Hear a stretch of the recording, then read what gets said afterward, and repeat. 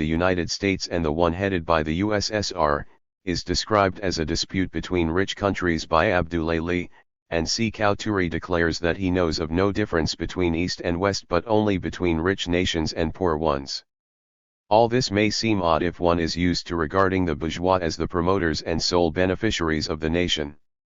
It is undeniable that they were its promoters, but since the middle of the 19th century, in the industrialized countries, they have ceased to be its chief beneficiaries.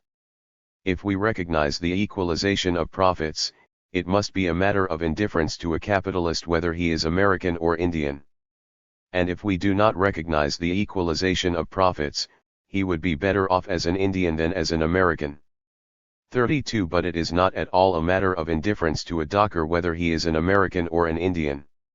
Let us imagine that a major defeat brings the United States down to the condition of an underdeveloped country. Leaving out of account the material losses suffered during and as a result of the event itself, the American capitalist will not find himself any worse off. The members of the liberal professions and the highly skilled workers will experience at worst an insignificant decrease in their incomes. The laborers and the ordinary skilled workers, however, will be hurled into an abyss. It is even hard to imagine how, in the event of such a catastrophe, an American worker who today earns $3 an hour could survive on a wage of a few cents a day. And this is no arbitrary and fantastic speculation. Something of the kind has already happened in Algeria. When the threat of independence became immediately real, big financial capital as a whole adjusted itself to the idea of Algerian Algeria. Provided Algeria did not take the path of socialism, the capitalists had no privileges at risk. Their only privilege was their capital itself, and as long as national independence did not threaten this, they had no reason to oppose it, any more than had the real labor aristocracy, those who earned the wages or salaries of their trade or profession, not those of their nationality or race. Individually, these people made different decisions, conditioned by the ideological superstructure, but as a class they refrained from acting against the Algerian people. It was the European proletariat of Bab el-Oued that mobilized in defense of French Algeria and supplied the OAS killers. For them, it was a question of life or death. Their privilege was their quality as Europeans or whites. Algeria as a French dependency guaranteed them European, or French, wages in an underdeveloped country. They earned in a few days what an Algerian earned in a month. Without this privilege they were materially, objectively, unable to live. La valise oule circule, the suitcase or the coffin, was a saying that related to their problem alone. 3. Financial colonialism and mercantile colonialism. As long as we see imperialist expansion as the cause and the disengagement of the working class as the effect, it is natural to consider the decline of internationalism and of the revolutionary spirit as a passing and transient phenomenon without any bearing on the fundamental position and conditioning of the proletariat, since imperialist expansion has its seamy side. From a certain point onward it can be effected only at the expense of an existing imperialist position. In the cycle of victory and defeat, the balance sheet of the working class clearly shows a loss. The victim loses more than the despoiler gains, as Plato put it. However, the war itself, which could be waged only because the proletariat gave its tacit consent or showed insufficient indignation, has proven to it that its share in the imperialist policy is nothing compared with the wounds inflicted by the war, wrote Bukharin about World War I. 33. The Italian working class was stirred up against the unfortunate Abyssinian War of 1896 but heartily collaborated in the victorious war against Turkey for the annexation of Libya in 1911. Under these conditions the revolutionary parties could only strive to preserve the purity of their political line, despite temporary setbacks, and bide their time. Orthodox Marxism took its stand upon the hope that the world war to which the imperialist path would inevitably lead would rapidly bring about the destruction of capitalism. This view followed indirectly from the idea of financial imperialism. Expansion previous to 1850 was seen as mercantile colonialism, whereas expansion subsequent to 187 was regarded as investment imperialism. The argument ran like this: In proportion as capital accumulates, the rate of profit falls. At a certain stage of development, capitalism is faced with the dilemma of maintaining its rate of profit by keeping the standard of living of the masses at a very low level, which means depriving itself of scope for profitable investment inside the home country. The only way out, if the system is to be saved from freezing up, is to undertake investment abroad, which calls for imperialist protection. Alternatively, one could, of course, redistribute the national income so as to expand the home market and thus make possible increased internal investment, but this would mean a lower rate of profit. Seen like this, there was a fundamental antagonism between the long-term interests of the working class and imperialism. This analysis took a few liberties with historical facts. During the period of this financial imperialism, the expansion of the big industrial states assumed the form, principally, of the partition of Africa, the breakup of the Ottoman Empire, and the completion of the French conquests in Indochina. Yet investment in those areas was practically nil, apart from petroleum, gold, and copper. Even if we include these, the investments made were very much smaller than those made both in the previous period in other parts of the world and, in the period of financial imperialism itself, in the old established markets of America, Australasia, India, the Balkans, and Russia. On the other hand, the fact that 66% of the foreign capital invested in Africa was invested in a particular group of countries often called the mining areas, the Union of South Africa, Southwest Africa, the Rhodesias, and Katanga, shows clearly that financial imperialism ridding the home market of surplus capital and seeking higher dividends elsewhere was never an end in itself. 34. It is interesting to observe that the men who promoted the second colonialism always talked of trade, sources of raw material, outlets for industrial products, never of capital in search of places for investment. I do not claim that one can explain the whole of history by the conscious. I-86. Motives of its protagonists.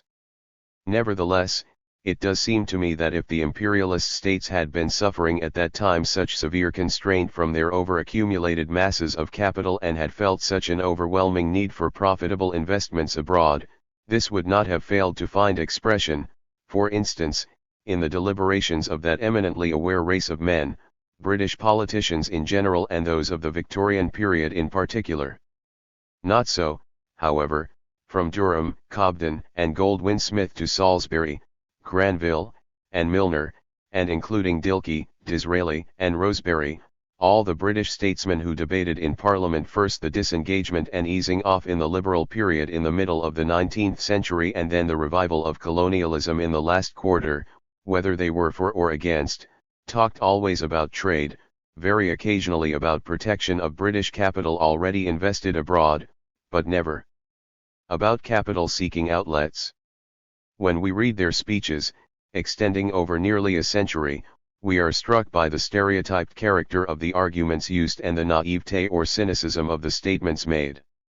They defend imperialism or reject it in terms of raw materials for industry, customers for British products, and the balance of trade. Everything suggests that the state which, by virtue of its geographical position and its sea power, held the initiative for action, had recourse to colonialism for the first time when its economic power was not yet strong enough to ensure the same advantages through mere competition, had then repudiated colonialism around the 184s, when its industrial supremacy guaranteed it an effective monopoly position in world trade, and had returned to a colonialist policy when, around the 187s, this industrial supremacy began to be challenged. The conversion of one of the biggest opportunists in modern history, Disraeli, to the imperialist idea in 1872 was a symptom of the last-mentioned turn. But this second imperialism does not seem to have differed at all from the first one, except that instead of sending one's customers to settle in conquered countries, one now tried to turn the existing population into customers. Joseph Chamberlain's remark, at the end of the 19th century, "The empire is commerce," echoed Burke's remark at the end of the 18th century, defining the colonial system as purely commercial, and Livingstone's motto, "Christianity and commerce," recalls that of Wilberforce a half-century earlier. The great idea of the Cape to Cairo Railway that occupied the minds of Britain's leaders for so long was never advocated except as a factor favorable to trade. And Cecil Rhodes, the 187 champion of the Second British Imperialism, did not hesitate to say that the Union Jack was the biggest commercial asset in the world. All imperialisms are, in the last analysis, mercantile in character. This is why, from the time when formal privileges for the home country and monopolistic systems like the Navigation Act ceased to be fashionable, colonialism ceased to be a paying proposition. The entire history of the partition of Africa shows that what moved each of the big European states was not so much desire to seize a certain territory for itself as fear that a rival power might seize it. This was what explains the remarkable ease with which quite small countries, such as Belgium and Portugal, were able, in the midst of this unscrupulous banditry, to retain or to acquire huge and wealthy regions without any special exertion and without any opposition from the great powers. The Berlin Conference of 1885, which allocated to Leopold II, in his personal capacity, a country 5 times the size of France, is significant from this standpoint. Once the great powers were sure of an open door for their trade, they no longer had any desire to assume the expense of direct administration. Some discriminatory measures, de facto and even de jure in favor of the respective metropolitan countries did indeed continue to exist in a number of cases, but the industrial countries that lacked colonies did not suffer from these. Either by direct trade in the margins left by these discriminatory measures or by the system of communicating vessels that the movement of capital and goods established between the colonialist countries and the other industrial countries, each of them got its share in the worldwide unequal exchange, and everything shows that this share did not depend on size of imperial possessions, but on industrial potential and wage level in each of these countries. We have only to compare the standard of living of Sweden, Denmark, and Canada, on the one hand, with that of Portugal, Italy, and even France before the last war, on the other. History repeats itself. At the highest point of its colonial expansion under Charles V and Philip II, Spain was the poorest country in Europe. At a time when all the gold and silver mines of the New World were under Spain's political control, and when attempts to export precious metals from Spanish territory incurred very heavy penalties, gold and silver were so scarce in Spain that the country was obliged to use copper currency. At the same time, as Locke observed, the bulk of the currency used in England came from Spain. It was the example of Spain and Portugal that Josiah Child had in view when he wrote, "Where there is little manufacturing, z88, and as little husbandry off lands, the profit of plantations, viz., the greatest part thereof, will not redound to the mother kingdom, but to other countries, wherein there are more manufactures and more productions from the earth." 35 On this basis the facility and rapidity with which the great colonial powers have recently agreed to dismantle their huge empires is easily explained. In the middle of the 19th century the de facto monopoly enjoyed by Britain made de jure colonial monopoly pointless. Now, in the middle of the 20th century the impracticability and anachronistic character of this de jure monopoly, under pressure from the United States for the freeing of trade, has made colonialism pointless once more.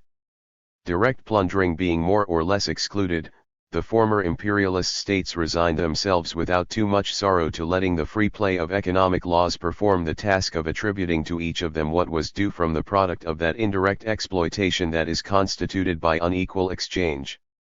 36.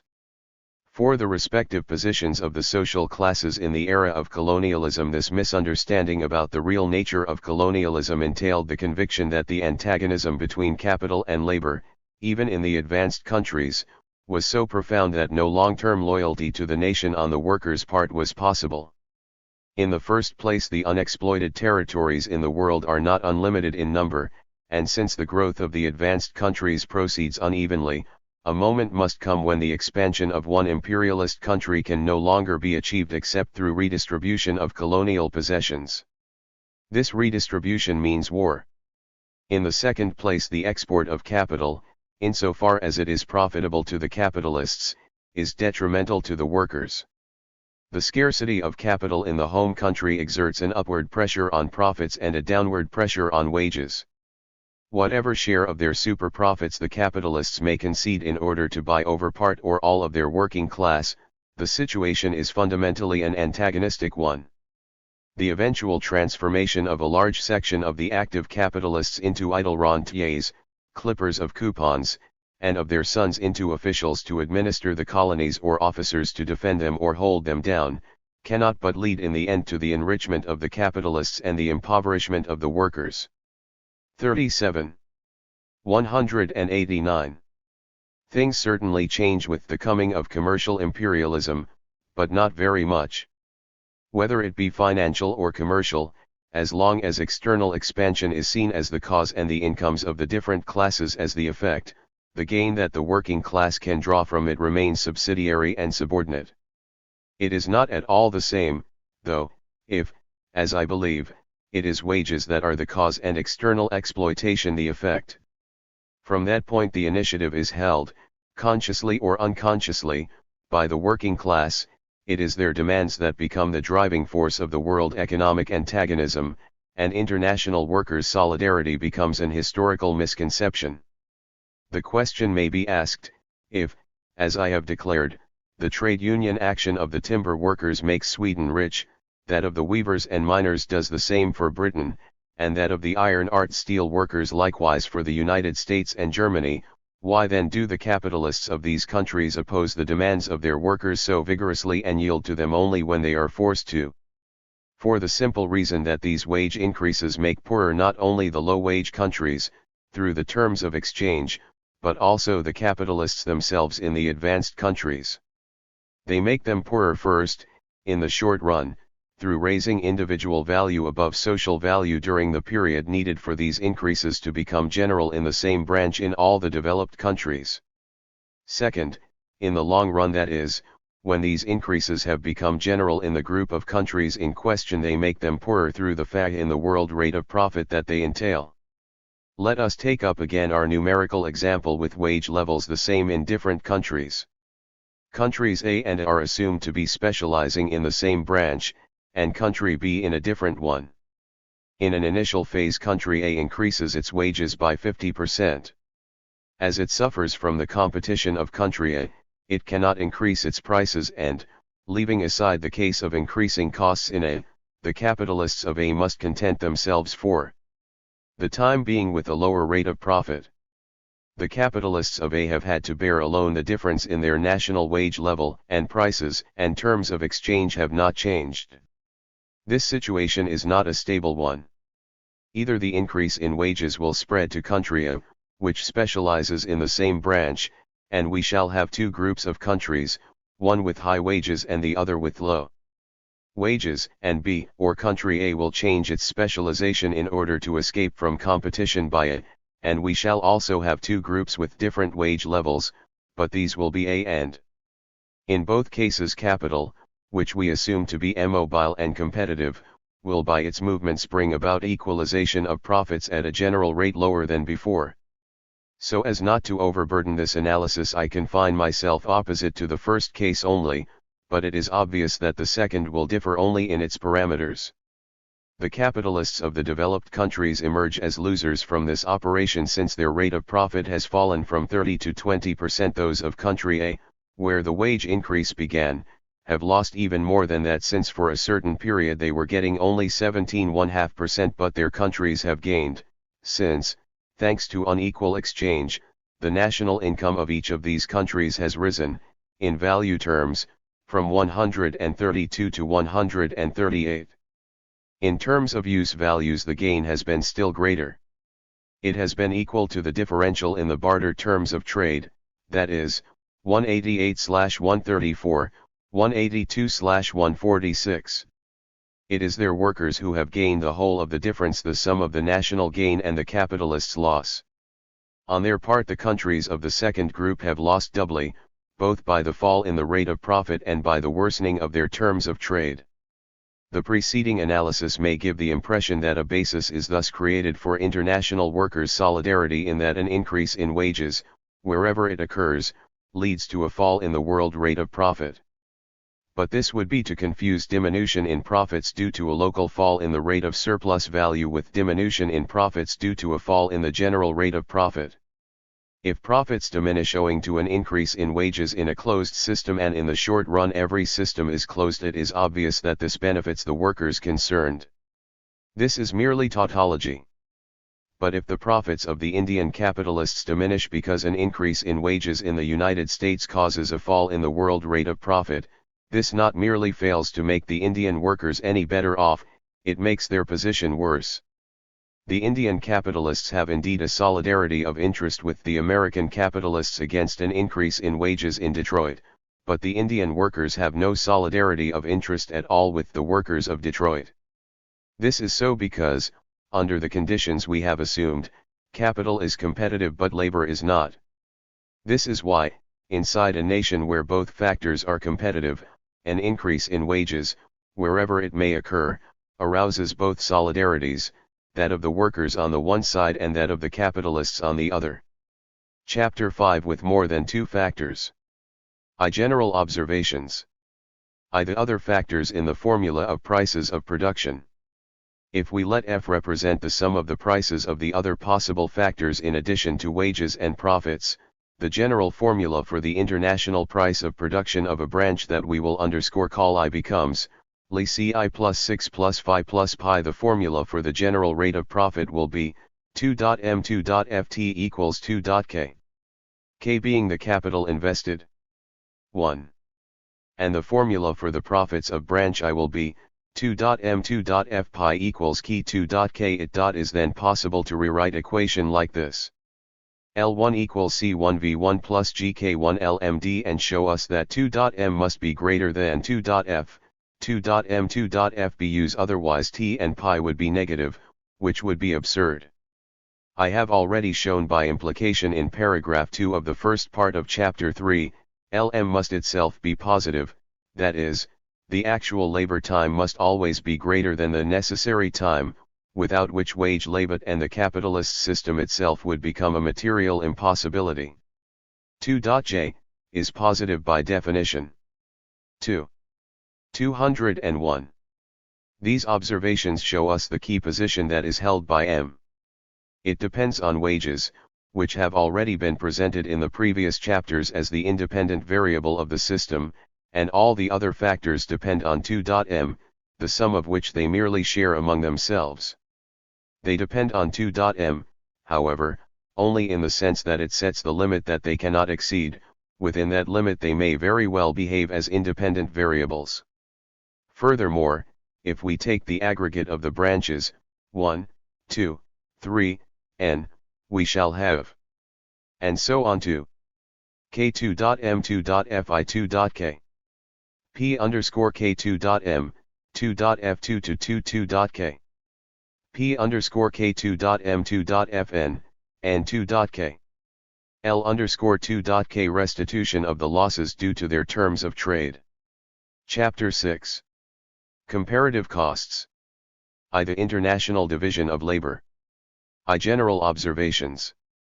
In its author's minds and in the way it was formulated, the proposition regarding comparative costs has a twofold significance. As regards the formation of international value, it reverses the direction of determination, so that it is no longer the relative quantities and remunerations of the factors that determine equilibrium prices, but the reciprocal elasticities of demand, and consequently market prices, that determine how the factors are remunerated. 1. As regards the international division of labor, it ensures a relative optimum, each country specializing in the branches in which it possesses a comparative advantage. 2. In challenging the classical economists' fundamental assumption of non-competition in the capital factor, I have rejected, in the foregoing chapters, the formation of international value in accordance with comparative costs. It now remains to examine from this standpoint the alleged optimization of the international division of labor. When approaching this subject, there is one observation that has to be made at once. Optimization of production on the world scale can only be conceived either as a saving of human labor in order to achieve a determined economic result, or as the securing of a better economic result with the same amount of human labor, whether direct or indirect, expended on producing the means of production. Now, under the system of commodity economy, it is not the quantities of the factors expended in production that are the immediate determinant of specialization, but their costs in money. Consequently, optimization through the working of comparative costs can have meaning, on the world scale, only if there is such a correspondence between money costs and real costs, between the remunerations and the quantities of the factors, that a comparison made on the basis of the prices of production of the capitalist enterprises, the immediate agent of specialization, produces in every case the same results as a comparison made in accordance with the social costs of the countries concerned. 3. The classical writers seem to believe in this correspondence. We shall see in the paragraphs that follow, however, that it can be accepted only with qualifications that are so restrictive that the alleged optimization loses all practical significance. A preliminary question arises here: are we justified, in any case, in using money costs or prices of production when talking about Ricardo's comparative costs? Some writers hold that this is not possible, and therefore, before examining the conditions mentioned above, I think it proper first of all to clear the ground by considering an argument that the opponents of comparative costs have made much of, but which, it seems to me, is only a futile dispute arising from a singular misunderstanding of Ricardo's words. 2. The terms of the comparison. Because Ricardo was so unlucky as to construct his example in terms of labor costs, his detractors have dealt unfairly with him, quibbling on this point.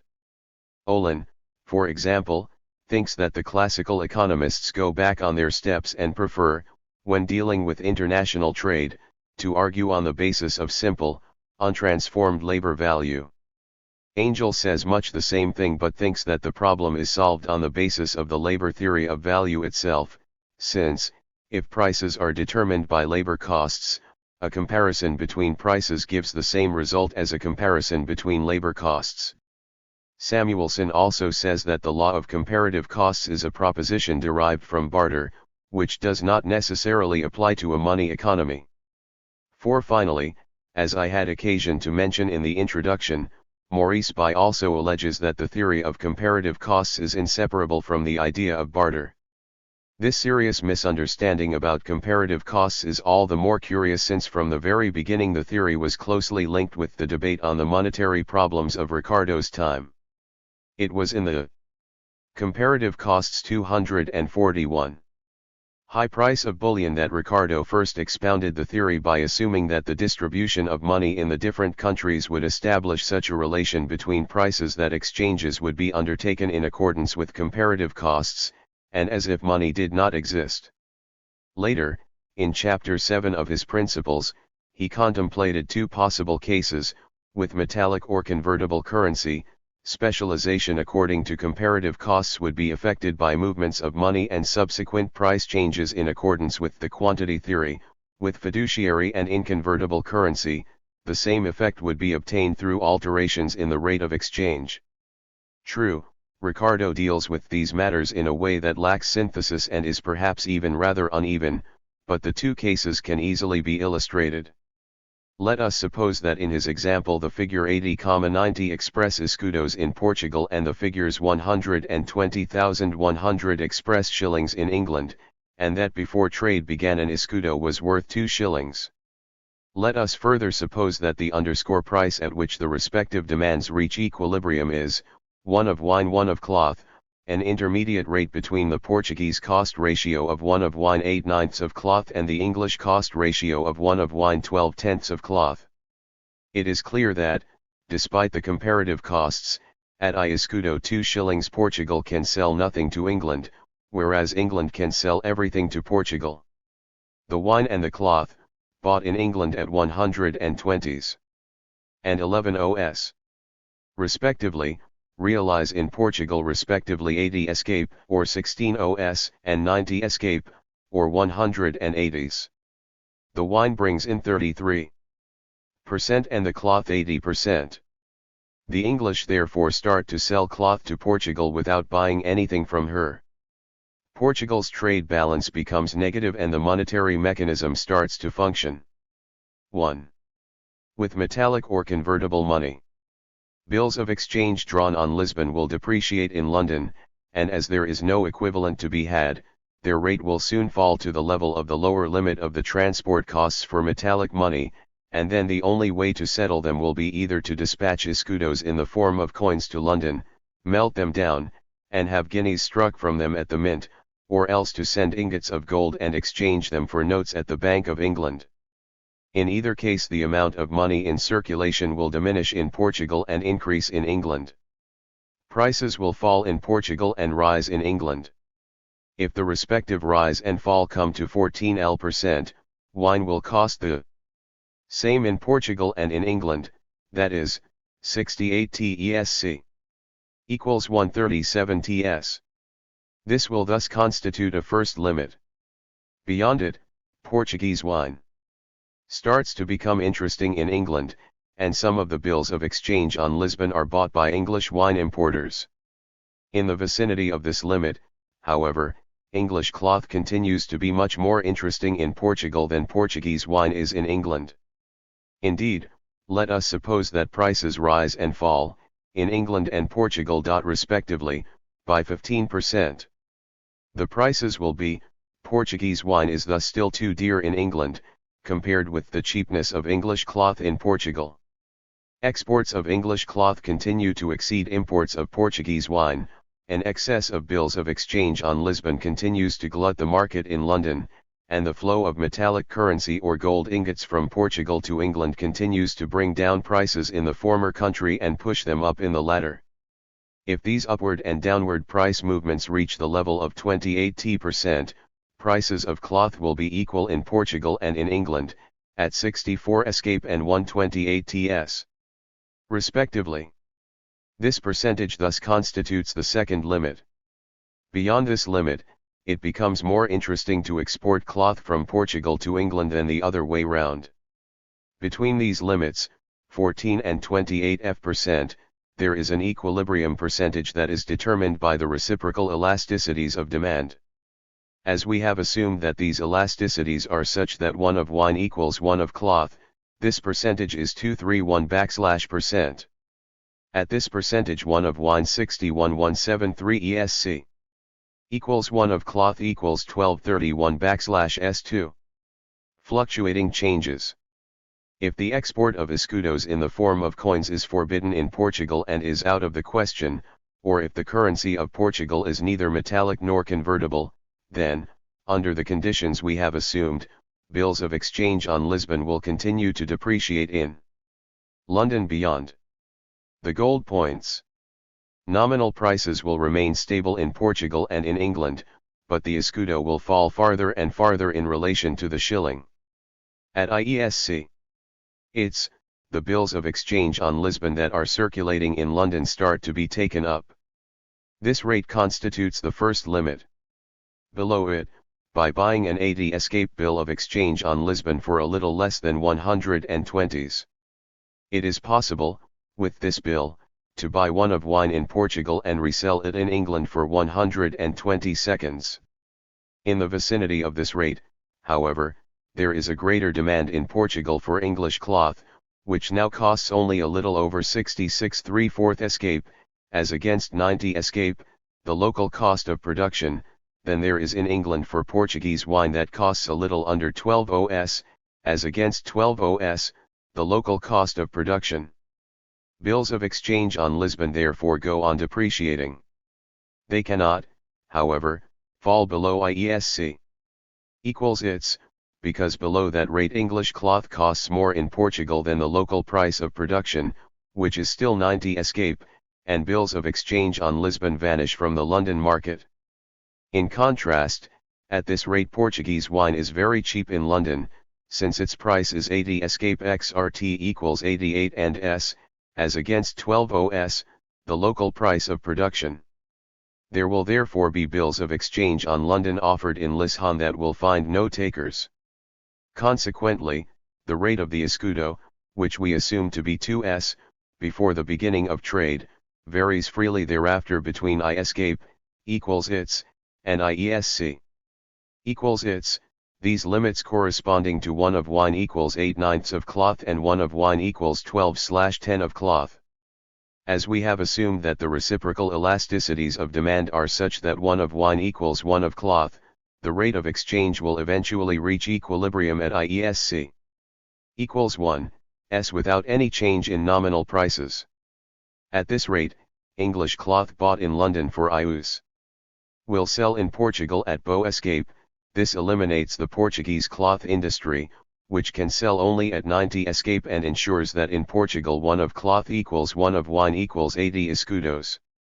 At this rate, too, Portuguese wine costs IUs. In London, this eliminates the English wine industry, which can sell only at 120s. And ensures that in England, too, one of cloth equals one of wine equals 100s. And England exchanges her cloth for Portugal's wine at a rate determined by the law of comparative costs, as if money did not exist. Not only is the validity of Ricardo's proposition not affected by the introduction of prices and money economy, and the contrary, it seems that the very mechanism by which it works is that of prices and money. To cut short the otiose discussion about labor costs and show clearly that what matters for the study of comparative costs is the relationship between costs and not their structure, several supporters of the theory have tried to use neutral common denominators. Thus, Senior and Cairns proposed an indeterminate aggregate of labor and abstinence, which Cairns called sacrifice. Mangold used as standard a third article produced in both countries, but this latter condition was superfluous, since the comparison is made, in any case, not between the costs of the same article in the two countries, but between the costs of two or more articles in the same country. 5. Very sensibly, Marshall used for each trading country a separate and independent standard, namely, the cost of some third article produced in the country itself and only there, and reduced the cost of each of the commodities, being subjected to the arbitrament of comparative costs, to bales of this imaginary product, which, according to Leduc, represents a given quantity of productive services. 6. Marshall's thesis means that we are not at all obliged to use a common standard for both trading countries. Any standard whatsoever would do for any country, even if this were not the same as that used for the other country, since we are not comparing absolute values but relative ones, and the variation of the standard itself does not affect the ratio between the magnitude_s that it measures. Bastable and Edgeworth replaced hours of labor by prices, which differ from labor value, to an extent depending on the proportion of capital invested in each branch.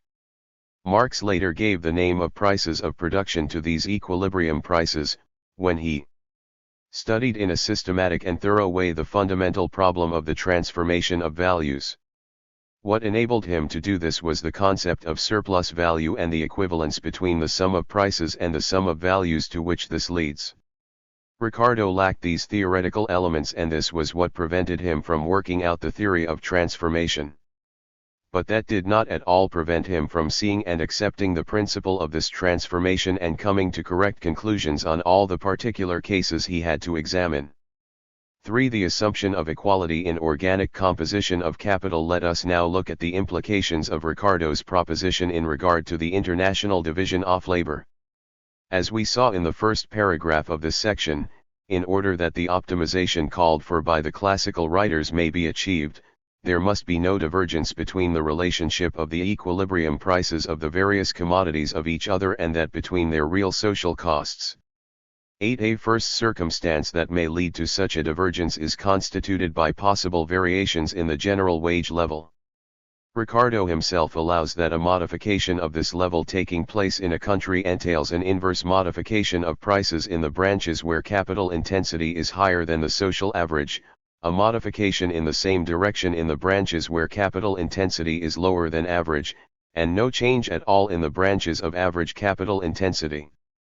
9. Now, in order that the indicator of comparative costs may reflect the objective conditions of production, it is necessary that institutional variations in wages, due to trade union struggle, political circumstances, etc., have a neutral effect on equilibrium prices.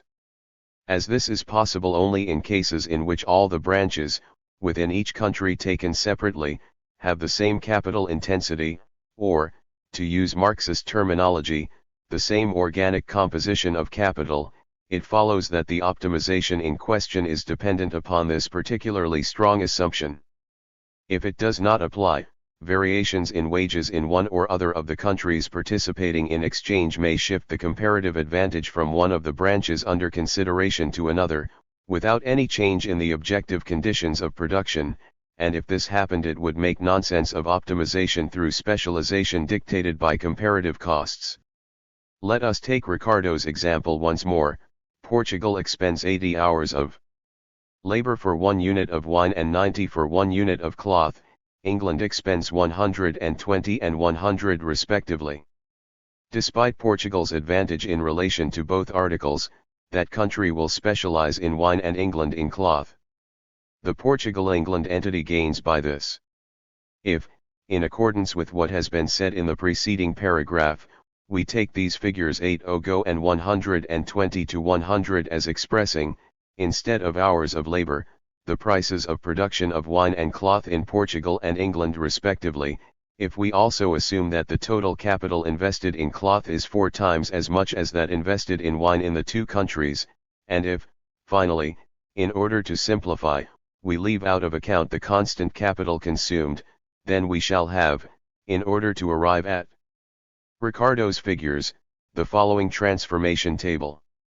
For the assumption of equality in organic composition of labor, a second assumption, implicit but also very strong, without which overall optimization through specialization based on comparative costs may be transformed into its opposite, is that of an identical structure of the amounts of abstract living labor, in terms of skilled and unskilled labor, and of the same scale for reducing money costs in one country to those in the others. Throughout all the countries in the group. 13. So as to examine the opposite case, let us isolate this factor by assuming that the organic composition of capital is the same in all branches and that the rates of surplus value remain unchanged, but that the scale for reducing complex labor to simple labor is modified in one of the countries in the group, without any change in the objective conditions of production. If, before this modification, 1 hour's labor by an engineer was equivalent, in both countries, to 10 hours labor by a laborer, and wine needed everywhere 1 hour of engineer's labor for 70 hours of laborer's labor, while cloth needed 1 for 5, comparative costs would break down like this. With specialization, Portugal and England together expend 1/6 hour more of engineer's labor and save 31 hours of laborer's labor. As in both countries 1 hour of engineer's labor is worth only 0 hours of laborer's labor, the two countries together realize a clear advantage when they start to trade, an advantage equivalent to 30 hours of abstract labor. 14. Let us now assume that, as a result of socio-cultural development in Portugal, an hour of engineer's labor in that country is worth only 5 hours of laborer's labor, while the ratio in England and all the other conditions remain unchanged. The comparative costs would now break down as shown on page 251. Despite the fact that the objective conditions of production have not changed, the amounts of concrete labor figuring in the last two columns remain the same. Portugal has a comparative advantage that leads her to specialize in cloth, since 60/75 75/60. In that event, however, the result for the two countries taken together will be absolutely bad. The balance sheet of the international division of labor in accordance with comparative costs is thus in this case obviously negative, since, for 1/6 hour of engineer's labor saved, Portugal and England together have to expend, in order to obtain the same result as before specialization, that is, 2 units of cloth and 2 of wine, an extra 31 hours of laborer's labor. As in neither of the two countries is an hour of engineer's labor worth more than 10 hours of laborer's labor, the world as a whole has suffered an absolute disadvantage. 5. The assumption of constant costs. Ricardo based his theory on an assumption of constant costs. John Stuart Mill retained this assumption, but his successors, Mangold, Fawcett, and Bastable abandoned it. Bastable began concerning himself seriously with the effect that non-proportionality of costs could have on the limits of comparative costs between which the reciprocal elasticities of demand operate. Parallel and together with Cairnes, he noted that the existence of increasing costs results in the same article being produced in several countries, because in such a case the sum of the costs of all these partial productions in a number of countries comes to less than the cost of the same total production if it were concentrated in a single country. The optimization GF the group as a whole was not challenged, however, only the distribution of the advantage among the different partners being affected. John Stuart Mill's statement that each country necessarily specializes in a single commodity was shown to be mistaken, and in addition some doubts might arise regarding the relative advantages obtained by the countries participating in trade and their terms of trade. But the dogma of an absolute advantage for the group as a whole, and of a situation for each of the partners at least equal to the status quo ante, was not really challenged, at least in regard to the latter element in it, until somewhat later, during a discussion involving a large number of economists, the most 254 important, or the most systematic, of whom were J. S. Nicholson, F. Walker, A. Marshall, T. N. Carver, and F. D. Graham. Graham was thenceforth associated with the paradox that resulted from this discussion. The essence of the argument is based on the observation that when one of two commodities offered to the arbitrament of external trade shows diminishing returns and the other shows increasing returns, the country that has a comparative advantage and specializes in the branch with diminishing returns will find itself, after specializing, in a less favorable situation than before. In this form the proposition was easy to understand and accept, but the discussion livened up when the question was raised whether under these conditions exclusive specialization was a real possibility. Without which, the proposition would lose all practical significance. This question divided the economists, but it was Graham who argued most convincingly for the affirmative view, according to which, not only at the starting point but also at all the intermediate positions, calculation on the basis of comparative costs leads to specialization, despite the steady worsening of the situation of the country concerned. Here is Graham's numerical example aimed at illustrating this thesis, as it was modified and improved by J. Viner. 15 country A produces 4 wheat in I hour, or 800 wheat in 200 hours, and 4 watches in I hour, or 800 watches in 200 hours. Country B produces 4 wheat in I hour, or 800 wheat in 200 hours, and 3 watches in I hour, or 600 watches in 200 hours. A has a comparative advantage and specializes in watches, while B has a comparative advantage and specializes in wheat. However, wheat is a branch with very markedly diminishing returns, whereas watches are a branch with slightly increasing returns.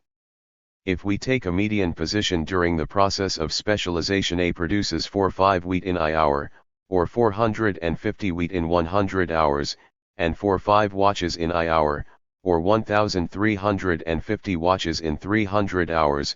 B produces 3-5 wheat in I hour, or 1,050 wheat in 300 hours, and 2 watches in I hour, or 200 watches in 100 hours. We see that A continues to enjoy a comparative advantage in watches and is therefore interested in increasing its specialization, while B retains and even strengthens its comparative advantage in wheat, and is interested in developing its specialization. All that remains now is to see what happens with the marginal hour of labor, at the moment when specialization is complete, in order to make certain that no comparative advantage pointing back toward diversification appears at the ultimate limit. A produces 5 wheat in I hour, or 5 wheat in I hour, and 5 watches in 1 hour, or 1,995 watches in 399 hours. B produces 1/2 wheat in I hour, or 199 1/2 wheat in 3.99 hours, and 1/4 watch in I hour, or 1/4 watch in I hour. It is clear that it is to A's interest to transfer its last hour of labor to watches, and to B's interest to transfer its last hour of labor to wheat. Then A produces 2,000 watches in 400 hours, and B produces 200 wheat in 400 hours. Whatever the rate of exchange of wheat for watches, it is obvious that B's situation has been seriously worsened by this trade, since it now produces only 200 wheat where previously it produced 800 wheat plus 600 watches. But what is A's situation? That depends on the reciprocal elasticities of demand, since it now produces 2000 watches instead of the 800 watches plus 800 wheat that it produced previously.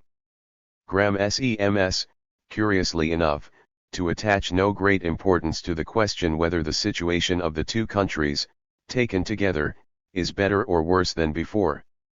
In the first example he gives, the gain made by one country is greater than the loss suffered by the other.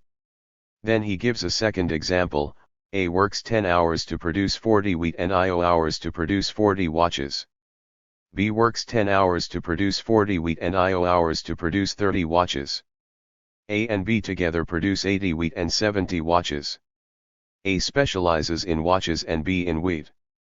After specialization, A produces 84 watches, that is, plus 14, and B produces 60 wheat, that is, 20. But, says Graham, this is a net loss, since 20 wheat are worth more than 14 watches, in either country under either set of conditions. These figures illustrate the loss that List may have had in mind when he insisted upon the advantage of the development of productive forces. But neither List nor his followers have shown that this was anything more than an emotion. 16.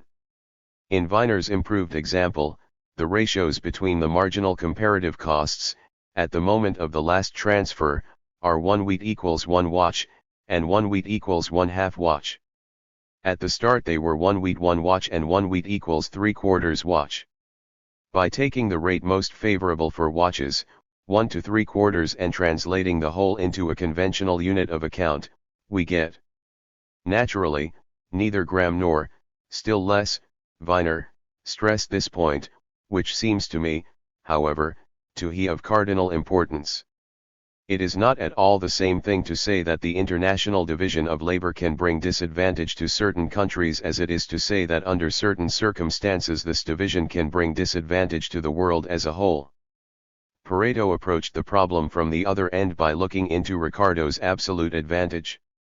He concluded that, if the total quantity is bigger for one commodity and smaller for another, we cannot know whether, taking into account individual differences of taste, there is any advantage gained or not. 17. However, the ratio of marginal utilities, whatever it may be in a situation of isolation, can only evolve, in the Graham-Weiner case, to the detriment of watches, whereas it has been proved that, even without this deterioration, the situation of the two countries together is less good with trade than without it.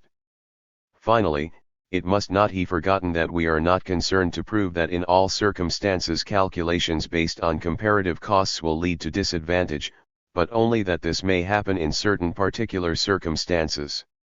This is why a numerical example with selected parameters suffices to compel us to attach an extra condition to Ricardo's proposition, namely, proportionality of costs. 6. The assumption of full employment and absence of non-social factors. The whole of classical political economy, and therefore the law of comparative costs, is built upon the assumption of full employment. The problem of finding work for men to do, which so much troubled the mercantilists, simply did not exist for the classical economists.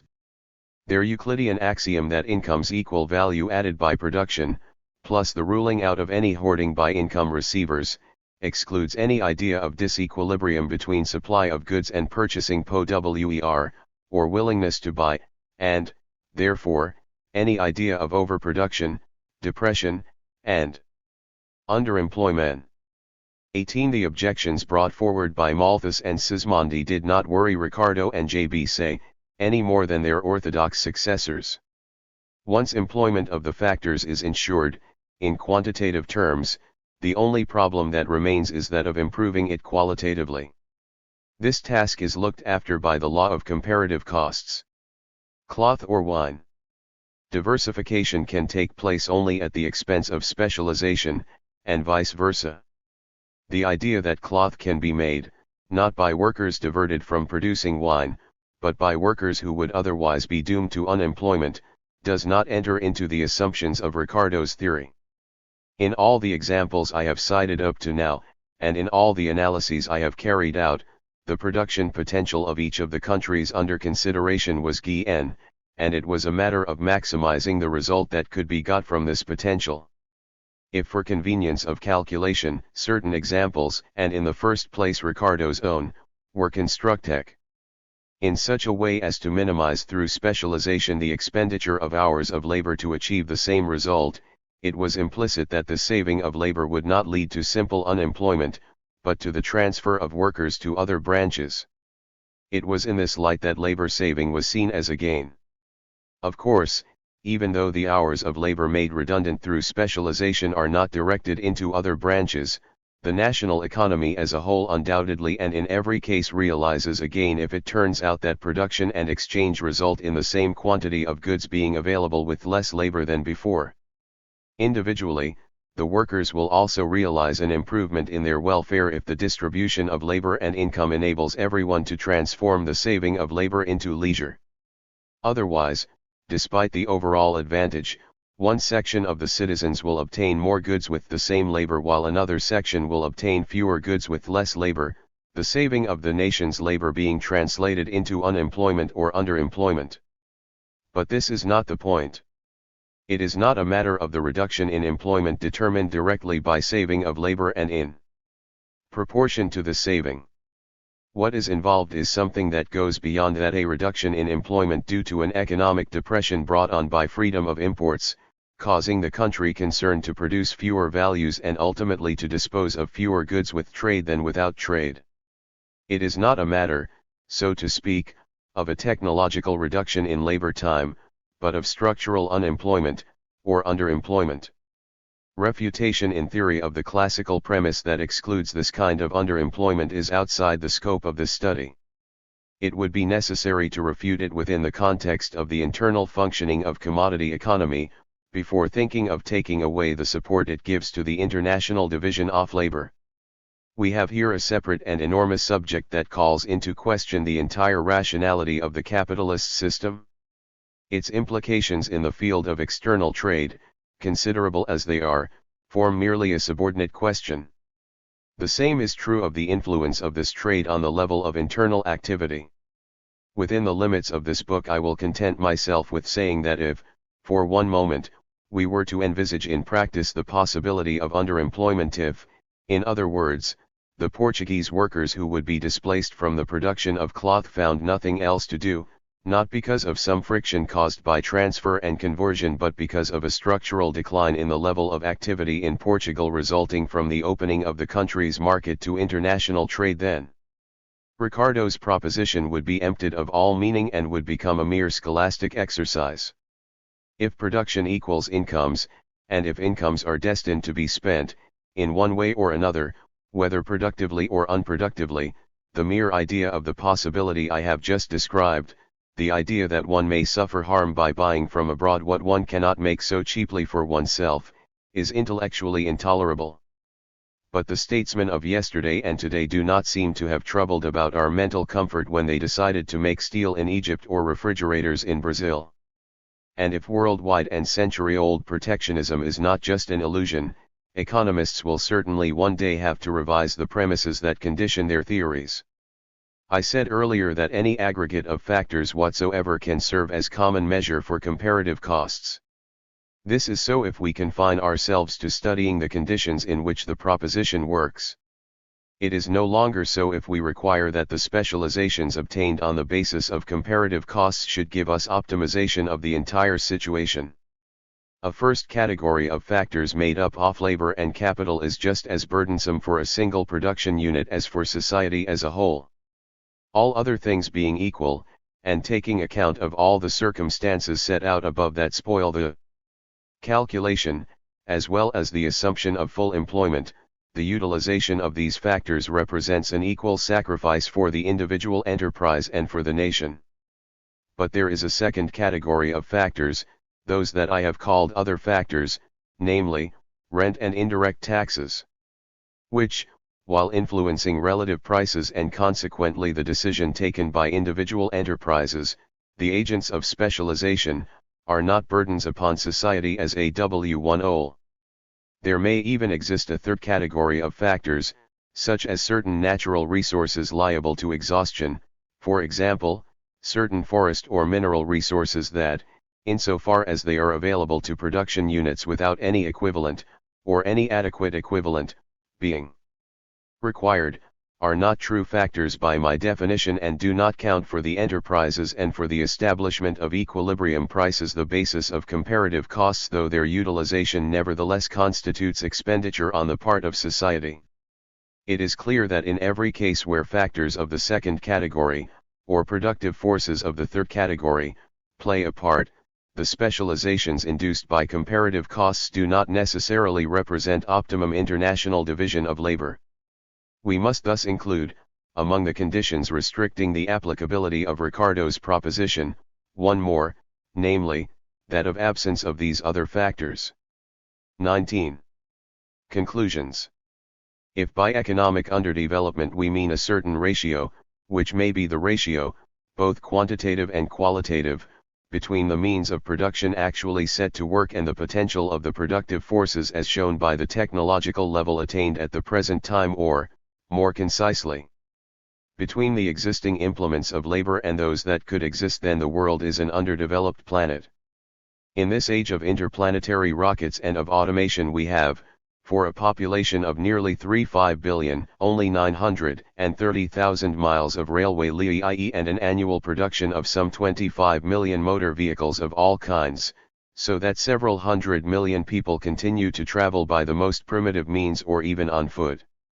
Our production of cement and steel does not exceed 450 million tons of each, so that a substantial proportion of the Earth's inhabitants live in straw huts or nothing similar. It has already been pointed out that our world STU largely lies fallow. Out of some 27 million square miles of cultivable land, less than one-eighth, a mere 338 million is under cultivation, and a large section of this eighth is worked neither by tractors nor even by draft animals. Our world is poor. From the series published in 1955 by Kindleberger we can work out the world net product at about $330 per head per year, which is approximately the average product of Latin America, and Singer is able to declare that the economic well-being of the average person in the world outside the USSR was in 1956 less than in 1913 and perhaps less than in 1900. Within this poor and underdeveloped world, however, there are some islets of advanced development, in which approximately 9/10 of the equipment and, in general, of the human and material productive forces of the entire world are concentrated. As a whole, the world of today offers much the same picture as a European nation at the beginning of industrialization, and history has proceeded as though, instead of the centrifugal forces foreseen by economic science, which were to diffuse progress from the center to the periphery, unforeseen centripetal forces had come into play, drawing all wealth towards certain poles of growth. History has proceeded, too, as if the industrialized countries had succeeded in exporting impoverished so effectively that the forecasts of Marxism, which have begun to show signs of losing reality within the context of the industrial nations, are being realized to perfection on the scale of world economy. In the face of these inequalities, the same problems that confronted the industrial nation at the end of the 18th century and the beginning of the 19th now stand before the world as a whole. In those days, within the context of the nation, a duty on the part of the rich to help the poor was fully recognized, but this was not erected into a right possessed by the poor. The state continued to draw a large part of its resources from the salt tax, the most devilish of fiscal devices for cruelly equalizing the contributions made by every citizen and obstructing any mechanism for redistributing incomes.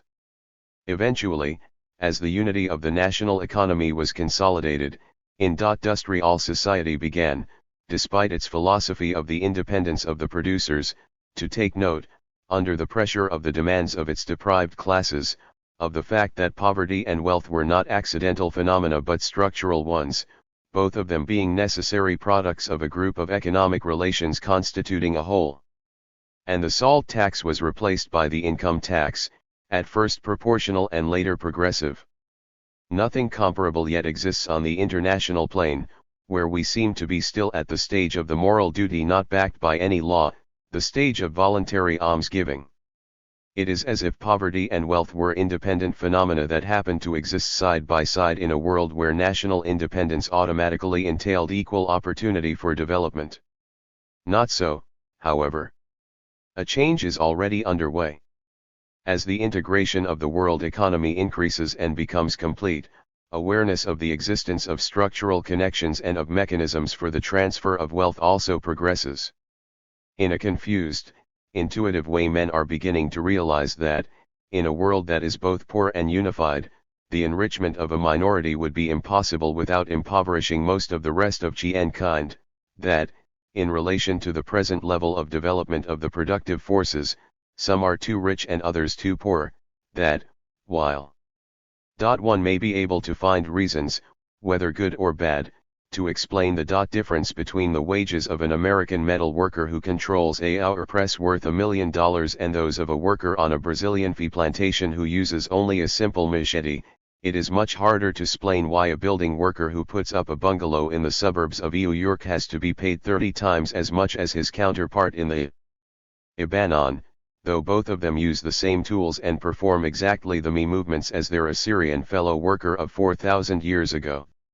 Inevitably, people start to wonder what would happen to the wages of that American building worker. In the present state of world production, if all the building workers in the world, and all the miners the hundreds of millions of agricultural workers, too, were to be paid $2 or $3 an hour, like him. It seems to me that economic theory lags strangely behind this awareness, this great awakening, as Myrdal calls it, when such statements are made as Eugen Vargas in Die Wirtschaftspolitischen Probe /ihm der Pro /Aderisken Diktator, just as the share that comes to the individual worker during the period of dictatorship is calculated not in relation to his needs but to the output of his labor, it is also necessary to take account of higher output of labor in international commodity exchange. True, this was published in 1920, but things have not improved much since, especially in the Marxist camp, which one might have expected to be the first to get down to the task of forging the theoretical weapon needed by the proletarian nations, in the way that Marx did during last century on behalf of the proletarians within each nation. As far as the underdeveloped countries are concerned, however, awareness is advancing inexorably. Already these countries have ceased to think of themselves merely as countries that happen to be relatively poor, and instead see themselves as the poor of the world, which means that they expect the world to take responsibility for them. International aid has ceased to be regarded as a one-sided and gratuitous act on the part of the rich countries and is seen as an obligation that corresponds to a certain right of compensation. Compensation for what? That is indeed the question, and this is what I have tried to answer. To do it I have had to discover and take to pieces the mechanism whereby one nation exploits another, the task that Marx set aside for the end of his work but did not have time to complete. I do not claim that unequal exchange explains by itself the entire difference between the standards of living of the rich countries and the poor ones, even though, if we base ourselves on certain statistical data that are available, however fragmentary and arguable these may be, we arrive at a loss in double factorial terms that is enormous in relation to the poverty of the underdeveloped countries while being far from negligible in relation to the wealth of the advanced countries. Even if we agree that unequal exchange is only one of the mechanisms whereby value is transferred from one group of countries to another, and that its direct effects account for only part of the difference in standards of living, I think it is possible to state that unequal exchange is the elementary transfer mechanism, and that, as such, it enables the advanced countries to begin and regularly to give new impetus to that unevenness of development that sets in motion all the other mechanisms of exploitation and fully explains the way that wealth is distributed. Now, established economic science takes no note of the exchange of non-equivalents, except where this occurs as a momentary accident of market price fluctuations, or as the effect of imperfect competition due either to economic monopoly or to political domination. Since Kondelik said that, in exchange generally, equal value is not given for equal value, but less for more, and for this was struck down by the thunderbolts of Le Trozen, for whom things exchanged were equivalent, economists have been divided into objectivists and subjectivists, but unequal exchange is denied by both parties by one party because for them exchange is always equal in a situation of equilibrium, and by the other because for them equal exchange does not exist and, equivalence being an ex post market phenomenon, there is no such thing as either unequal or equal exchange in itself. The worsening in the terms of trade over a long period is either seen as a statistical illusion or is relegated to the jungle of those structural tendencies of the elasticities of demand, as improbable as they are ill-defined, which condemn one category of products to perpetual decline and another to perpetual rise.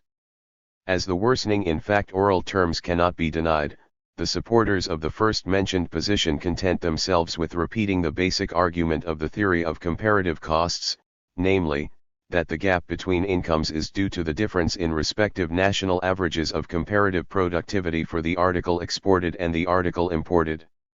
If this determination were operating today, most of the underdeveloped countries ought to be able to reward their factors at a rate far superior to that of the industrial countries, since the inferiority of the advanced countries in the article imported is generally much greater than their superiority in the article exported. As for the second conception, which is blind to the very notion of productivity, knowing only the profitability of labor, and which afflicts a certain category of products with an inferiority allegedly inherent in their natural properties, Wiener, though himself a convinced regionalist, has observed with some reason that all that has been accomplished on this basis is a dogmatic identification of agriculture with poverty and industry with wealth, to refute which one has only to mention Australia, New Zealand, and Denmark, on the one hand, and Spain, Italy, and Japan, on the other. The supporters of this doctrine easily forget that what worsens is not the terms of trade of certain products but those of certain countries, regardless of the kind of products they may export or import. It has therefore been necessary to go beyond world market relations, to study world production relations.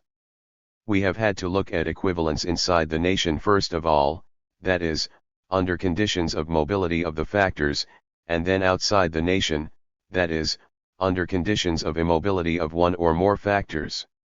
Then we have had to go back to the classical and Marxist labor theory of value and study successively the case of a single factor, where it is the quantities of this factor that determine equilibrium prices, and the case of two or more factors, where it is still the quantities of the factors that determine equilibrium prices, but these are weighted by their respective rewards.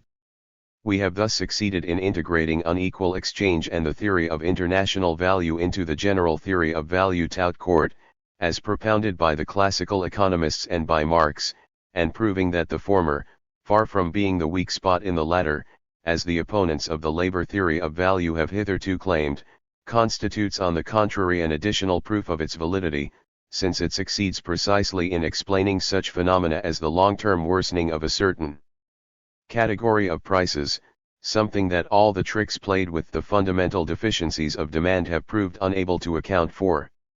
In short, we have had to show that the formation of international value is a special case of the general theory of labor value in its developed form as the theory of price of production. This was done by using the assumption that seems to me the most realistic possible in the world of today, the assumption that the capital factor is mobile but the labor factor is immobile on the international plane. Finally, after we had studied the relative disadvantages that the low-wage countries may suffer from free trade, it remained to refute the premise that a general and absolute advantage accrues automatically to the world as a whole from free trade and the international division of labor, by showing that under conditions of regional disparity in rewarding of the factors, and in particular the labor factor, nothing guarantees that specialization in accordance with the rewarding of the factors shall correspond to specialization in accordance with the quantities of the factors and thereby result in the sought-for world optimum.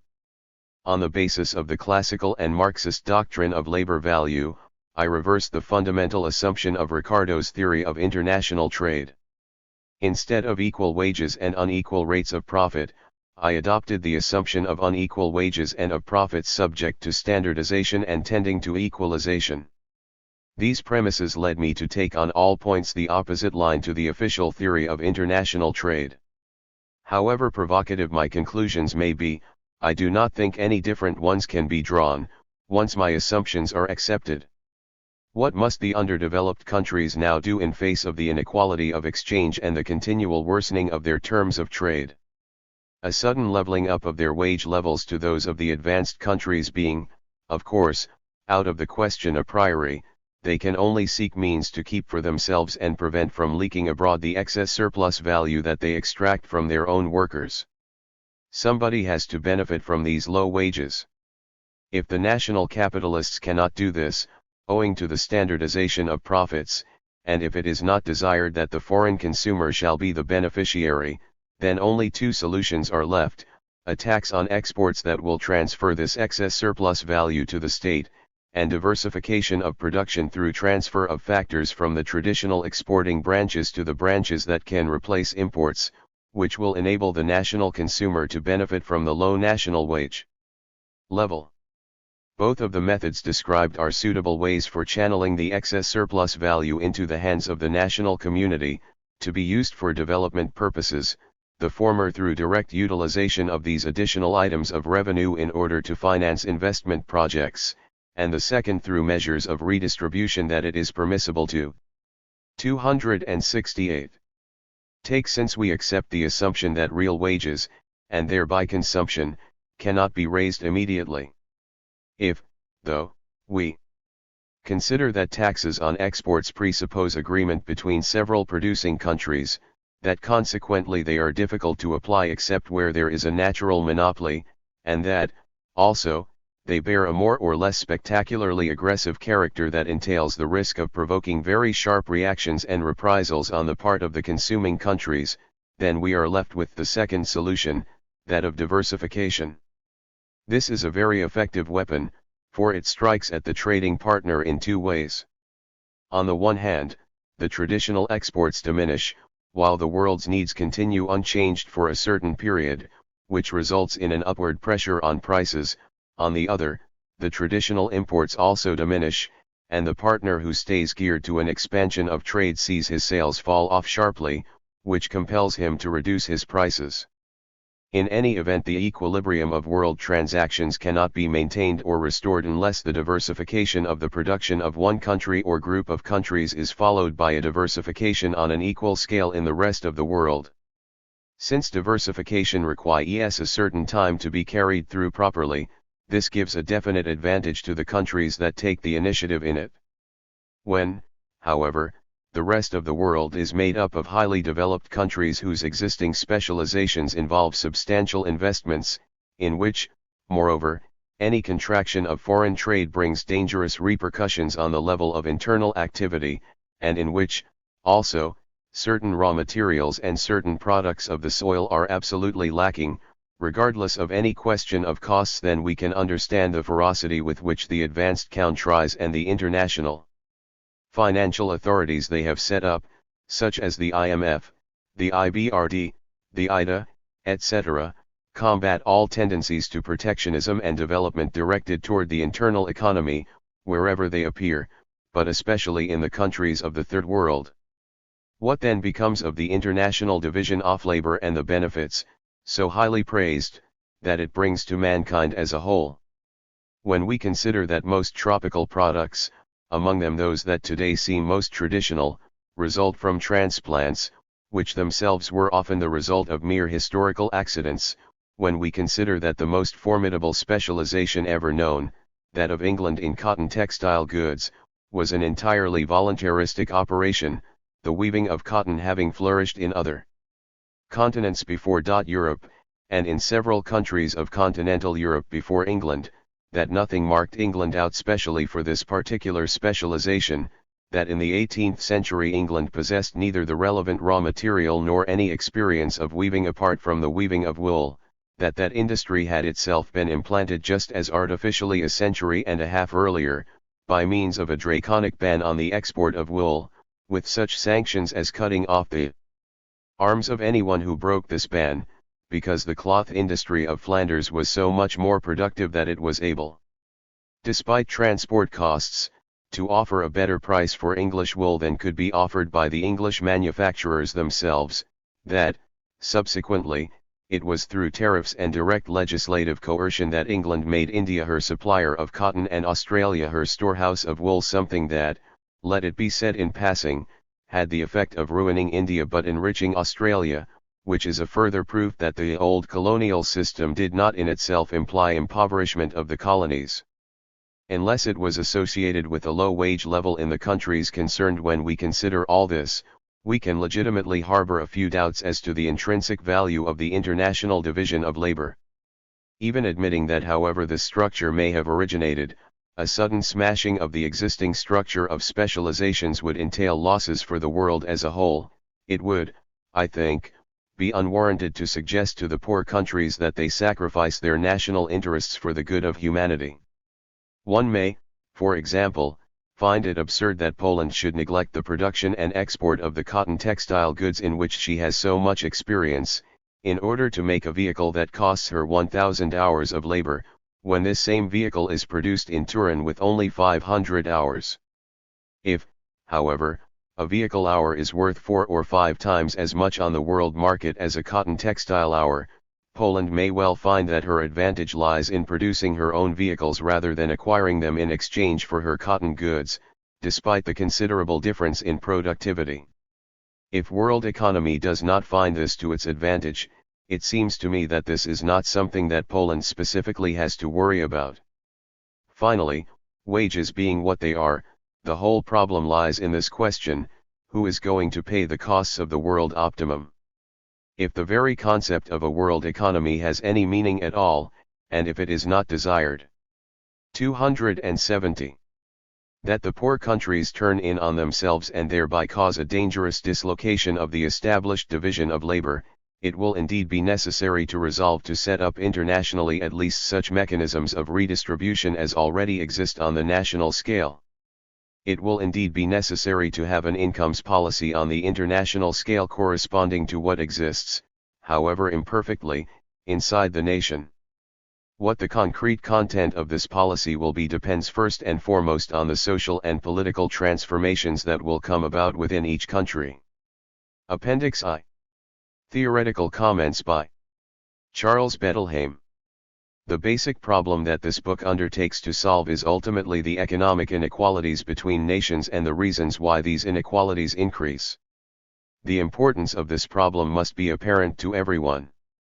In a sense, the questions dealt with here seem to be at the heart of the struggles that have been developing throughout the world during the past several decades. These struggles, together with the direct and immediate economic and political interests of the big industrial countries, are the reasons why the latter, along with the institutions that adapt the dominant ideology to current tastes, are so greatly concerned with what they call problems of development. Actually, while the growth of inequality in standards of living constitutes one of the elements explaining the rise of struggles for national independence in countries exploited or dominated by imperialism, and the fact that these countries are pregnant with revolution, these inequalities are, in reality, only one of the elements that account for these processes. What is really decisive is the development of the internal contradictions between the masses, subjected to increasingly unbearable exploitation, and the privileged minorities linked with imperialism and protected by it, who enrich themselves from the labor of their own people and are themselves dominated by the ideology and way of life of the great industrial and imperialist countries. Nevertheless, the question of the increase in economic inequality between nations is a crucial one, from both the theoretical and the practical standpoint, for this increase in inequality is accompanied by a shift toward the dominated nations of the center of gravity of social and political struggles. Any work that endeavors to give a serious answer to this question, even if the answers it offers are debatable or only partial, deserves to be read, insofar as the intellectual approach leading to these answers is a scientific. 272. 1. For it can provide the starting point for a fruitful discussion. This is the case with Emmanuel's present work. The purpose of these words is not to stress the merits of the book, since the latter are obvious and will be perceived by every reader. Their purpose is quite different, namely, to open the debate for which Emmanuel's work ought to provide the occasion. Consequently, what I have to say will necessarily take the form of criticism. One of the chief conclusions of this work is that the increase in economic inequality between nations is rooted in unequal exchange. This expression is used to convey the idea that on the world market the poor nations are obliged to sell the product of a relatively large number of hours of labor in order to obtain in exchange from the rich nations the product of a smaller number of hours of labor. It is clearly important to observe from the outset that the expression unequal exchange indicates in ideological terms a phenomenon that is far from being reducible to mere exchange. Unequal exchange and the value form. We know that exchange is primarily a form of circulation of the products of labor. What is characteristic of this form of circulation is that it always appears as ensuring the exchange of equivalent products. This is why Marx was able to show that commodity exchange necessarily takes the form of equivalent exchange. Consequently, the value form is what he also calls the equivalent form 1. The latter, he explains, is only the form of a reflection. Every commodity reflects its value in another commodity that serves it as a mirror. This mirror effect is typical of any phenomenal framework here, the framework of commodity economy, which provides bourgeois ideology with its familiar figures, equivalence, equality, reciprocity, etc. Struggles that are waged on the field of bourgeois ideology never do more than set these notions in action, so that those who are the prisoners of this ideology may thereby strive to discover grounds for what is just and what is unjust and prove that some particular relationship satisfies or fails to satisfy the ideological criteria of equivalence, equality, etc. Thus, the reversals that ideological struggles inflict upon apparent equivalences fail themselves to go beyond the illusory field of the forms inherent in the phenomenal framework of commodity relations. Denouncing the injustice. Appendix I 27.3. Of an exchange implies the illusion of a just exchange, a just price, etc. Of this order, for instance, is the content of the reversal effected by the ideology of Proudhonism and, in general, by all petty bourgeois challenges, which are always dominated by the same ideological figures. The form of equivalence, which is already that of the simple value form, is reproduced through all the transformations to which the latter is subjected and is thus also that of the price form. Marx, who devotes long passages to the analysis of forms, shows why the economists whose attention is focused on value as quantity never ask themselves the essential question, which relates precisely to that of the value form and its transformations. This enables us to understand why it is easy to confuse the value form with value, and to make the mistake of reducing value to what exchange relations express. What the representation space of commodity society conceals is that value results from the working of the law of value, and that the latter does not regulate the exchange of equal quantities of labor, since exchange relations are accidental and ever fluctuating and the price of production form fails to bring about such an equality even in the long run and on the average. The law of value produces effects quite different from the exchange of equal or unequal quantities of labor. This is a false problem to which the form of exchange gives rise. For what the law of value brings about, under the action of production relations, is a certain distribution of expenditures of labor. If, as we shall see, the law of value appears to undergo a far-reaching transformation on the world scale, this is because it operates in a setting of international production relations that has specific features of its own. It is because the term unequal exchange remains confined within the representation space of the value form and the ideological figures rooted in this space that it does no more than indicate in ideological terms the difference between value and its form, between the complex structure of the productive forces and the relations of production, and the circulation space. 5. When we read the expression unequal exchange, we must thus take all these reservations into account. 274. Unequal exchange. And the rewarding of the factors. According to Emmanuel, the capitalist world market is dominated by a definite law of price formation, which has the effect that unequal rewarding of the factors and, in particular, unequal rewarding of the labor factor, i.e., unequal prices for labor power, necessarily causes inequality in exchange. This same inequality in reward dictates an international division of labor that is inevitably unfavorable to the poor countries. This view of reality is an essential feature of Emmanuel's thesis and enables him to develop a radical criticism of Ricardo's thesis regarding comparative costs and its modern variants, and so of the claim that the international division of labor resulting from the specific action of economic forces through the capitalist world market realizes conditions of production and exchange that are based on the relative natural advantages of the countries participating in exchange. As is known, it is usually deduced from this claim that the capitalist international division of labor makes advantageous exchanges possible for the poor countries just as for the rich and enables maximum production to be obtained, taking account of the factors of production available on the world scale and their geographical localization. Emmanuel's argument aims also at showing that inequality of exchange tends to increase with the passage of time, as is proved by what is called the worsening of the terms of trade. Consequently, the poor nations participating in the international division of labor tend to become ever poorer while the rich ones become ever richer. Emmanuel's critique constitutes an extremely important contribution to the overturning of what might be called the dogma of the theory of comparative costs and of the benefits of the capitalist international division of labor. Nevertheless, it seems to me that certain theoretical foundations of his problematic call for critical examination. This should help to safeguard the positive contribution made by this work, a contribution that can provide the starting point for new theoretical developments. I would add that this approach seems to me unavoidable because some of the theses upheld in the book strike me as being, in the form in which they appear here, to some extent debatable and thus capable of leading to incorrect conclusions that could be the source of political and economic practice. THNT would prove disappointing and eventually dangerous. Appendix I 275.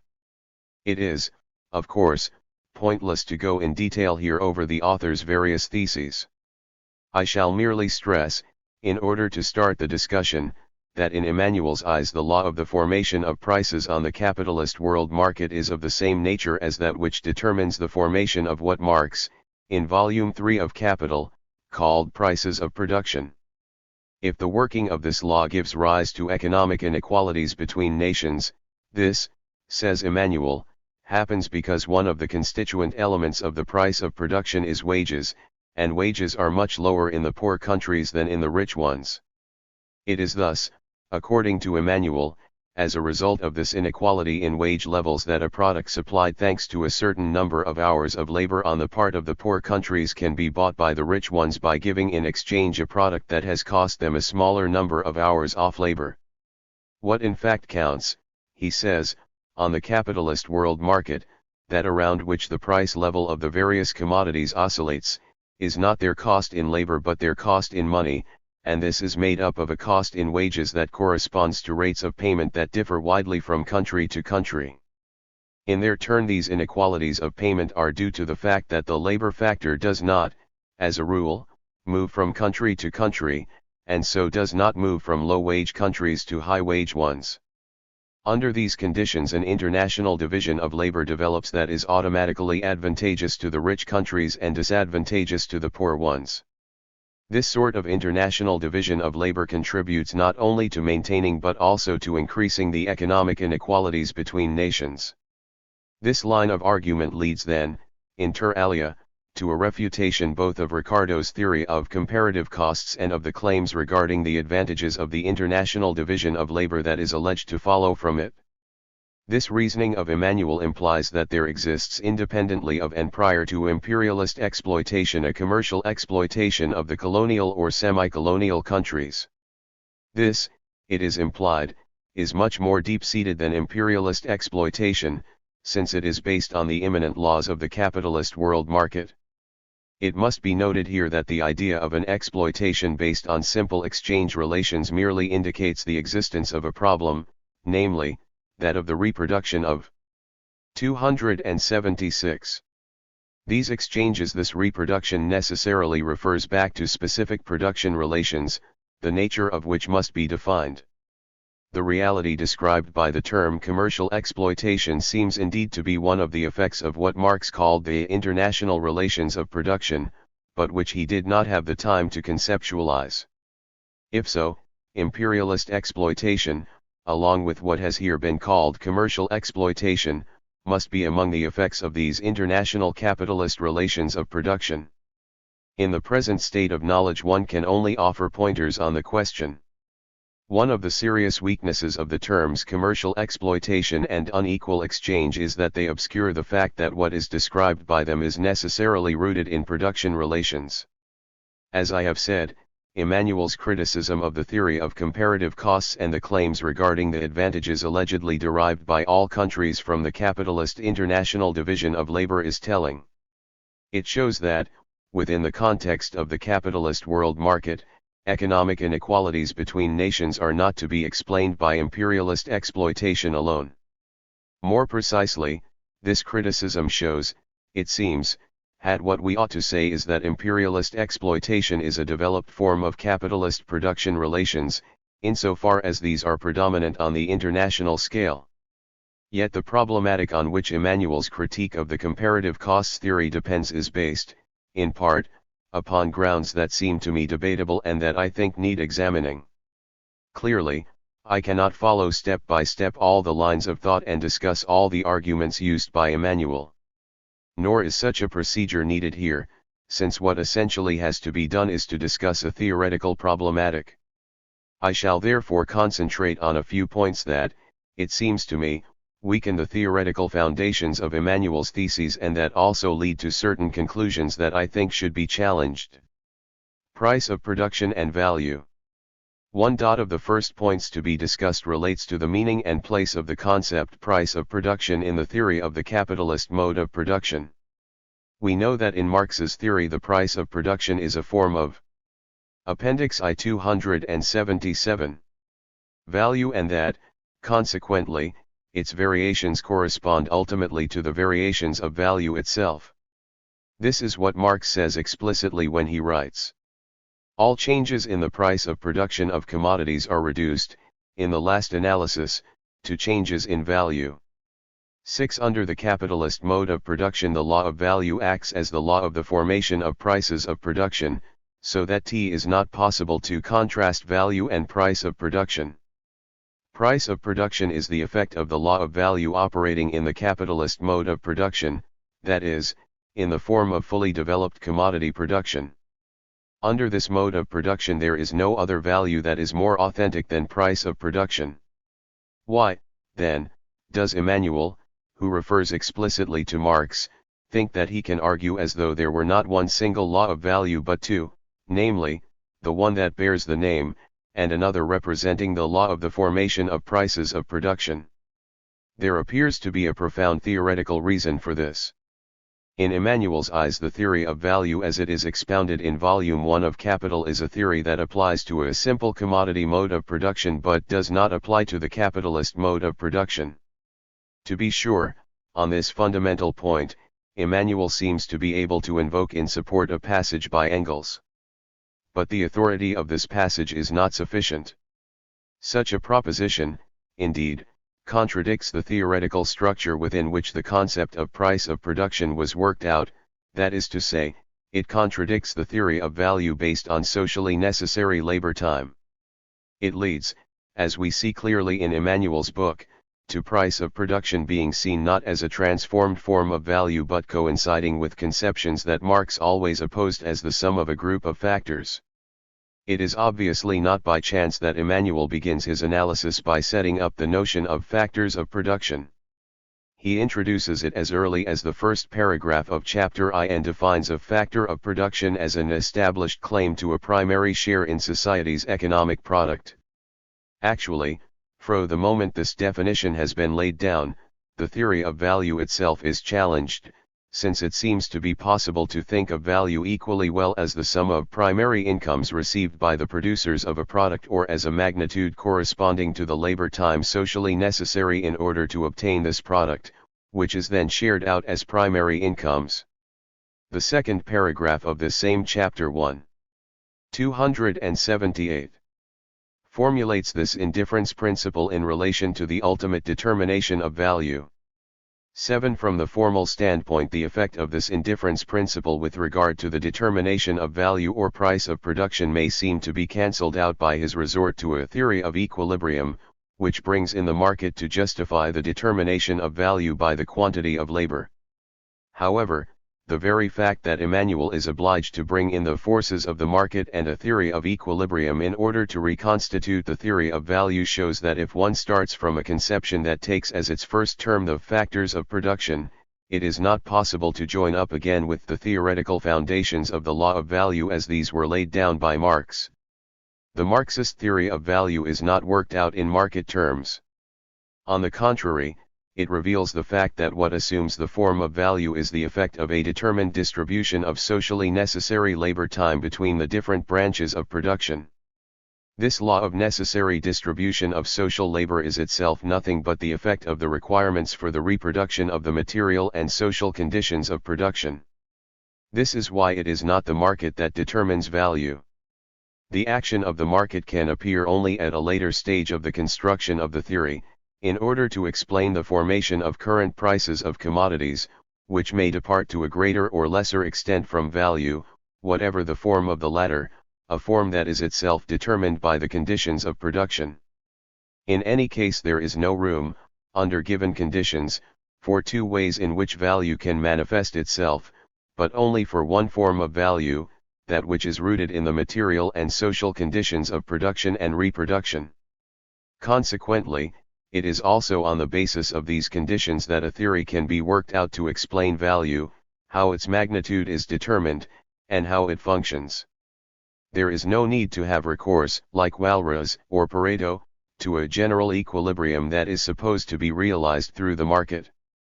The foregoing remarks enable us to understand that though there exist for Emmanuel, so to speak, two abstract laws of price formation, these laws end up, nevertheless, by being reduced to one only, that which causes the value of a product, or its price of production, to appear as the sum of the payments of the factors that have served to produce it. This conception is formulated explicitly by Emmanuel when he writes that the payments made for the factors are the determinant, and the equilibrium prices are what is determined, or again, it is not relative prices that determine the rewards of the factors, but the relative rewards of the factors that determine prices, if we assume that the two factors present are homogeneous and competitive. The price of production conceived as the sum of rewards for the factors is thus not the same thing as the Marxist concept described by the same term. It is not built up like the latter, for the latter does not presuppose payment for the factors, it appears as the sum of these payments only in what Marx calls the illusions created by competition. The theoretical implications of a conception of price of production that bases the latter on the rewarding of the factors, a rewarding that is itself assumed to be constituted by independent variables, are considerable. This conception means, in particular, that when, in the construction of the price of production, reference is made to the conditions of production, this has nothing to do with what Marx called by that term but signifies the conditions of rewarding, that is, the monetary magnitudes that are themselves assumed to be independent variables. This formulation requires attention. It implies that variations in wages and profits are not seen as being subject to determination by the relations of production and the productive forces. This is why Emmanuel's analysis, though seemingly carried out with Marxist concepts, brings these in here as categories, that is, in a way that gives them a status similar to that of the categories, or rather the notions, of political economy. In this analysis everything seems to happen as it does in econometric models, that is, within a homogeneous space inside which homogeneous magnitudes combine, or, in other words, are added to each other. 9. But the Marxist concepts are not built up in a space like this, they relate to a non-spatial complex structure in which the relations of production and the productive forces are combined. Thus, Emmanuel's analysis does not take into account this decisive aspect of Marx's break with political economy, a break that enabled Marx to found, for the first time, an economic science whose domain corresponds to a determined and determining instance in every mode of production. This has noticeable effects at several levels of Emmanuel's theoretical construction, notably in the use he makes of reproduction formulas, of the concept of organic composition, and also of the very notion of factor of production. I 11 now take up these points, beginning with the last mentioned. Unity or duality of the factors of production. Chapter I of Emmanuel's book sets out his conception of the factors of production and contrasts a simple commodity economy, alleged to involve only one factor, and a capitalist economy alleged to involve two factors. We know that this contrast, regardless of appearances, relates neither to the productive forces and their material form, nor, consequently, to the social conditions under which the means of production are appropriated, that is, the relations of production.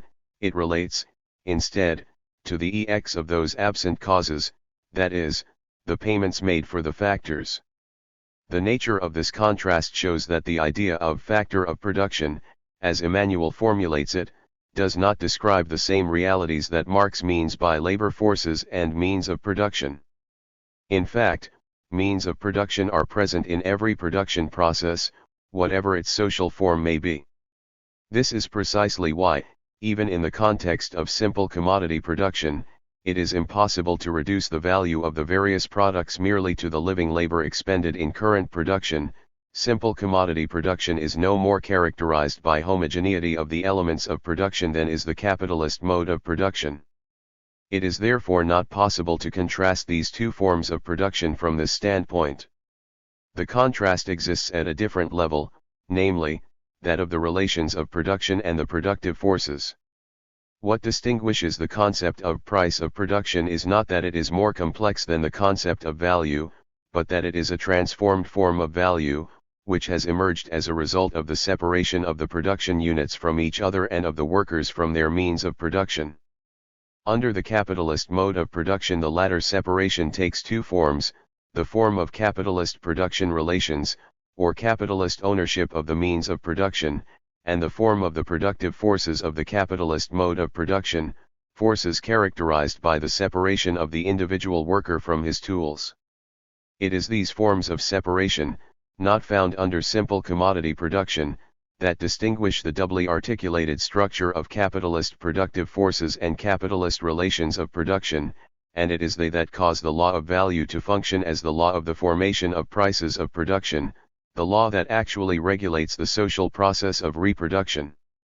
The fact that Emmanuel works out his theory not on the basis of the complex structure of production relations and productive forces but in the domain of money has the result that the contrast he makes between simple commodity production and capitalist production does not relate to the effects of specific combinations between different productive forces and production relations, but to the nature and number of the rewards that are alleged to constitute value, on the one hand, and price of production, on the other.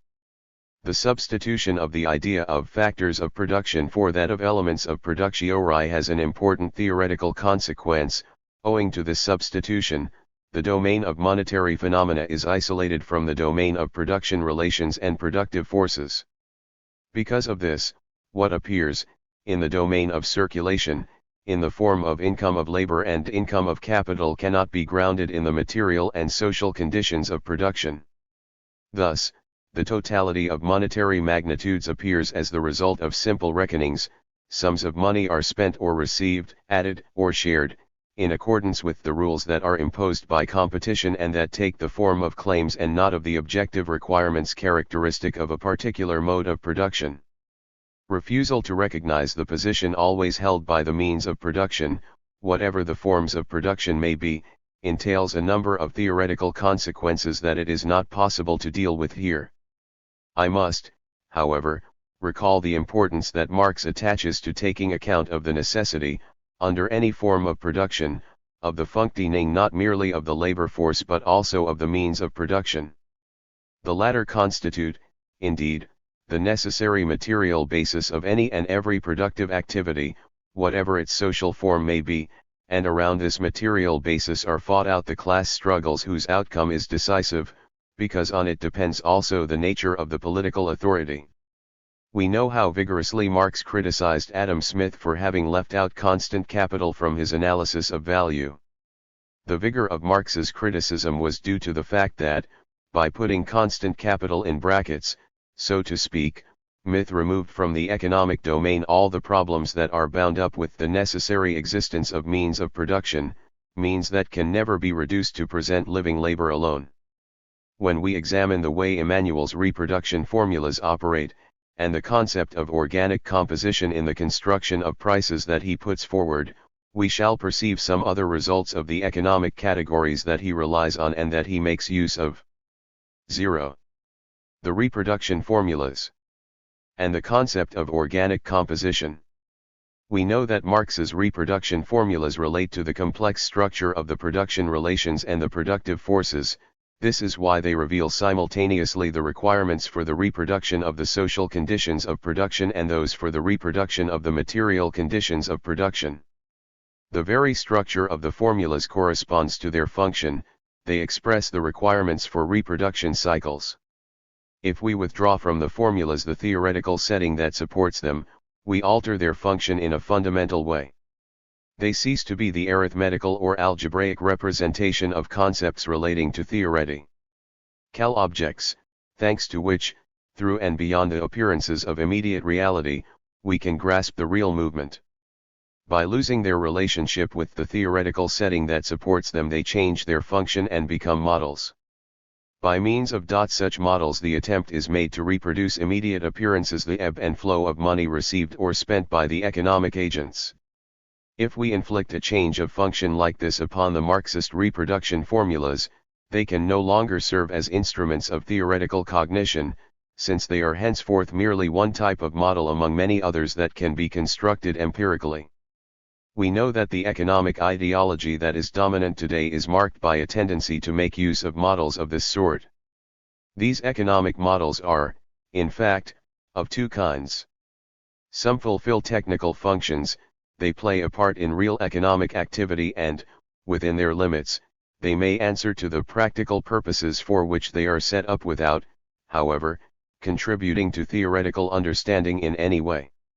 This is the case with econometric models, the construction of which is dominated by an ideology that is empirical in form. Other economic models directly serve ideological and political purposes. They thus have nothing directly to do with real economic practice. Such are, for example, models of global equilibrium. The construction of this second type of model, while using empirical and descriptive notions, is dominated by an ideology that is speculative in form. These models bring into relationship abstract notions that are assumed to be measurable, and the magnitudes of which are varied in accordance with the needs of the argument. Owing to the change in function that Emmanuel's problematic inflicts upon Marx's formulas, the latter are treated in his book as models of this second type. The distinction I have explained between the function of Marx's formulas and that of models entails important practical consequences.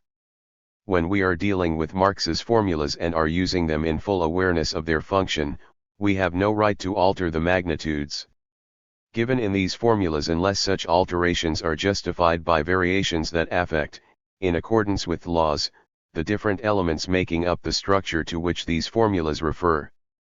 Only such theoretically justified changes are capable of altering these magnitudes, not arbitrarily but in a way that conforms precisely to the actual laws of the structure. In other words, we cannot here employ independent variables, for within a complex structure all change is governed by laws.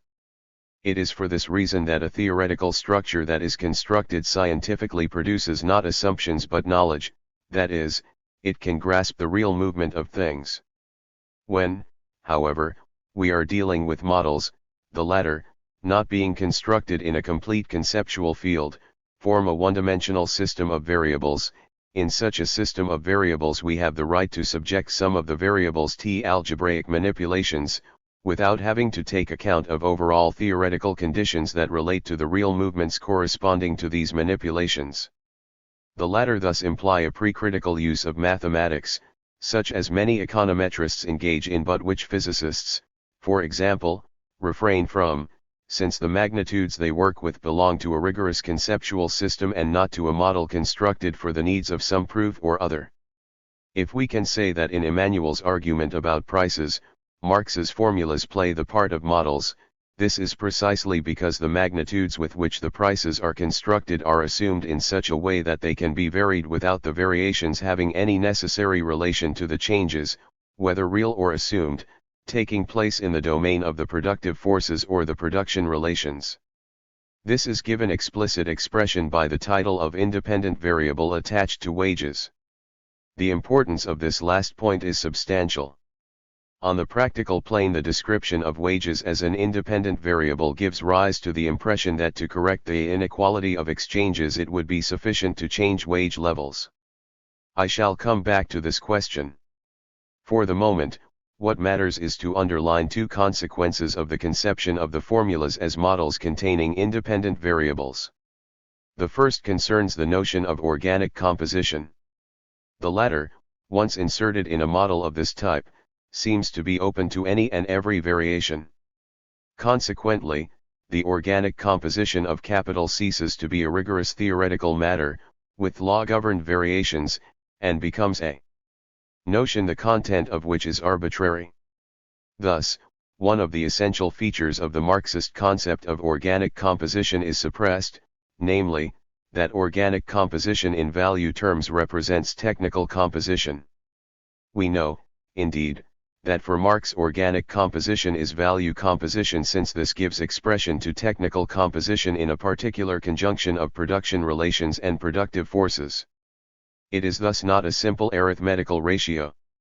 We see from this example that the use of a model also conceals a point of essential significance, namely, that inequality of organic compositions is an effect of inequality of development of the productive forces. That is the fundamental phenomenon that cannot be present in any model. This is why no model can teach us anything about the social and material conditions that determine both inequality of wages and the prices of production that ensue from this, and yet it is of the highest importance to realize that they, and the unequal exchange to which they appear to be linked, are rooted in a harsh reality, that of the social and material conditions of production. Because Emmanuel's problematic tends to reduce the inequality or unevenness of the development of the productive forces to inequality of wage levels, without setting the latter in a law-governed relation with the former, he is also prevented from appreciating the importance for unequal exchange itself of the lower organic composition of capital in the economically weakest countries, which is why he rejects the idea of unequal exchange in the broad sense. 10. The second consequence of the model character the writer gives to the reproduction formulas relates, of course, to the prices of production themselves, since in Emmanuel's problematic these are constructed on the basis of a wage that appears as an independent variable, that is, as a magnitude that could be made to vary independently of any change in the conditions of production, thus affecting the organic composition of capital, the prices of production, and, consequently, the conditions of international exchange. It is just at this point that the fact is suppressed that prices of production are based on a cycle of reproduction that is itself anchored in the structure of the production relations and the productive forces. What the formulas show are the conditions for the reproduction of this structure, among which, when the capitalist mode of production is dominant, are a certain level and a certain structure of prices of production. 286. Emmanuel's problematic is developed in the framework of an equilibrium model and, moreover, on the assumption of perfect competition, which also results in concealment of one of the possible real consequences of the differences in wage levels and of the prices of production that follow from these, a consequence that is the opposite of the one suggested by the model. In fact, in world economy as it really is, the low wages in the countries with poorly developed productive forces, and the low individual prices of production that may result from these low wages, make it possible, given certain conditions, for some of these countries, when they employ a technique that is more advanced than before, to realize differential profits. What this means is that low-wage countries can achieve exceptionally low costs of production when they use relatively modern techniques, and thus, so long as the world price does not alter owing to the sales made by these countries on the international market, the low-wage countries realize especially high current prices. This may have considerable practical consequences and enable some countries that are poor to begin with, if they are situated in favorable conditions, to embark upon large-scale industrialization. It is this transfer effect in favor of an initially poor country where wages continue to be relatively low, whereas in certain sectors its productive forces have grown substantially. That explains why some countries, such as Japan, have succeeded, starting from a low level of productive forces and wages, in effecting an extremely rapid accumulation of capital, which has resulted in a considerable growth in the volume of their industrial production. If Emmanuel's model does not permit us to take account of such possibilities, which do not correspond to the school assumptions, the reason is that this model leaves out the time element and is constructed on the assumption of perfect competition, having arrived at this point, we must give attention to the wage theory that results from Emmanuel's problematic. Wages value of labor power, or independent variable. The conception of wages that follows from Emmanuel's problematic is the point at which the effects of this problematic are condensed, and upon which part of his argument is very directly built up. We have already seen that in Emmanuel's problematic wages appear as an independent variable or extraneous variable. This is why changes in wages seem to be able to appear independently of any variation that is assumed to take place in the production relations or in the level of the productive forces. Let us leave aside for the moment the theoretical context within which the idea of an independent variable may function and try to see what reality this formulation relates to, since it clearly does relate to some reality, even if this be translated into the language of models. This reality is a complex one that is grasped theoretically when we put forward the proposition that wages are the price of labor power, when we add that this price is a form of value, and when we further add, as Marx does, that the value of labor power includes an historical and moral element. 11. This proposition, or rather this series of interconnected propositions, means that wages are not determined solely by capitalist production relations, but are subject to a certain number of other determining elements. These include the effects of the class struggle and the effects of the different instances in a complex social formation. This last point is especially important. On the one hand, it means that wages are indeed subject to determination from the ideological and political levels, and, on the other, it means that at the economic level itself wages are subject to determination both by variations in the productivity of labor and by non-capitalist production relations. Within a complex social formation, such relations may indeed be combined with capitalist production relations. This is so, in a way that is particularly significant for this discussion, in the under-industrialized countries, where many wage earners are not pure wage earners but are involved in other than capitalist relations of production. In cases like this, wages are often supplementary income. 288. For the worker's subsistence is partly based on relations of production that are other than capitalist. As we know, Engels long ago drew attention to the significance of situations like this, in the case of workers who are also peasants, example in the housing question. Thus, the historical element included in the price of labor power does not refer to an absolute absence of determination of wages, enabling the latter to be treated as an independent variable. Hutt refers only to relative absence of determination. This means that wages, though not wholly determined by one particular level of the structure, are nevertheless entirely integrated in the complex structure of a concrete social formation and are thus in no way independent of this structure. Just as one cannot pass from the relative absence of determination of wages by capitalist production relations alone to complete absence of any determination of wages at all, so also one cannot transform the absolute independence of wages, thus claimed, into a causality that is independent and ultimately dominant. In Emmanuel's problematic, however, changes in wage levels appear as automatically determining changes in the whole system of prices of production and in the positions of different countries in relation to each other. Hence the apparent possibility of drawing this practical conclusion: if the countries with underdeveloped productive forces were to modify upward the level of the wages they pay to their workers, these countries could become richer and so escape from unequal exchange and underdevelopment.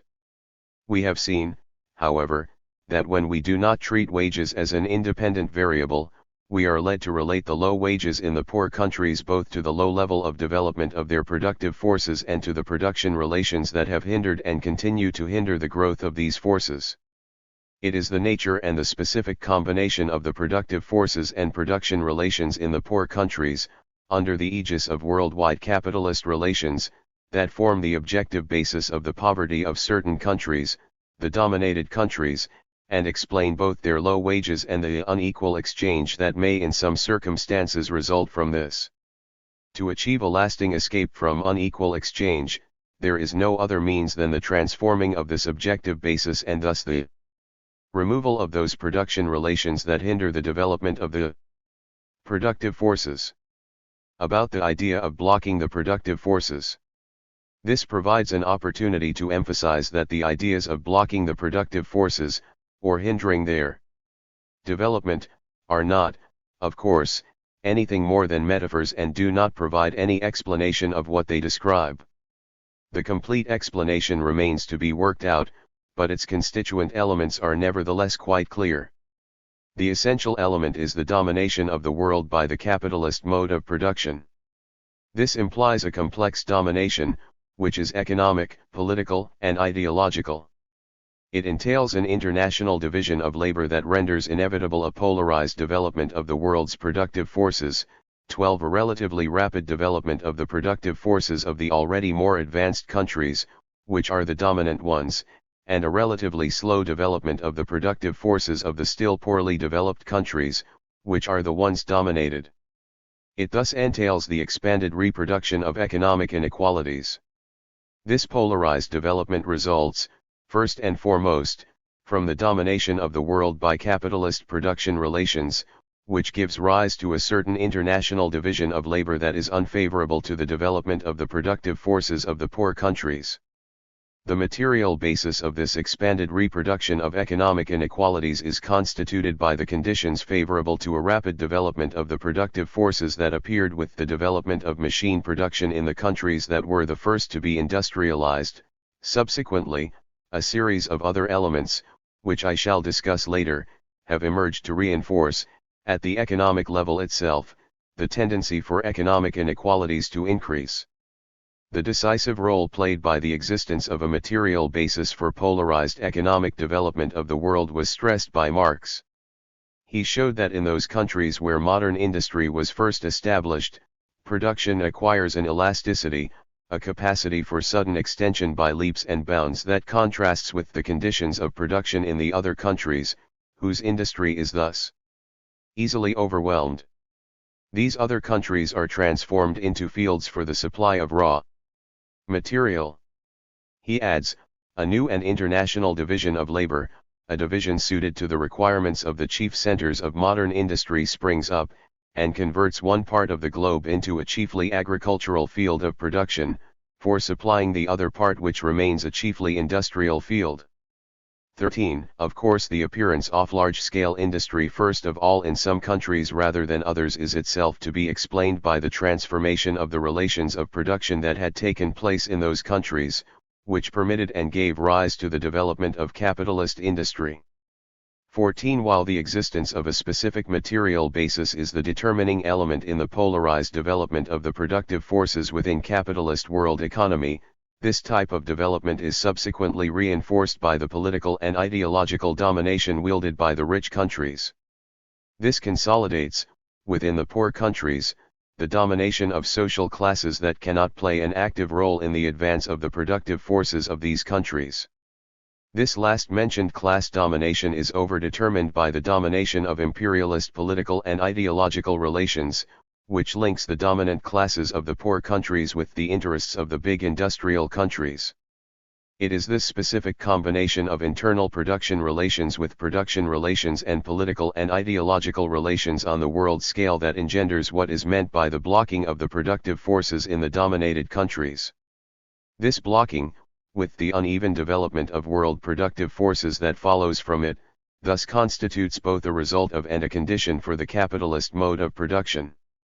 It ensures the expanded reproduction of capitalist production relations on the world scale. At the same time, it provides the guarantee of imperialist domination. It can therefore only be illusory to believe that the imperialist countries might be able to contribute to altering, in favor of the dominated countries, the unequal economic relations that are distinctive of capitalist world economy. The so-called programs of aid to underdeveloped countries are not intended to speed up the development of these countries and objectively cannot be so intended. Their result is necessarily to keep these countries in a state of dependence by reproducing economic inequalities. If any aid is given by the imperialist countries, it is given to the dominant classes of the poor countries, whom it enables to consolidate their domination. 15. Thus, the blocking of the productive forces cannot be broken through except by a class struggle that opens the road to power in the poor countries. Either to the working people, under the leadership of the proletariat, the only class capable of organizing social production and causing new economic, political, and ideological relations to prevail, or, in certain cases, to the national bourgeoisie. The latter's role, however, can only be exceptional and limited, owing to the close ties that it maintains inside the country with the non-capitalist exploiting classes, and, on the international plane, with imperialism. Hitherto it is only the big bourgeoisie of Japan that has been able to break through, to some extent, the complex of determining elements that block the development of the productive forces of a poor country confronted by the great industrial powers of the world. 16. It is therefore imperialist domination and the incapacity of the dominant classes of the poor countries to free themselves from this domination, an incapacity shared by the petty bourgeoisie of these countries, that account for the stagnation of the poor countries and the poverty and super-exploitation of their working people, and which make these countries the stormy area of the world. The fact that this stormy area exists should not cause us to overlook the fact that the contradictions are sharpening in the dominating countries as well, and that revolution is equally the order of the day in those countries.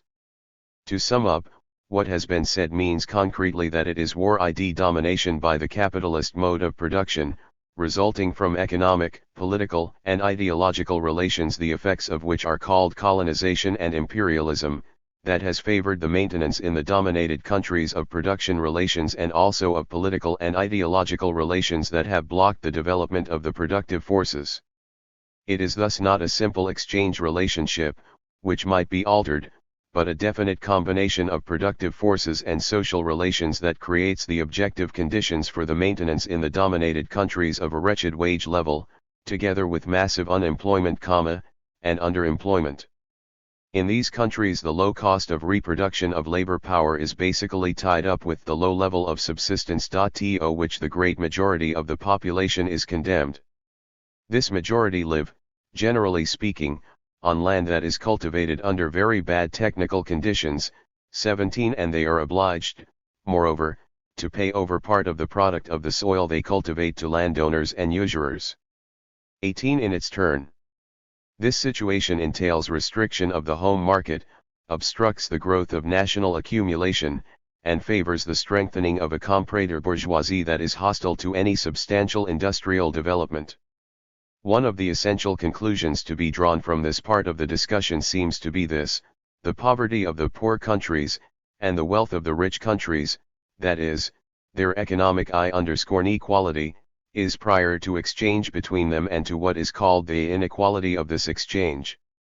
It results from world relationships of domination and exploitation and from the effects of these relations on the development of the productive forces and on the transformation of the relations of production.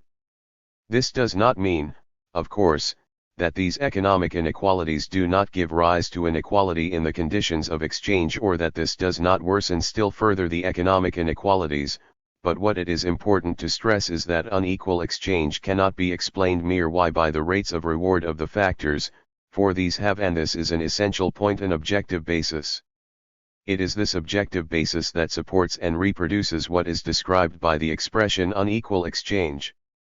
To conclude what I have to say on this point, Emmanuel's problematic, which consists in treating wages as an independent variable, leads to suppressing the fact that the economic inequalities between countries are rooted in the complex combination of productive forces and production relations that is characteristic of the different countries and of the structure of capitalist world economy.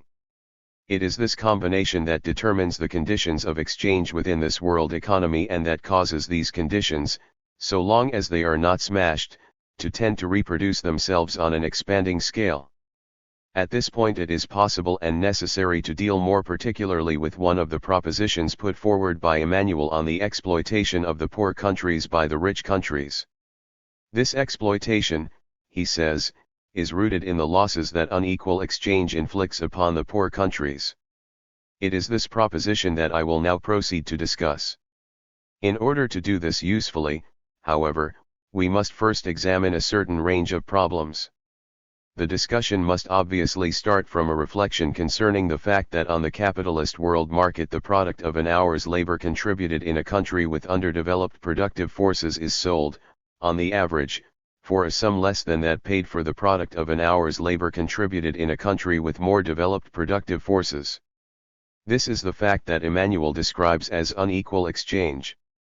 How? Appendix I 293. Ever, what has first to be explained, because it is more fundamental, is not inequality of exchange but inequality in the social productivity of labor, as this manifests itself on the world market. What is involved, too, and this is the point that must now be given attention, is the specific form of socialization of labor that operates through the capitalist world market. The law of value and capitalist world economy. The central problem here is this: does the law of value, as it operates within a capitalist social formation, operate in the same way on the capitalist world market, or is this law itself profoundly transformed there?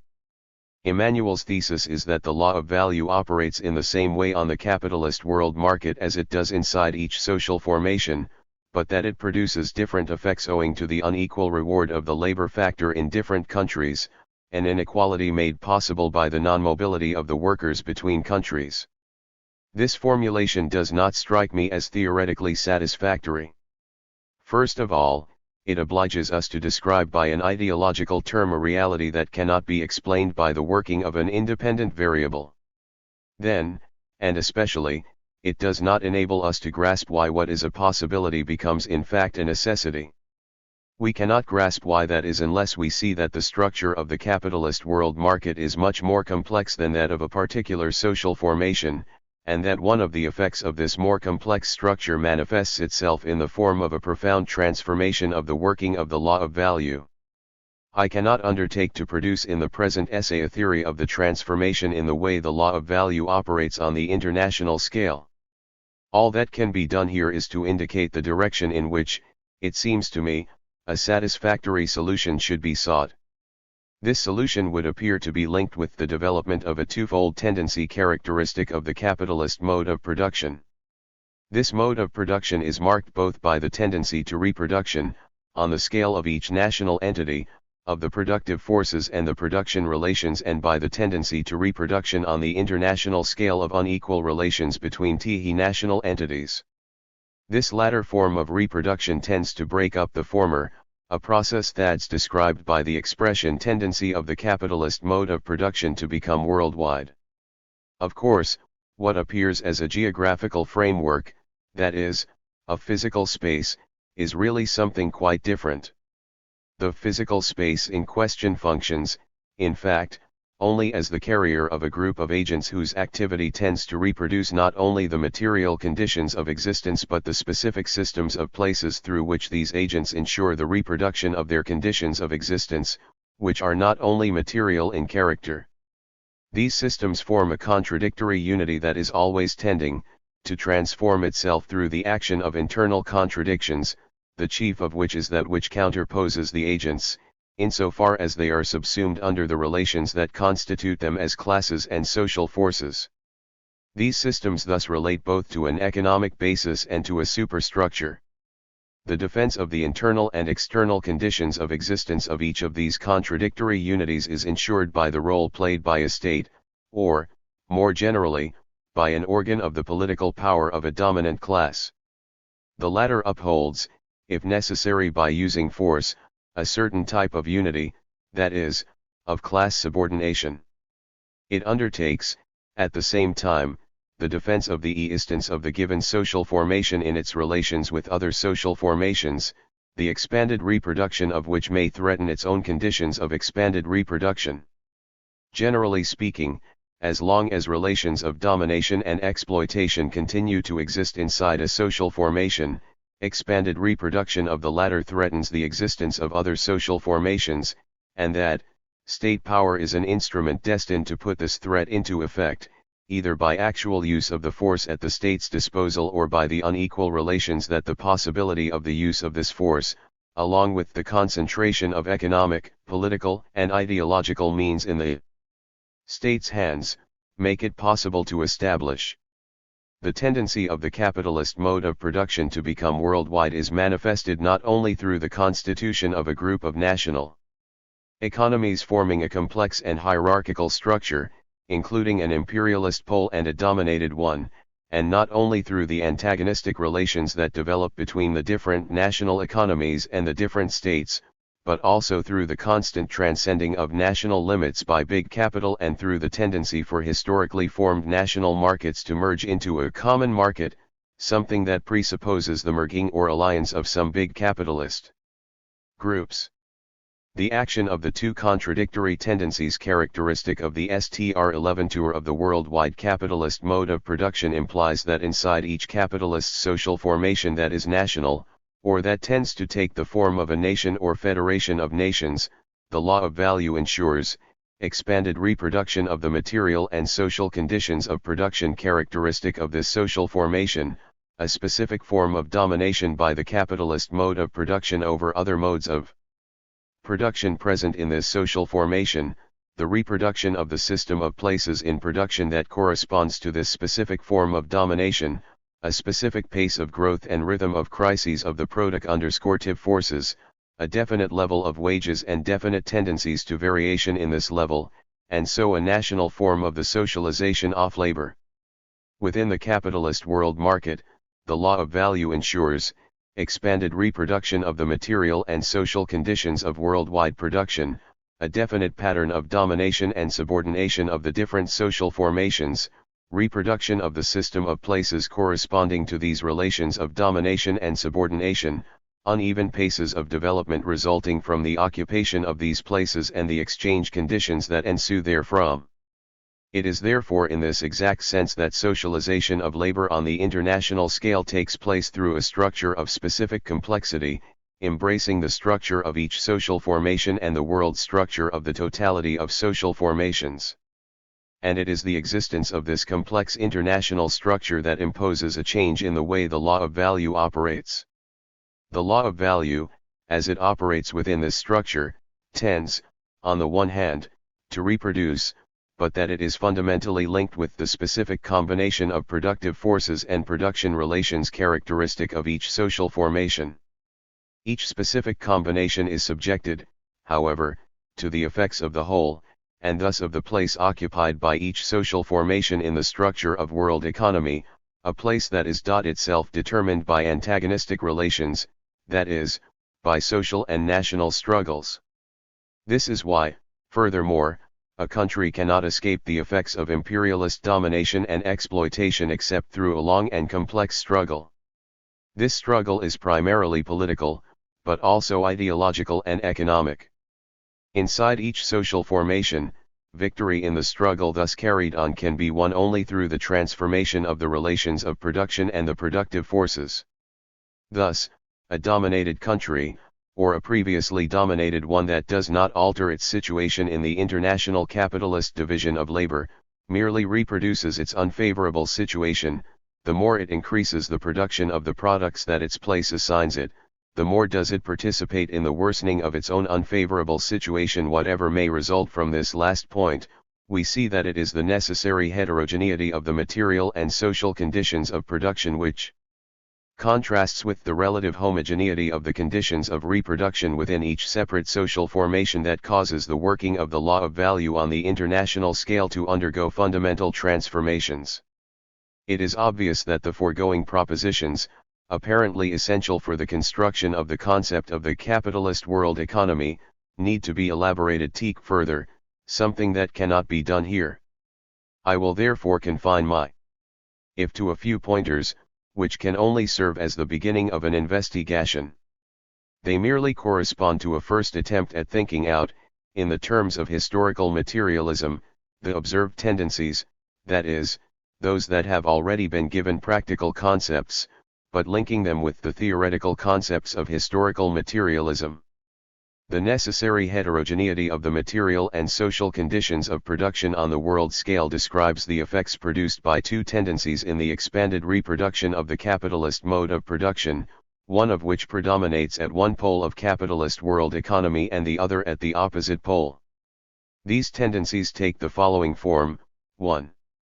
Inside social formations in which the capitalist mode of production is predominant, this domination mainly tends to expanded reproduction of the capitalist mode of production, that is, to dissolution of the other modes of production and subsumption of their agents to capitalist production relations. The qualification mainly indicates that this is the predominant tendency of the capitalist mode of production within the social formations under consideration. However, this predominant tendency is combined with another, secondary tendency, that of conservation dissolution. This means that within a capitalist social formation the non-capitalist forms of production, before they disappear, are restructured and thus subordinated to the predominant capitalist relations. The concrete history of agriculture in the capitalist social formations is that of such a conservation dissolution process, the final stage of which is dissolution, and thus the disappearance of agriculture as such and its transformation into a branch of industry. One of the problems that arises is obviously that of the reasons why, in a social formation in which the capitalist mode of production predominates, the main tendency is not conservation dissolution but dissolution. A number of indications suggest that it is to be explained not only by the rapid development of the productive forces characteristic of the capitalist mode of production when this is predominant within a social formation but also by an overdetermination of the phenomena of dissolution by the ideological and political levels. 2. Inside social formations in which the capitalist mode of production is not directly predominant, that is, in social formations that are capitalist social. 2 cents. Formations because they are subordinated to the capitalist mode of production through the world market, the main tendency is not to dissolution of the non-capitalist modes of production but to their conservation dissolution. The predominance of this tendency is doubtless connected with a group of determining factors produced by the external domination of capitalism, blocking of the development of the productive forces, constraint to a disadvantageous international specialization, external presence of centers of capital accumulation, all this being overdetermined by political factors and also ideological ones. It must be added that, as long as the tendency to conservation dissolution of non-capitalist modes of production is predominant in a social formation, it is the heterogeneity of the material and social conditions of production that appears in the foreground. This is the aspect that is interpreted, in ideological terms, by the metaphor of dualistic character of these so-chale formations, a metaphor that conceals the specific type of dominating by the capitalist mode of production that is characteristic of these social formations. Here I must mention a point that is extremely important but that it is impossible to develop within the context of these remarks. It is this: in the countries where there are a large number of producers who produce for the market only to a minor extent, the prices of the products placed on the market under these conditions have an extremely complex relation to their cost in money or in labor, for these costs do not directly play the role of regulator. It is thus possible for prices to fall, for an indefinite period below these costs of production. Marx emphasized in Capital that when the capitalist mode of production is not strongly developed, the prices at which products are sold by the peasants do not have as their lower limit the value or price of production. Of these products, the peasants who are in debt are obliged to produce and sell, even at prices that merely give them the means to survive and to pay off, at least in part, the burden of debt that weighs upon them. This is often the situation of the peasants who own very small pieces of land. 19. The role played by usurer's capital, and later by banking capital, as the dominant element in the reproduction process, is particularly obvious here. On the international scale this role is also a considerable one. The international banking network forms, indeed, an essential link in imperialist domination, and this applies, of course, to such international institutions as the Bank for Reconstruction and Development or the International Monetary Fund. The international banking network functions as an instrument constraining the underdeveloped countries to go on reproducing forms of specialization that are to their disadvantage. 20. The foregoing is intended merely to serve as a pointer, drawing attention to the fundamental nature of the transformations that the operation of the law of value suffers in the context of capitalist world economy. The effects of these transformations may seem to be connected with the non-mobility of the workers, but in reality this non-mobility is itself only one of the possible effects of the specific conditions of reproduction distinctive of capitalist world economy. This is why these conditions of reproduction can impose either non-mobility or mobility of the working population, as is shown by the phenomena of mass migration, 21, which in certain situations is characteristic of the domination of the world by the capitalist mode of production. Thus, it is not the non-mobility of the workers that explains a particular effect of the law of value operating on the international scale, it is the complex structure of the capitalist mode of production that causes the law of value to undergo essential transformations on the capitalist world market. It is this twofold structure that, furthermore, provides a twofold basis for the exploitation of the workers of all countries by the capitalist of the industrial countries. Here we explicitly encounter once more the theme of the exploitation of the poor countries by the rich ones. 300. On the notion of exploitation of the poor countries by the rich ones.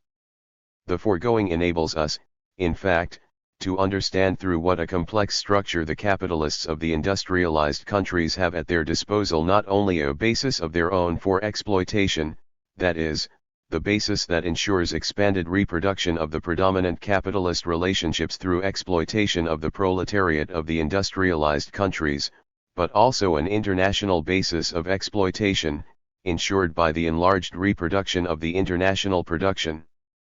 Relations specific to capitalism. It is these relations that enable the capitalists of the industrialized countries to exploit also the working people of the dominated countries. Thus, the substitution, in our analysis of capitalist world economy, of a really heterogeneous structure for a structure that is heterogeneous in appearance only enables us to see that it is not possible to give a strict meaning to the notion of exploitation of one country by another country. These two terms themselves cease, indeed, to relate in illusory fashion to homogeneous unities, some made up of exploiters and the others of exploited. Henceforth it is necessary to think of each country as constituting a social formation with a specific structure, in particular because of the existence of classes with contradictory interests. It is this structure that determines the way in which each social formation fits into international production relations. Here we again come upon this fundamental proposition: relations of exploitation cannot be constituted at the level of exchange, they necessarily have to be rooted at the level of production, or otherwise exchange could not be renewed. 22. Also, capitalist relations of exploitation are constituted not by relations between partners in exchange but by relations between workers, on the Appendix I joy. One hand, and owners of the means of production and exchange, on the other. Of course, the fact that the relations between the capital of the industrialized countries and the workers of the under-industrialized countries are usually not direct relations implies that expanding the exploitation of the working people of these countries requires an expansion of banking and commercial capital. This helps to conceal still further the relations of exploitation that unite the working people of the poor countries with the capital 23 of the industrialized ones. Because the concept of exploitation expresses a production relation, production of surplus labor and appropriation of this by a social class, it necessarily relates to class relations. This, too, is why a mere transfer of surplus value from the capitalists of the poor countries to the capitalists of the rich ones cannot be described as exploitation, in the strict sense of the word, since only working people can be exploited, 24, but not other exploiters. Emmanuel's formulation regarding exploitation of poor countries by rich ones thus describes inadequately the apparent effect, at the level of exchange, of the specific structure of capitalist world economy. This inevitably results in a series of concealment effects.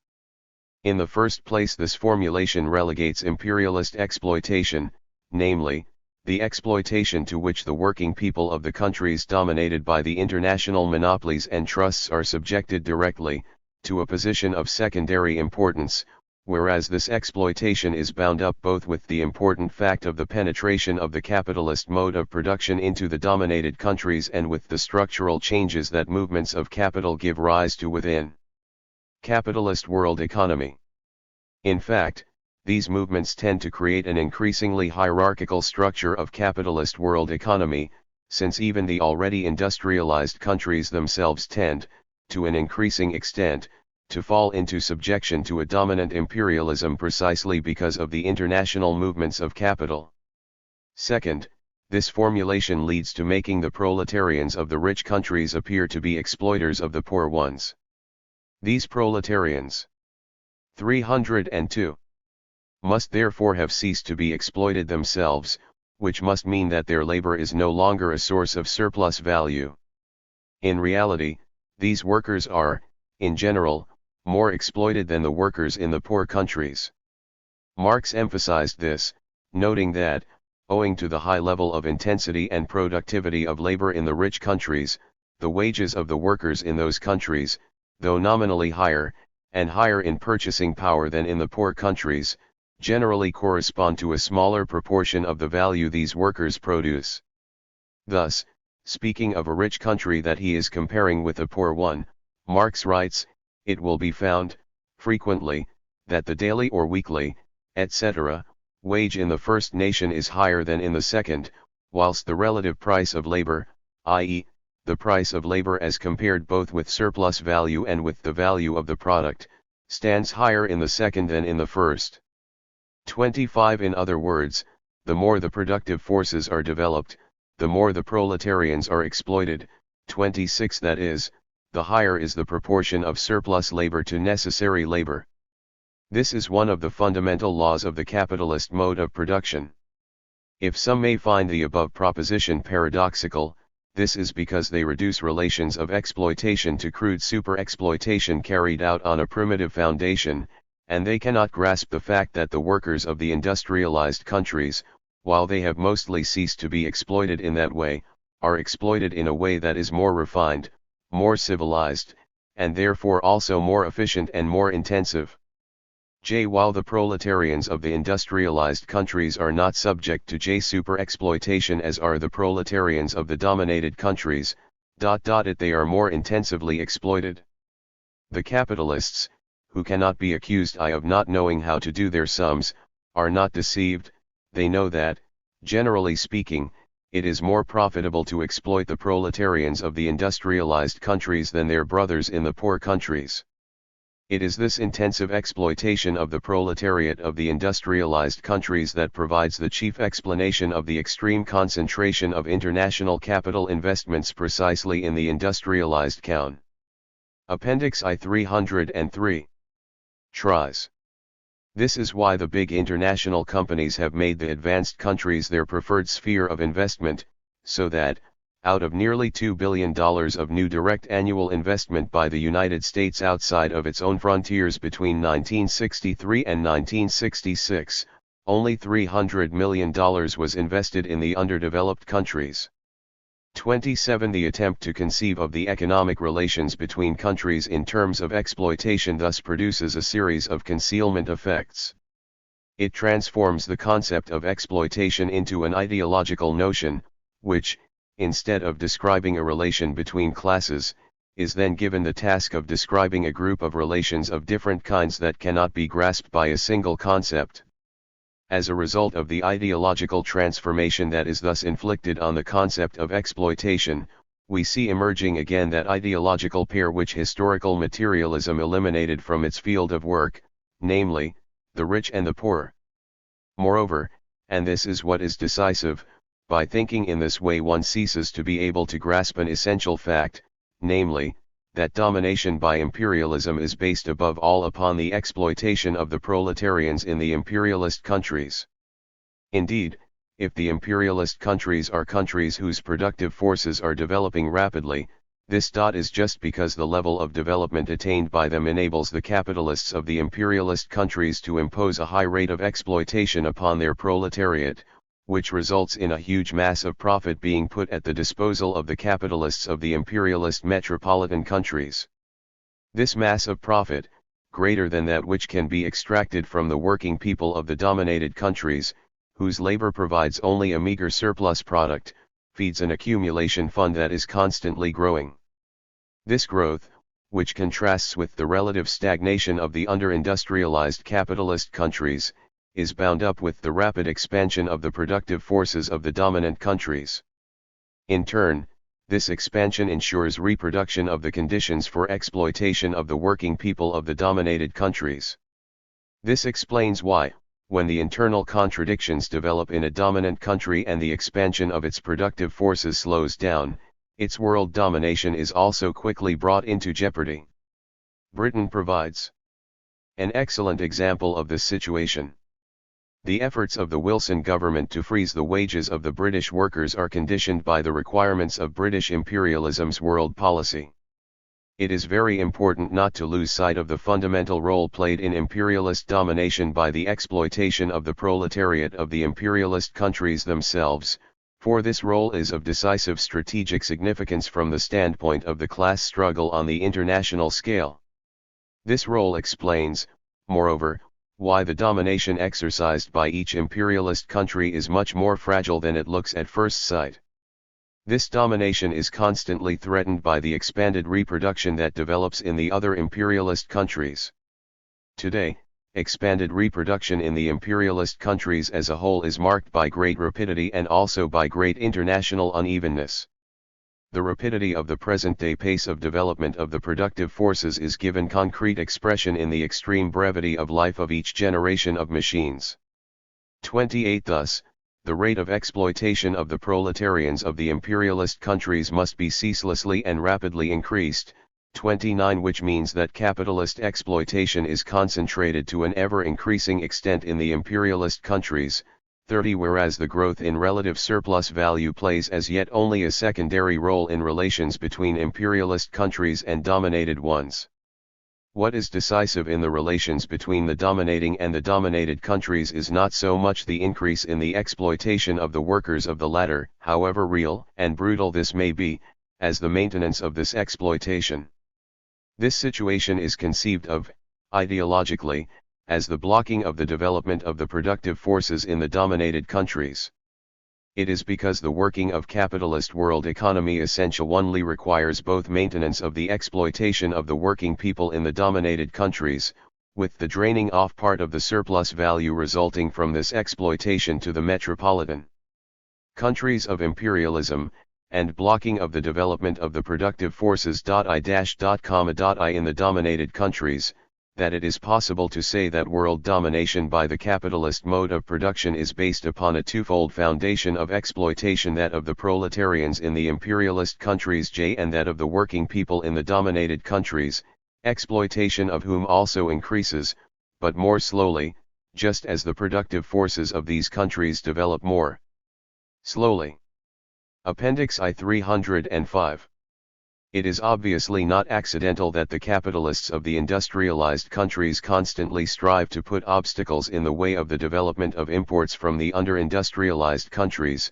This not only fits their immediate interests but also helps to hold back the development of the productive forces of the dominated countries, so keeping them in a dependent situation. If the principal source of the profits of the capitalists of the industrialized countries were not the exploitation of their own proletariat, but that of the working people in the under-industrialized countries, the opposite tendency would prevail, that is, ever greater utilization of this source of profit. Of course, refusing to employ the concept of exploitation to describe the effects of international exchange conditions upon the countries with underdeveloped productive forces does not in the least mean denying a fact that is obvious, but of quite a different order, namely, that if the conditions of exchange between poor countries and rich ones were more favorable to the former, that is, if, as a result of this exchange, the former were to obtain relatively more in use values and the latter relatively less, then the standard of living in the rich countries would be affected by this, in the sense of being lowered, and the opposite effect would occur in the poor countries.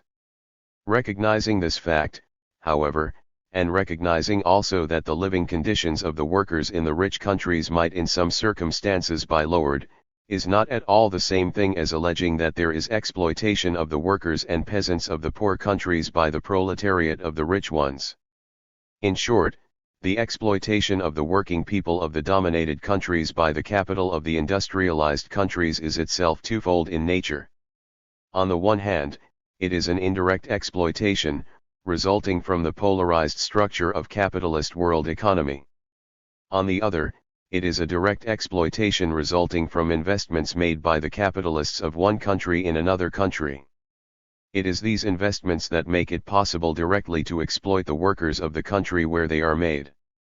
Here we have capitalist exploitation on the international scale, taking the same form as capitalist exploitation inside a given country.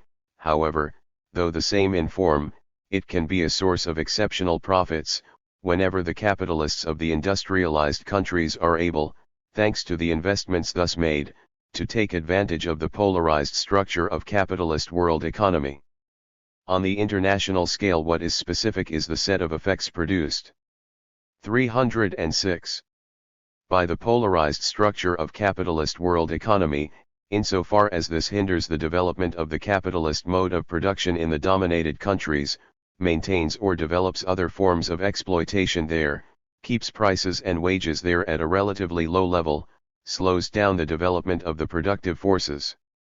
31. And enables the capitalists of the industrialized countries to participate in the exploitation of the working people of the less industrialized countries. This participation in exploitation is effected in a great variety of ways, from downward pressure on the costs in money at which the products of the less industrialized countries are produced, and the prices at which they are sold, to transfers of surplus value realized when interest or redemption payments are made on bank loans, the public debt, etc., or when transactions relating to patents, etc., take place. In all cases where foreign capital enters directly into definite production relations, this enables it to participate in the process of extracting and appropriating the surplus value produced by the labor of the direct producers of another country. This is the type of exploitation that is typical, to some extent at least, of the activity of the international oil companies, or big international companies like United Fruit, Unilever, etc., or the big mining, chemical, and other trusts. Once again, however, none of these forms of exploitation of the working people of the dominated countries by the capitalists of the imperialist countries causes the exploitation of the proletarians of the latter countries to cease or transforms them into exploiters themselves.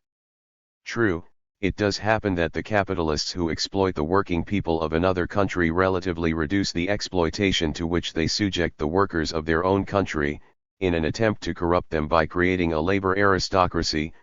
The workers whose rate of exploitation is thus relatively reduced cannot for that reason be described as exploiters of the workers of the dominated countries, for they are themselves subjected to intensive exploitation. The fact that these workers may, as Engels put it, become bourgeois is quite another thing, belonging to the realm of ideological relations, not to that of production relations. Presenting the totality of economic relations between rich and poor countries, and, in particular, their trade relations, in terms of the exploitation of some countries by others leads to concealing the complexity of these relations and engendering the illusion that a rectification of the terms of trade could put an end to the inequalities of economic development. Appendix I 307. Neft. The content of imperialist domination is infinitely more complex than appears at the level of exchange and the worsening of the conditions of exchange. The uneven development of the productive forces. The decisive fact is that imperialist domination produces effects that go very far beyond the exploitation of the workers of one country by the capitalists of another. This domination creates the conditions for what is described as a relative blocking of the development of the productive forces in the dominated countries, this blocking being, in reality, merely one of the aspects of the uneven development of the productive forces within the capitalist world economy, and so of the expanded reproduction of the economic inequalities that are typical of imperialist domination. This domination produces effects on the economic plane. It also produces effects on the political plane, and on the ideological plane. All this is involved in what has been described as the relative blocking of the development of the productive forces. However, and this point is of decisive importance, this blocking occurs not only in the dominated countries but also, though to a slighter extent, in the dominant ones. Indeed, we must not overlook the fact that the possibility of exploiting the cheap labor of the dominated countries, and of buying cheaply the products supplied by these same countries, puts a relative brake upon technical development in the advanced capitalist countries as well.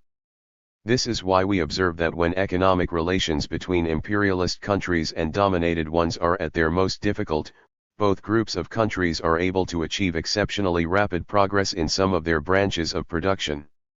Thus, during World 308 War II, India was able to start a process of industrialization, and the same development occurred in several countries of Latin America. 32 On their part, the industrialized countries, finding themselves more or less cut off from their sources of cheap raw materials, were led to develop industries for the production of substitutes.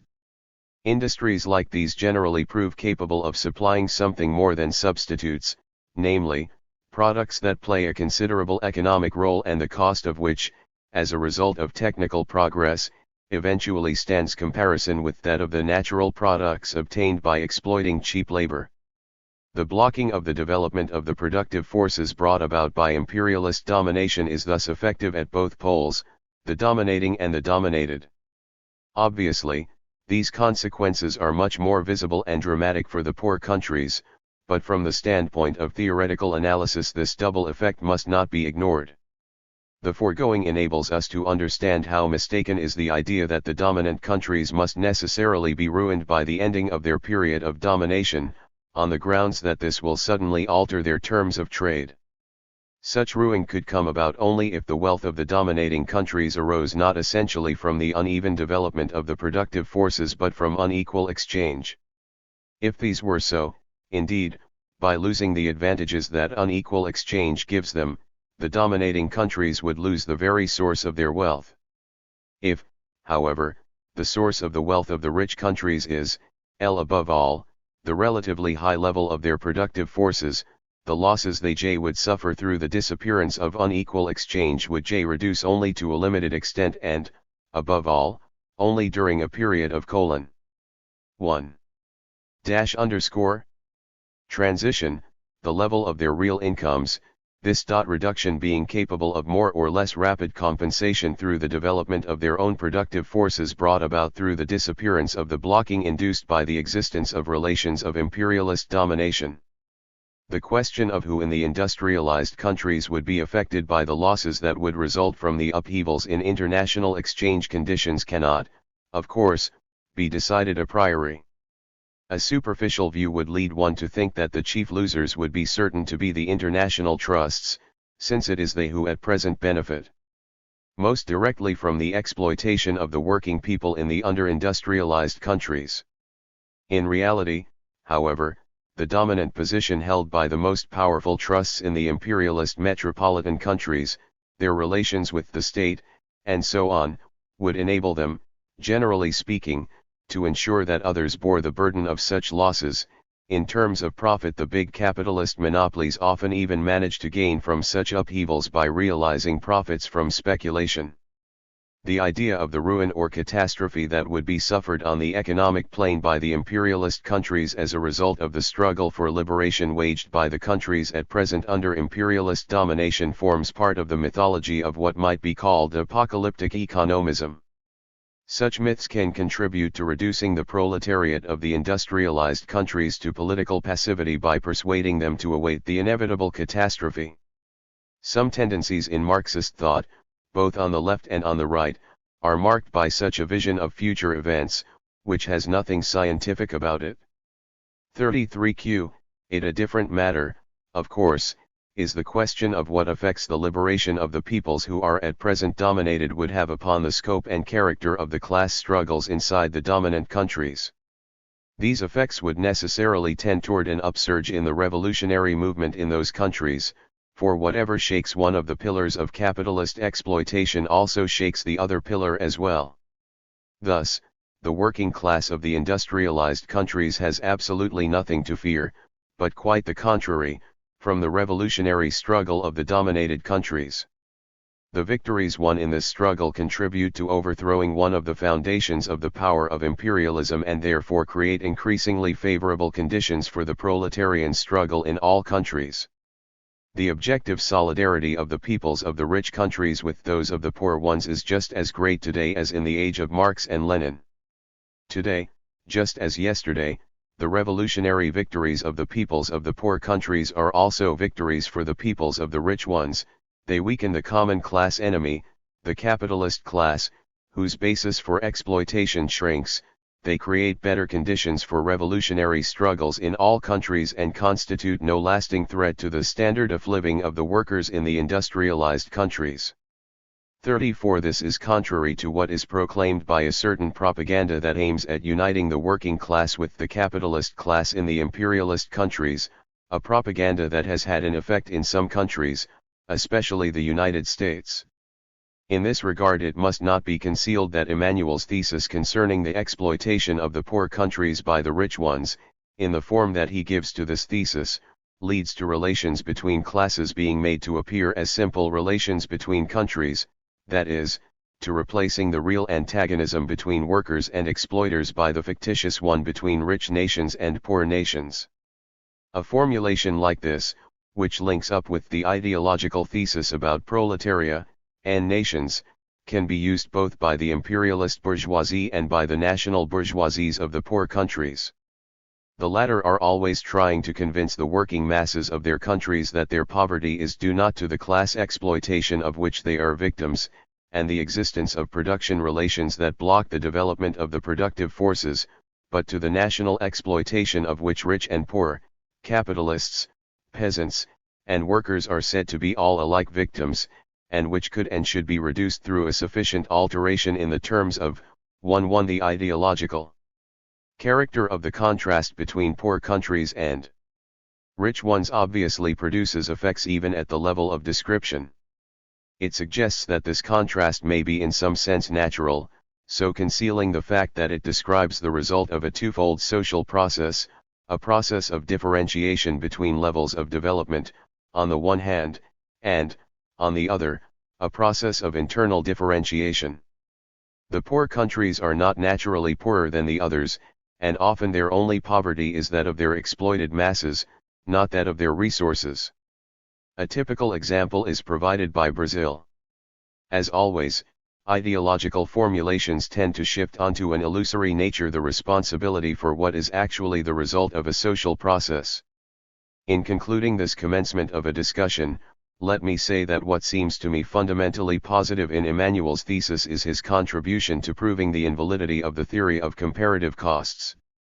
This is an important contribution to theory, some of the premises for which are present, and even partly developed, in Marx's writings, especially in certain remarks in the chapter of Capital devoted to illusions created by Courant Petition 35. What is also positive is Emmanuel's criticism of claims regarding the advantages that the capitalist international division of labor is alleged to bring to all countries participating in exchange. He shows, indeed, on the basis of his critique of the theory of comparative costs, that the international division of labor that has been established in the setting of the capitalist market, on the basis of the relative costs and wages that exist at present, tends to reproduce its own conditions on an expanding scale. This last observation is of considerable importance. 36. To sum up, these positive contributions result from the authors taking account of some of the effects at the international level of capitalist production relations. These effects, however, that are produced by the bringing into relation with each other, on the capitalist world market, of social formations that have developed to an unequal degree, are conceived under the category of unequal exchange, a category that conceals the far-reaching changes undergone by the operation of the law of value in the setting of the capitalist world market, the specific structure of which is not brought out. This shortcoming results, inter alia, from a problematic that isolates the moment of exchange, that is, which fails to situate it within the field of production relations and productive forces and to integrate it in the structure of capitalism as a world system. Thus, something is ascribed to exchange conditions that is really an effect of the structure of the capitalist system on the world scale. If this effect is perceived at the level of exchange, the reason is that this level has certain advantages. It is on the surface of economic reality, where the categories of circulation seem to function, that is, at the point where certain structural effects show above ground, so to speak. If, however, this surface effect is isolated from the structure that produces it, we are led to imprison it within the field where it manifests itself in an immediate way, and that, in turn, produces a series of ideological effects. 312. Finally, the idea of unequal exchange describes one of the impressions that are spontaneously produced by the form of commodity exchange, an impression that tends to become more and more striking as the capitalist mode of production develops and economic inequalities increase. Since, however, like every idea of this type, taking for what they seem the economic facts peculiar to the sphere of circulation, the idea of unequal exchange cannot relate the facts thus given to the structures of which they are the effects. It can therefore produce only an illusory explanation, combining elements that are present on the surface of economic reality, where they appear to be endowed with an independence that is, indeed, only superficial. The mechanism of price formation constitutes one of the figures that inhabit this field of illusory independence. Every combination of ideas that relate only to the economic facts belonging to the sphere of circulation thus remains imprisoned in a universe which is that of political economy ever since it began. Marx's analytical effort took the form precisely of a critique of this illusory foundation of political economy and resulted in its replacement by another, which puts the science of economic relations on a different basis. This is what is meant by Marx's break with political economy. We know, indeed, that all economic theories, from Adam Smith to the economists of today, and including Ricardo as well as the subjectivists, Jevons as well as Walras or Pareto, have accepted the universe of prices as the only real economic world. Some have boldly decided to close this world in upon itself, while others have tried to bring it seemingly out of isolation by duplicating it with another world made in its own image. This double functions only when needed to support the arguments of a certain school of political economy by giving them apparent density. This imaginary second world is, for some, that of labor, conceived as a sum of expenditures of labor that is homogeneous and therefore directly capable of being added up, which merely duplicates the homogeneous field of prices with a homogeneous field of labor time. For others, this imaginary world is that of needs, the immediate diversity of which requires more considerable speculative effects, in order to reduce this diversity to the appearance of homogeneity needed for application of the facts belonging to the flat world of exchange and why. His oscillation between the world of needs and the world of labor up the history of that political economy which Marx subjected to a ism that was indispensable if a genuine science was to be created. Thing, indeed, is explained so long as we confine ourselves to bringing zero relationship the surface effects observed in a real world, which is the less mythical in its isolation, and the imaginary magnitudes of their world, which is more mythical still, because wholly unreal. His kind of bringing into relationship, far from helping to explain, it's in the possibility of finding an explanation being made more mote. Explanation requires that we take into account the complex structure, the production relations and the productive forces, together with the CTS of this fundamental structure on the ideological and political structures.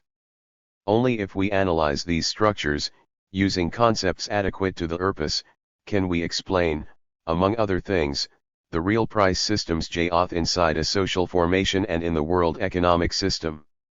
When analysis of the worldwide capitalist system takes this direction, illusory character of explanations that are closed in on themselves.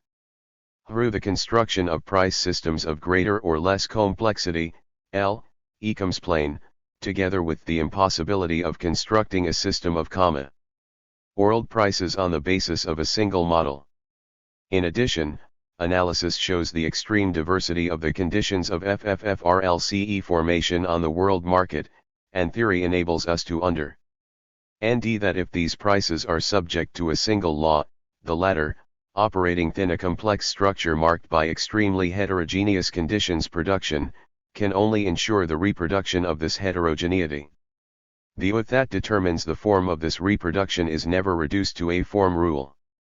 True, under certain conditions, the formula of the price of production may appear to constitute the rule for the formation of the ICEs at which certain international exchanges are effected. This is so when the exchanges involve commodities all of which are produced within the scope of capitalist production relations. If, furthermore, these exchanges take place between countries where the capitalist mode of production has developed to an unequal degree, and which also have unequal wage levels, the phenomenon described as unequal exchange appears in the specific form presented by Emmanuel. This is because the partners in exchange, though all involved in capitalist production relations, are not situated in the same local or national conditions for the reproduction of their conditions of production. The expression unequal exchange thus does indeed describe a surface effect that appears only when certain conditions of reproduction are present, but this expression does not enable us to grasp what these conditions are, because it does not raise the problem of their existence. The construction of a model corresponding to the picture of a homogeneous world economy, everywhere penetrated to an equal extent by capitalist production relations, its units being distinguished only by differences of specialization in the international division of labor and by unequal wage levels, produces a special ideological effect. Such a model tends to remove from our field of vision the exploitation of the working people of all countries by their own exploiting class. The exploitation of some classes by others is thus replaced by the exploitation of some countries by others. This first ideological effect develops a series of secondary effects, the chief of which is concealment of the solidarity between the exploiting classes of the different countries. This solidarity is not free from antagonisms, as is witnessed by wars, especially inter-imperialist wars, but, in the last analysis, the solidarity of the exploiters takes precedence over their antagonisms whenever their domination is threatened, thus testifying to the fundamental character of the contradiction between the dominant 1. classes and the dominated ones. So long as the existence of these antagonistic social relations is not brought out, it is impossible to understand the maintenance of the heterogeneous structure of the worldwide capitalist system, and the specific role played in this maintenance by the dominant classes of the dominated countries, whether these be bourgeois, latifundia owners, or even petty bourgeois. Without bringing out this fact, it is likewise impossible to understand the complex financial and monetary relations that, at the imperialist stage of capitalism, reduplicate and reinforce the economic and social structures of exploitation and domination. These structures tend eventually to subject world capitalism to direction by few financial and military centers, against which a huge movement of revolt has begun. The worldwide capitalist system is not merely a market where domination and exploitation take place by way of prices, it is a genuine system, made up of economic, political and ideological instances, which, themselves break down into a series of levels. On the plane of the world economic system, the transition of capitalism to the imperialist stage is marked, at the structural level, by a specific shifting of the dominant instance and a transformation of the ways in which domination is exercised. However, a series of concrete analyses are needed before we can specify the conditions of and the forms taken by these shifts, together with the precise period -1 resulting from them.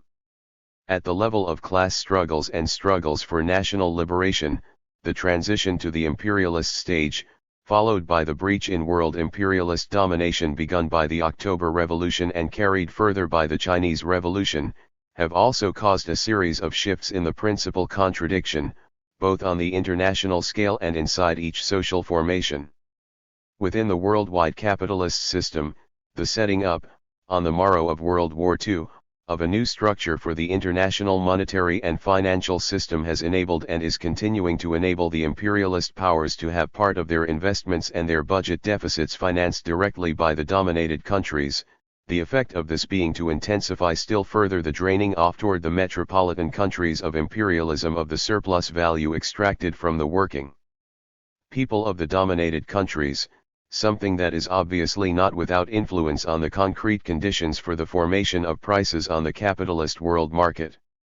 To sum up, while Emmanuel's theses have the great merit of bringing out the fallacious and apologetic nature of some of the dogmas of political economy regarding the virtues of the international division of labor, the theoretical construction he proposes to substitute for these dogmas does not enable us to grasp at the root the conditions for the expanded reproduction of unequal relations. This is due to the fact that Emmanuel has not completely broken with the 316 conception of political economy that ignores the specific complexity of the structure within which economic facts make their appearance. This results in a theoretical construction in which the Marxist concepts are mutilated, that is to say, transformed into notions fitted into a problematic that is alien to the one that would allow them to be themselves, and so to function as concepts. 37 On the political plane, this problematic directs us toward illusory reformist solutions. For example, the inequalities of development seem to be capable of correction through manipulations of prices and wages, whereas only a revolutionary transformation of production relations, with the subsequent development of the productive forces, can make it possible to end the poverty of the peoples of the dominated countries, who are exploited at one and the same time by imperialism and by their own dominant classes. It is important to see how theses that are correct in isolation can take on, once they are cut off from the problematic that would enable them to be given proper foundation, a meaning different from what they could have in the context of a correct theoretical problematic. This is why one can arrive at radically different conclusions depending on whether one treats the economic field as homogeneous, in the way that political economy and econometry treat it, or whether one acknowledges that it is a complex structure occupied by the combination of productive forces and production relations, this combination being itself only one specific level of a complex formation possessing severa. A formation like this as not on why a structure is so a history.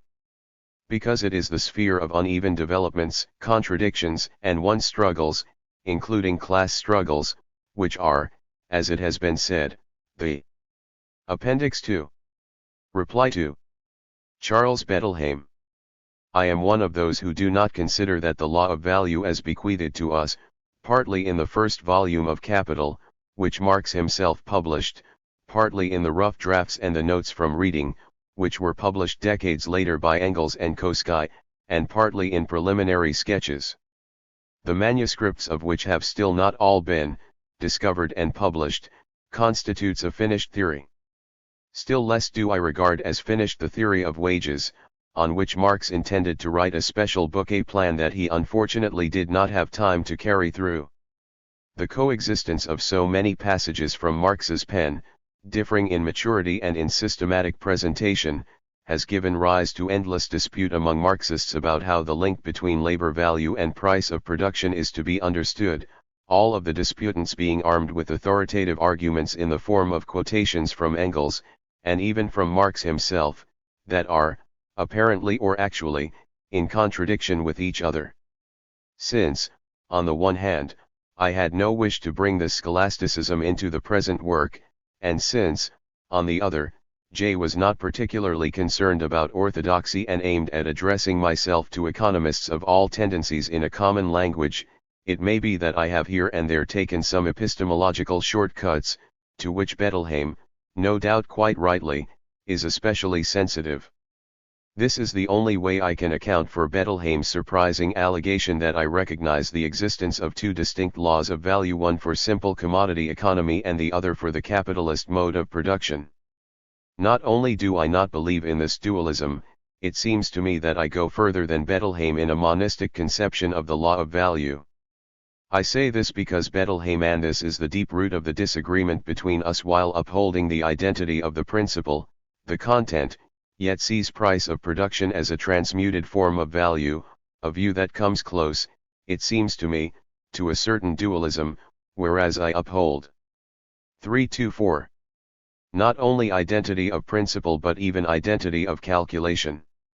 Thus, in subsection 5 of section 3 of my first chapter, by cancelling constant capital I make the formula for prices of production applicable to the case of a single factor. It matters little whether this be hypothetical or real, that is, to the case of exchange in accordance with simple value, and in my fifth chapter, by adding a column I allow, by the same method of calculation, for the case of more than two factors. It would, after this, be as unjustified to say that I believe in the existence of two laws as to say that I believe in three, or n, laws of value. Even admitting that a society made up exclusively of independent workers selling their own products has never existed in history, and on this point I am wholly in agreement with Bettelheim. It is possible to consider that analyzing the case of a single factor, and on that basis the exchange of commodities in proportion to the labor socially necessary for their production, is merely employing a methodological abstraction, and that is indeed the basis from which I approach the problems. With the very first words of my analysis I assume a plurality of factors. I begin the second section of chapter I by making this assumption: if there were no other claimants in society apart from a certain number of independent workers, and I begin the next section with these words: up to now we have assumed the existence of one factor only. This is why I eliminate from the field of unequal exchange the difference between value and price of production, what Bettelheim once called unequal exchange in the broad sense. In a world in which the very presupposition underlying the law of value is private ownership, that is, a claim on the product of someone else's labor, to include in the category of unequal exchange the difference between the exchange value of commodities without private ownership and their exchange value with private ownership would have been mere juggling with ideas. This difference is purely notional, it does not reflect any reality. For there is no exchange value in the world of today, at least, which is what I am studying, without private ownership. I can therefore only attribute to an oversight on his part the passage in which Bettelheim blames me for restricting the term unequal exchange to a particular case of deviation by price of production from value, and refusing to use it in the other cases. I think I was explicit enough on this. Appendix 2 325. Point in subsection 2 of sect, on 2 of chapter 2, when, of the two inequality ties, between values and prices of product 10n, on the one hand, and b. between national and international prices of production, on the other, I retained only the latter. Since equivalence in capitalist production relations signifies not the exchange of equal quantities of labor, but that of equal aggregates of factors, non-equivalence and only signify the exchange of unequal aggregates of these same factors. This is certainly not the view taken by the majority of Marxists, including Bettelheim, for whom exchange value, whatever it may be, is _m.airly a form of the value created in production, apparling at the level of circulation and accompanying the commodity as an intrinsic quality, like a substance that has, so to speak, been injected into the commodity by productive labor. This unconsciously metaphysical belief in a perennial content of value, independent of its form, a sort of thing in itself, is to be found to a greater or lesser extent among most Marxists. There are several passages in Marx that seem to contradict this notion of absolute value. In Volume 1, Chapter 1, of Capital, we find the following. Every product of labor is, in all states of society, a use value, but it is only at a definite historical epoch in a society's development that such a product becomes a commodity, viz., at the epoch when the labor spent on the production of a useful article becomes expressed as one of the objective qualities of that article, i.e., as its value 1. It might be concluded from this that the labor spent is no really an objective quality of commodity, since even these definite historical conditions cause it merely to become expressed as such. Already, however, in the French translation of the first volume of Capital, which Marx himself supervised, the last phrase of this passage was modified so as to accord greater reality to the labor spent. It is only at a definite historical epoch that such a product becomes a commodity, namely, at the epoch when the labor spent on the production of a useful article assumes the character of a quality inherent in the article, of its value. 2. And it is also true that a host of other passages, including all those in which Marx speaks of labor embodied or materialized in the commodity, give support to the idea of 11 absolute value and contradict the position I take, namely, that value is merely a relation. 3. It was not by chance that Engels wrote in his preface to Volume 3 of Capital the passage that Bettelheim challenges, and which, contrary to 326, his supposition, I should take good care not to invoke. In this passage Engels was answering an objection put forward from several quarters after the publication of Volume 3, to the effect that Marx had written a whole big book analyzing a value that never applied in reality, either as an actual rate of exchange or as the magnitude regulating this rate. Engels had sensed the danger in a certain Hegelianism that showed through in some of the purely deductive, if not axiomatic, formulations in Volume 1, in which a more than formal analogy with the Hegelian dialectic might be perceived. If it were to be admitted that commodities are never actually exchanged in proportion to their value, but that value is a content that is conceived mentally, and, as such, is independent of the phenomenal form it takes, there would be a grave risk of finding oneself, on the pretext of proceeding from being to concept slipping from being to essence, and from essence to absolute idea. And so Engels undertook a historical survey in order to show that simple value has indeed prevailed in the exchange of commodities from the earliest times of Egypt and Babylon, down to the 15th century of our era, that is, for a period of from 5,000 to 7,000 years. For it is, I think, this contrast between absolute and relative value that is the crux of my disagreement with Charles Bettelheim. I do not believe in absolute value.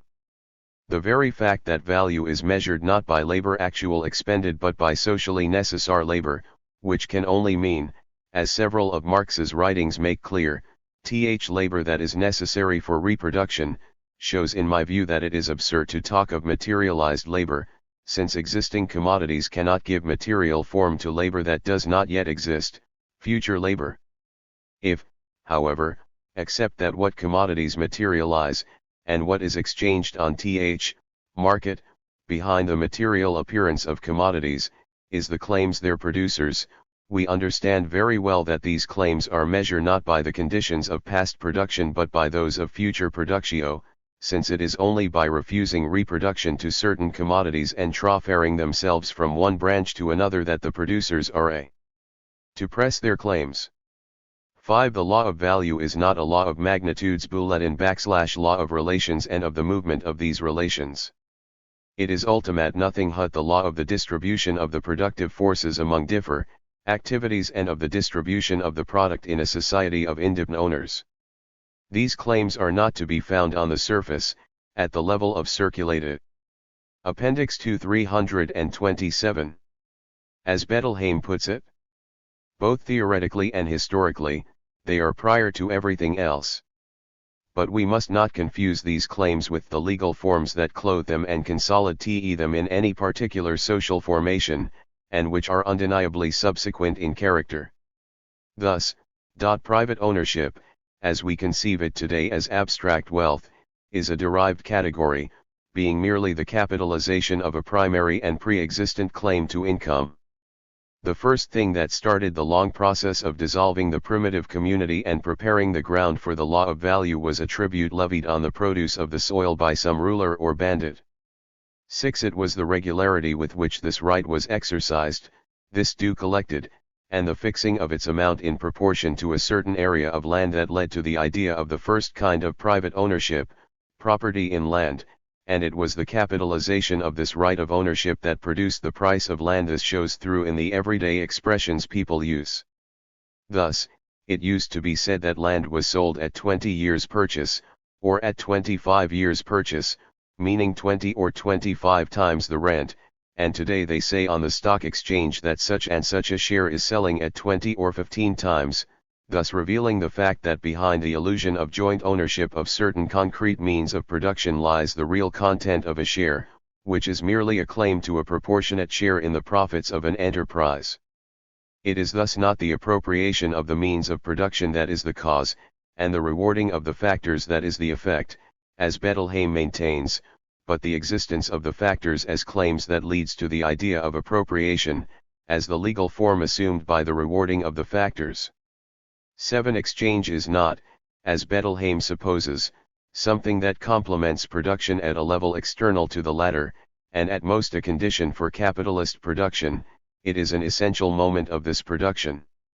8. Once we assume the existence of private ownership, it is not value that leads to exchange, but exchange that necessarily results in value. 9. Cart production be dissociated from exchange? I do not think it can, and I consider that the reproach Bettelheim brings against me, that I situate exploitation in the sphere of circulation and exchange, is ill-founded, since no such sphere exists in reality, and every phenomenon is organically included in the entire system of social production relations, in which production and exchange are inextricably interlinked. If, nevertheless, we agree to distinguish between production relations and exchange relations. As an abstraction necessary for the requirements of analysis, we are then no longer dealing with social production relations but with production relations in the basic sense, that is, with the technical process of production and the relations of man with nature. In this case, though production relations certainly do give rise to surplus product, they just as certainly do not give rise to exploitation. Surplus product is common to all social formations that have reached a certain level of development, whether or not they are societies in which classes and exploitation are present. This surplus product, though the condition and presupposition for exploitation, does not in itself constitute exploitation. The latter begins not with the creation of surplus product but with its appropriation. Now, appropriation, in the context of the distinction just made, is a matter of exchange, not of production. It begins with the contract for the purchase of labor power, made between the capitalist and the worker. This contract Marx himself describes as an act of exchange. This act does not yet show us definitively, however, who the exploiter is, since the employer who participates in it is not necessarily the only beneficiary of the surplus product that will be created, nor does it show what share will go to each of the beneficiaries, if there are several, nor even the total amount of the surplus product and consequently the exact degree of exploitation suffered by the worker, since this amount depends partly on the material results of the production that is to follow from the labor contract, and partly on the prices that the product will realize on the market. We know at this stage only the worker's nominal wage, whereas exploitation depends on his real wage, which will not be known until after the circulation and realization of the product. After the contract comes the act of production in the true sense. During this act nothing happens by way of exploitation. The exploitation engendered by the preliminary contract of employment is in suspension, kept on ice, so to speak.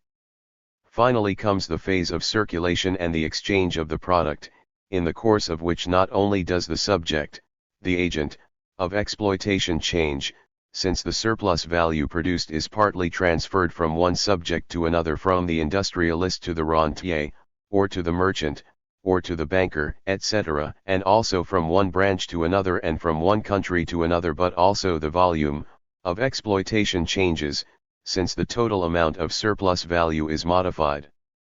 Appendix 2 329. 3. The prices at which the workers' consumer goods will be sold. Exploitation is not a fact of production but of appropriation. 10. Bettelheim's formulation recalls an old dispute among Marxists about distinction that has to be made between production relations and social production relations. It was Plekhanov who put the matter with precision. Marx and Engels did not always strictly observe this distinction and often used the two expressions interchangeably. Whenever, though, they had occasion to speak specifically about relations of exploitation, they were careful to explain that social production relations are property relations, and frequently they juxtaposed the two concepts, between two commas, as mere synonyms. In the dialectic of social production relations and productive forces, production relations in the basic sense, that is, the technical relations arising from the material process of production, do not belong with social production relations but are an integral part of the productive forces. It is this confusion that accounts for Bertelheim's attack on my assertion that social production relations are relations between claims on the social product and are non-existent both in primitive society and in any other non-class society. It is obvious that production relations, in the sense of the technical organization of labor, exist in any society, with or without classes. But social production relations, in the sense of relations of appropriation, exist only in class societies. Charles Bertelheim vigorously opposes putting on the same footing socially necessary labor and primary incomes as claims on the product. To take these claims as the primary term is, he says, in contradiction to the theoretical structure of the law of value. But just try to construct the concept of socially necessary labor without using that of abstract labor, and try to conceive the transmutation of concrete and complex labor into simple and abstract labor without resorting to the quantification of the various concrete forms of labor by means of a reduction scale established through the competition of the factors and the possibility of their passing from one branch to another. Marx does not undertake to perform this feat. When the objection was made to him that this reduction is an abstraction, a trick of analysis, an arbitrary assertion, he answered quite simply that it is a procedure that is practiced every day, a fact of experience. 11. Now, what is practiced every day, in the actual sense that Marx gives to this expression, is nothing but a scale of differential equilibrium payments. It is only high becoming a simple 33 degrees claim, to an undifferentiated, quantifiable, and thereby abstract share of the social product that concrete labor is transformed into undifferentiated, quantifiable, and thereby abstract labor. Concrete labor corresponds to a society that does not in any way link up men's productive activity with the sharing of the product. The act of participation in social labor is independent of and without any reference to the act of participation in social consumption. Abstract labor, on the contrary, corresponds to a society that closely links men's productive activity with the sharing of the product, so that the one becomes the measure of the other. The problem may be turned this way and that, but labor can be abstract and universal only as the generator of a claim to a share in society's economic product. Only in this capacity is it a factor. What then becomes in all this of that something beyond political economy of which Bertelheim so rightly speaks, that which enabled Marx to found, for the first time, real economic science? This something beyond consists precisely in the study and analysis of these established claims, their structure and conflicts, the evolutions and upheavals that determine them, their interaction with the productive forces, their birth and their disappearance.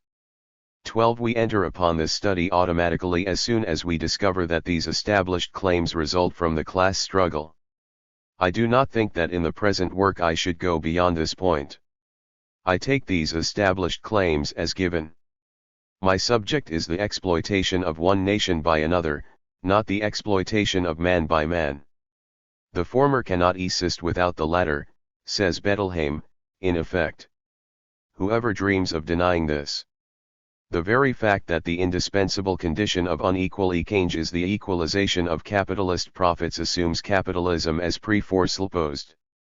But this does not mean that the former must necessarily exist the latter exists, and this is important, for there is no guarantee that exploited countries will wait for the exploitation of man by man are being analyzed. It is said in the third volume, when prices of production are being examined, even then only as regards the transfer of surplus value from one capitalist to another, that is, precisely as regards the divergence between price 1 f production and value.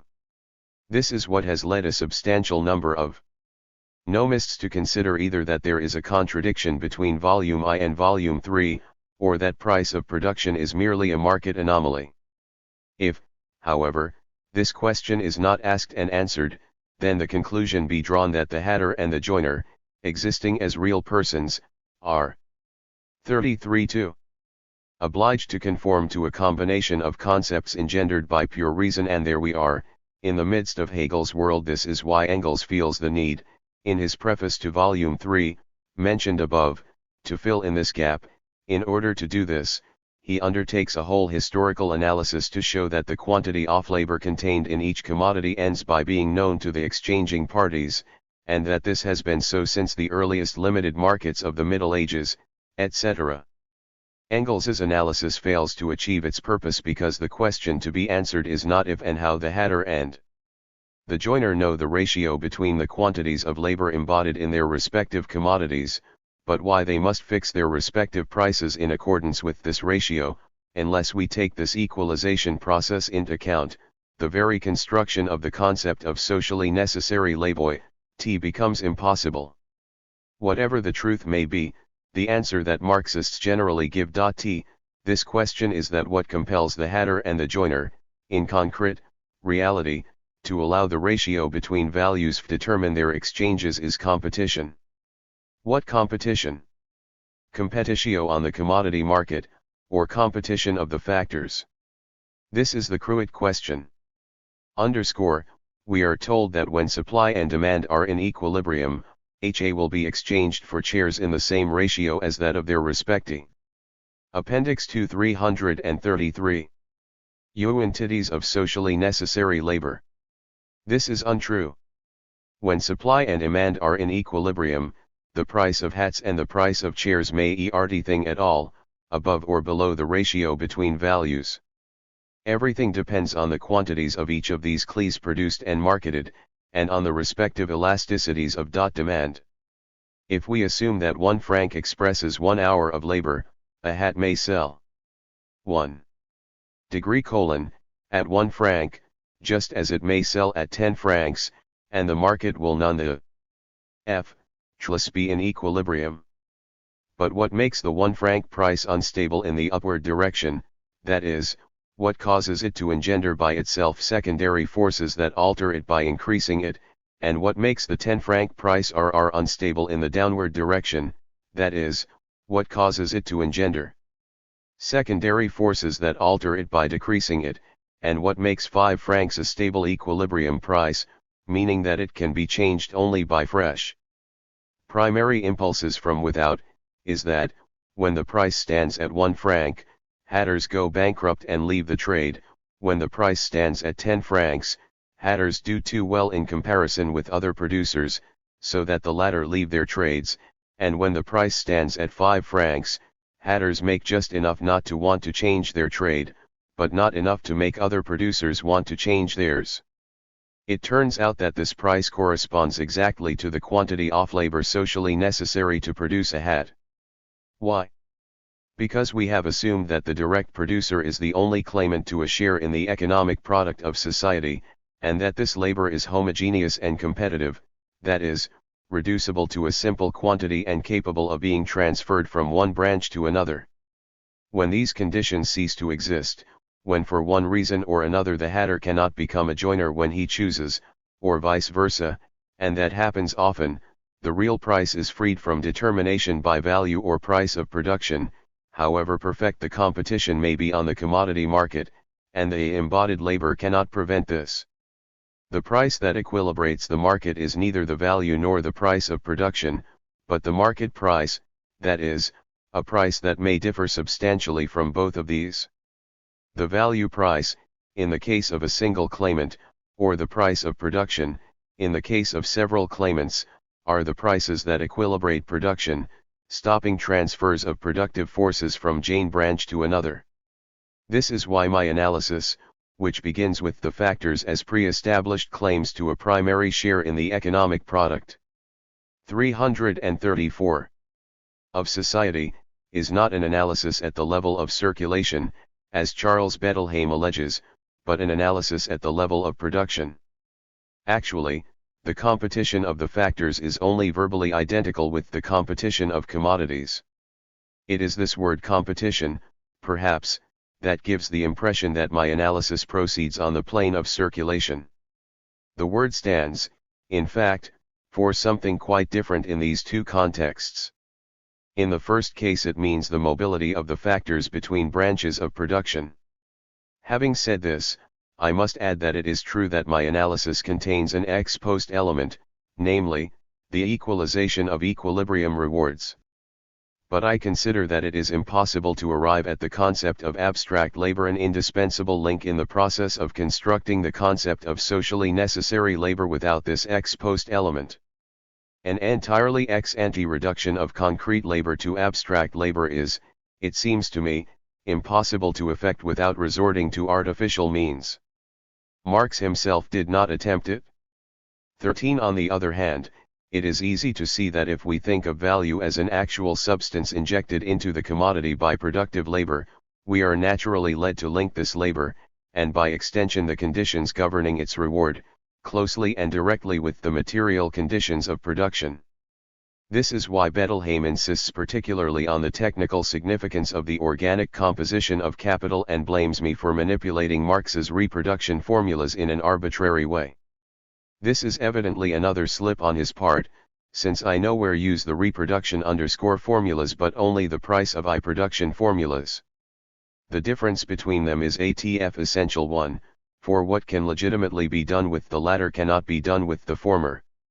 In the reproduction formulas the organic composition has a twofold aspect, economic and technical, because these formulas represent the movement both in terms of value and in terms of use values : whereas in the price of production formulas the organic composition merely economic. It is only on the presupposition of a given rate of wages the price of production formulas represent the technical composition of capital J : as well as the economic composition. With these premises we arrive at the fundamental question that livid Charles Bettelheim and myself. How are wages determined? He says inequality in wage levels is an effect of inequality in the development of productive forces. However, he admits, this determination is not exclusive, there are other elements affecting wage levels: class struggle, internationalizations of forces, and so on, which operate on the ideological and political level. All these parallel determinations nevertheless confer only a relative determinacy upon wages, so that it is not legitimate to treat it as an dependent variable. If I did not know Bettelheim's horror of eclecticism, I would have felt that when reading this passage. How is it possible to put on the same chain, and bring together as combined causes, on the one hand, the development of the productivity forces, which at best can only mean the possibility of an increase in wages, and, on the other, the trade union factor / which is a driving force in the increasing of wages? I have explained my position on the question of wages in Chapter 3 of this work too fully to need to go over it again. I will merely add that independent variable does not mean undetermined variable, nor does it mean extraneous variable, it means predetermined variable.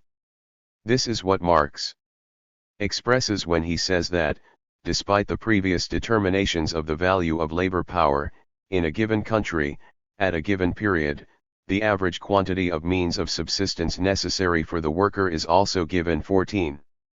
Bettelheim does not appear, however, to challenge this point, namely, that at each moment the existing difference in wages may determine the regulating relative prices. What he stresses is that these differences have their source in the uneven development of the productive forces, and he goes on to conclude that the exploitation 15 of the dominated countries is based on a certain international division of labor imposed by imperialism, which blocks the productive forces of some countries while overdeveloping those of others. Now, if we leave out of account the trade union factor, the development of the productive forces has in itself absolutely no effect on the value of labor power. This is a point that I develop at some length in Chapter 3.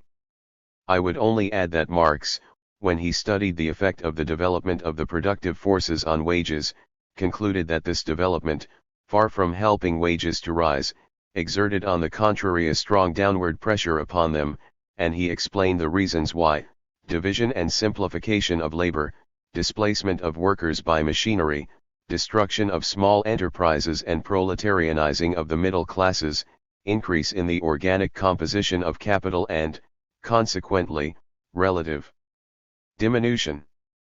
336. of the share of capital devoted to wages, etc. It was in this context that Marx spoke of an absolute decline, due to the ever greater diminution in the quantity of commodities received by the worker. 16 A phrase that has given birth to a certain theory of absolute impoverishment in the industrialized countries, refuted by the facts. Yet Marx was not wrong. These are indeed the effects of increasing productivity of labor, if we leave out of account the trade union factor. But, Bettelheim may object, the trade union factor itself cannot operate except in dependence on the level of the productive forces and can therefore not be regarded as a primary factor. Here again I must refer to my chapter 3, where I show, on the one hand, that while development of the productive forces may form a favorable circumstance, in no way an exclusive one for an increase in wages mediated through the trade union factor, an increase in wages itself acts directly and through the actual working of economic laws in favor of development of the productive forces, and, on the other hand, that the two processes are not interdependent but interact dialectically. In its various phases this interaction can adapt itself to certain historical time lags, but it is important to stress that development of the productive forces can never go very far in a capitalist country unless institutional factors cause wages to take off from the subsistence level. The example of Japan, cited by Bettelheim, far from invalidating this thesis, merely confirms it. Thanks to a centralized control of the economy that was more or less successful in preventing the excess surplus value from draining away abroad, Japan managed to achieve a certain amount of development despite the country's low wage level. It nevertheless remained, on the eve of World War II, a country at a very low level of development, with quite ordinary growth rates. In 1952 to 1954, the period at which it can be said that Japan had got back to its pre-war level, the country's national income per capita was still only $190 a year lower than in Mexico, Turkey, and Portugal, hardly better than in Jamaica. 11 Only after this date, and especially after 1958 to 1959, when the substantial increases in wages achieved by an effective trade union struggle made possible by the democratization of Japanese political life after the war and the considerable increase in the peasants' incomes as a result of the expropriation of the landlords, almost without compensation, had begun to produce their effects, did Japan's economic development take a leap forward. With unprecedentedly high, they can gain nothing, and, though one may well see the harm that imperialism does to its victims, it is not at all clear what benefit it can bring to its promoters. Unless the $25 billion imported is not the same as the $25 billion exported, that is, unless an exchange of unequal values has taken place. Finally, I should like to answer another reproach made by Bettelheim, namely, that my theory is politically dangerous. 61 years ago, Lenin wrote, Marx frequently quoted a very significant saying of Sismondi's. The proletarians of the ancient world, this saying runs, lived at the expense of society. Modern society lives at the expense of the proletarians. Only the proletarian class, which maintains the whole of society, can bring about the social revolution. However, as a result of extensive colonial policy, the European proletarian partly finds himself in a position where it is not his labor, but the labor of the practically enslaved natives in the colonies, that maintains the whole of society. The British bourgeoisie, for example, derives more profit from the many millions of the population of India and other colonies than from the British workers. In certain countries this provides the material and economic basis for infecting the proletariat with colonial chauvinism. Of course, this may be only a temporary phenomenon, but the evil must nonetheless be clearly realized and its causes understood in order to be able to rally the proletariat of all countries for the struggle against such opportunism. This struggle is bound to be victorious, since the privileged nations are a diminishing fraction of the capitalist nations. 18 What is characteristic in this passage is that Lenin did not see the certainty of victory in the prospect of the illusions of the workers in the privileged nations themselves becoming dispersed, but in the fact that these nations were in the minority. In other words, he did not say that the revolution would take place in opportunist Britain, after all, but that it would take place without Britain. I can easily see that it is harder to accept such a view today, when the place of Britain is held by all the industrialized countries, than it was in 1907, when Britain meant only a few countries. Nevertheless, the Britons are still only a minority in the world. Let us therefore, if we are concerned about dangers, take care not to incur this one, the danger that, by concentrating our revolutionary ardor inside this minority group of countries, we may find ourselves, in tomorrow's tempest, on the side of minority. It will not be the first time in history that Rome will have fallen, not under the blows of the Romans but under those of the barbarians. 19. Appendix 3. Preface to the French edition by Charles Bettelheim. His book is a collection of documents of interest from 2 points of view. On the one hand, it deals with a number of crucial problems of the problems of the uneven development of different countries and contradictions that result from this, and those of the conditions governing international exchanges, together with the problem of imperialism, its nature and effects. On the other hand, it enables us to see clearly, owing to the very precision with which Emmanuel sets out his views, ctly what the line of demarcation is that divides two positions in relation to these problems. This line of demarcation concerns not merely Emmanuel and myself but a very large number of economists and militants as well. For this reason it is very important to emphasize that the line exists, and not to try to hide it. It is awareness of the existence of this line that makes it possible, not to conduct an illusory dialogue but, so far as the militants are concerned, to carry out joint actions. I will explain below what in my view is the nature of this line of demarcation. The structure of this collection of documents is as follows: the main part consists of Emmanuel's exposition of his views, and this is followed by some theoretical comments by myself, which are in turn followed by Emmanuel's reply to these comments. This reply to me cannot, of ours, claim, any more than what I say in this preface, to close a debate that has only begun and that, indeed, cannot be closed, given the NE of demarcation that divides the opposing views. What this collection _F documents contains is not a dialogue but a confrontation of opposing theses.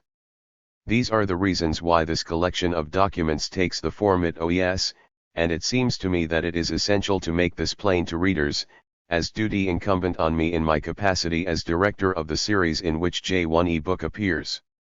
Emmanuel fully accepted this when he agreed to my writing the preface to this book. It is doubtless unnecessary to emphasize that the reasons why a genuine dialogue has not taken place also prevent Emmanuel and myself from seeing these reasons themselves in the same light. I will therefore speak about these matters as I see them, or, more precisely, as I see them today, that is, after a long period of argument about Emmanuel's views, which has enabled me to see with increasing clarity the nature of the conflict of ideas to which this book gives expression. To be as brief as possible, and to help readers to find their way in a collection of documents that has become rather bulky, let me say that one of the places where the absence of any dialogue is most visible seems to me to be Emmanuel's reply to my theoretical comments. For my part, I consider that this paper of his does not reply at all to my theoretical comments, but develops its argument on a different plane and in various directions, a very interesting explanation of some of the premises of his earlier argument, and a refutation of theoretical positions that he attributes to me, an attribution that confirms very clearly that there has been no dialogue, since, despite his intellectual honesty and strictness of method, Emmanuel sees me as defending ideas that are not mine at all. This brings out plainly that what divides us is not just mere divergences of view, such as may develop on the basis of theoretical positions that are fundamentally shared, but a real split between profoundly different theoretical positions. In this preface I want therefore to help the reader to grasp what is, in my eyes at least, the nature of the theoretical positions that separate me from Emmanuel, and which go deeper than the discussion of any particular proposition. This is all the more necessary because very often this discussion is not really a discussion at all, since, just because of the difference in our theoretical positions, it frequently happens that the same words mean different things for him and for me, so that conflicts arise that are much more than mere divergences, a circumstance that makes a true dialogue impossible. What needs to be done in this preface is to focus upon the place where the absence of dialogue is most visible and where the form of expression itself makes it easier for us to grasp the nature of the contrasting theses, and so the division between the theoretical positions that underlie them. As I have said, this place is, in my view, Emmanuel's reply to my theoretical comments. Here he sets out explicitly some of his fundamental positions and, in particular, his conception of what lies beyond. Tikal Econo 1J1Y. For him this something beyond consists in the dy and analysis of established claims.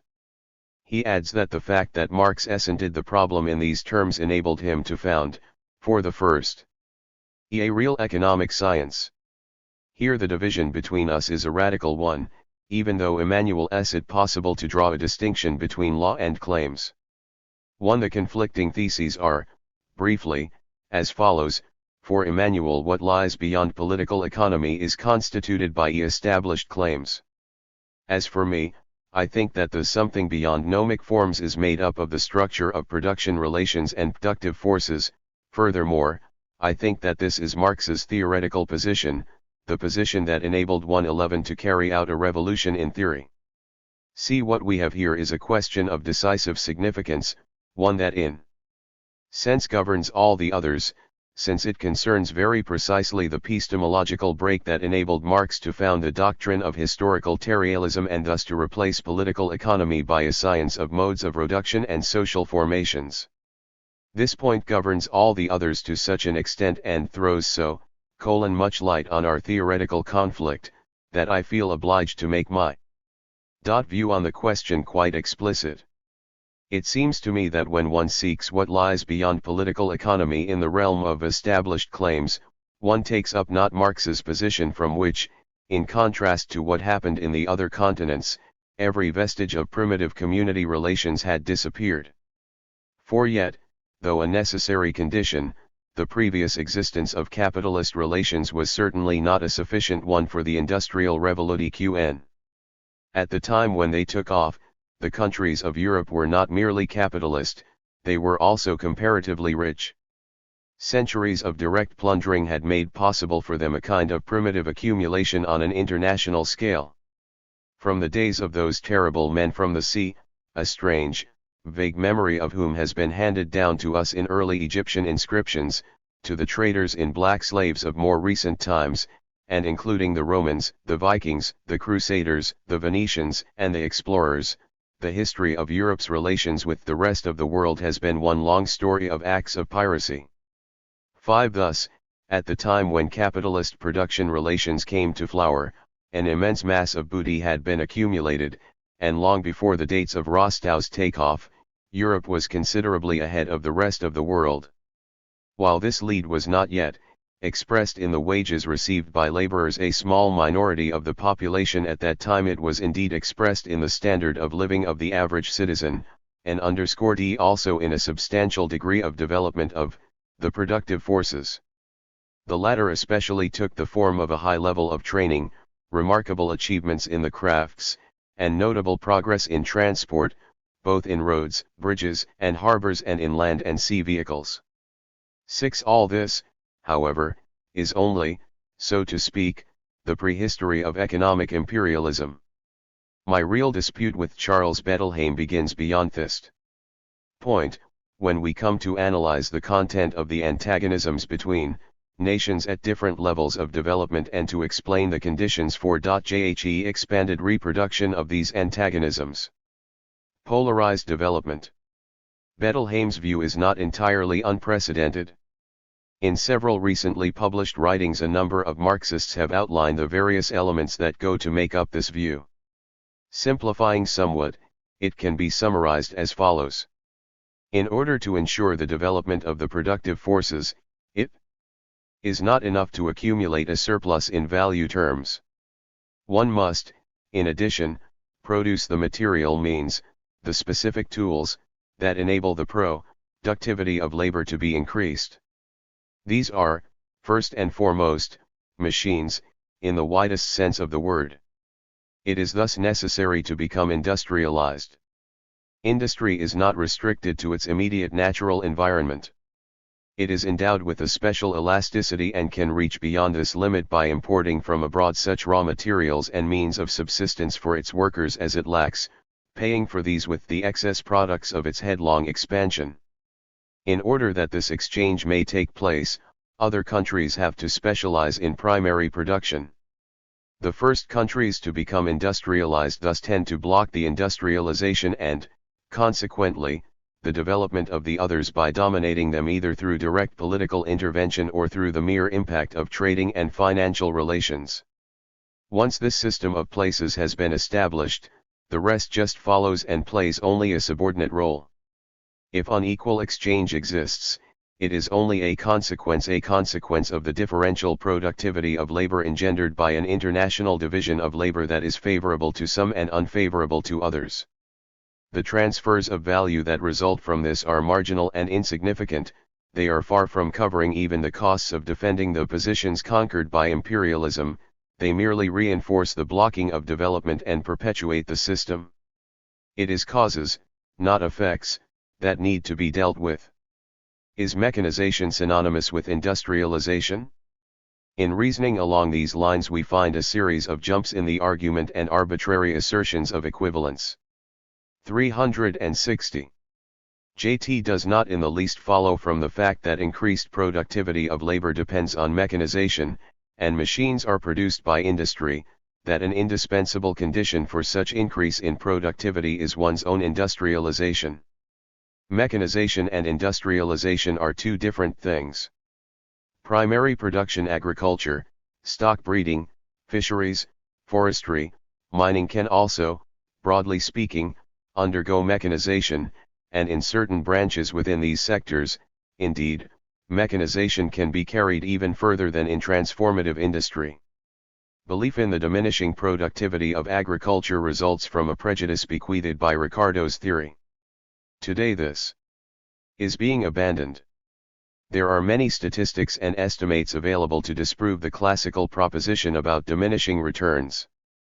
At random I will mention Andrew Schonfield's calculation that between 1948 and 1958 the rate of growth of agricultural productivity in the United States was between 2 and 3 times as high as the average growth rate in other branches.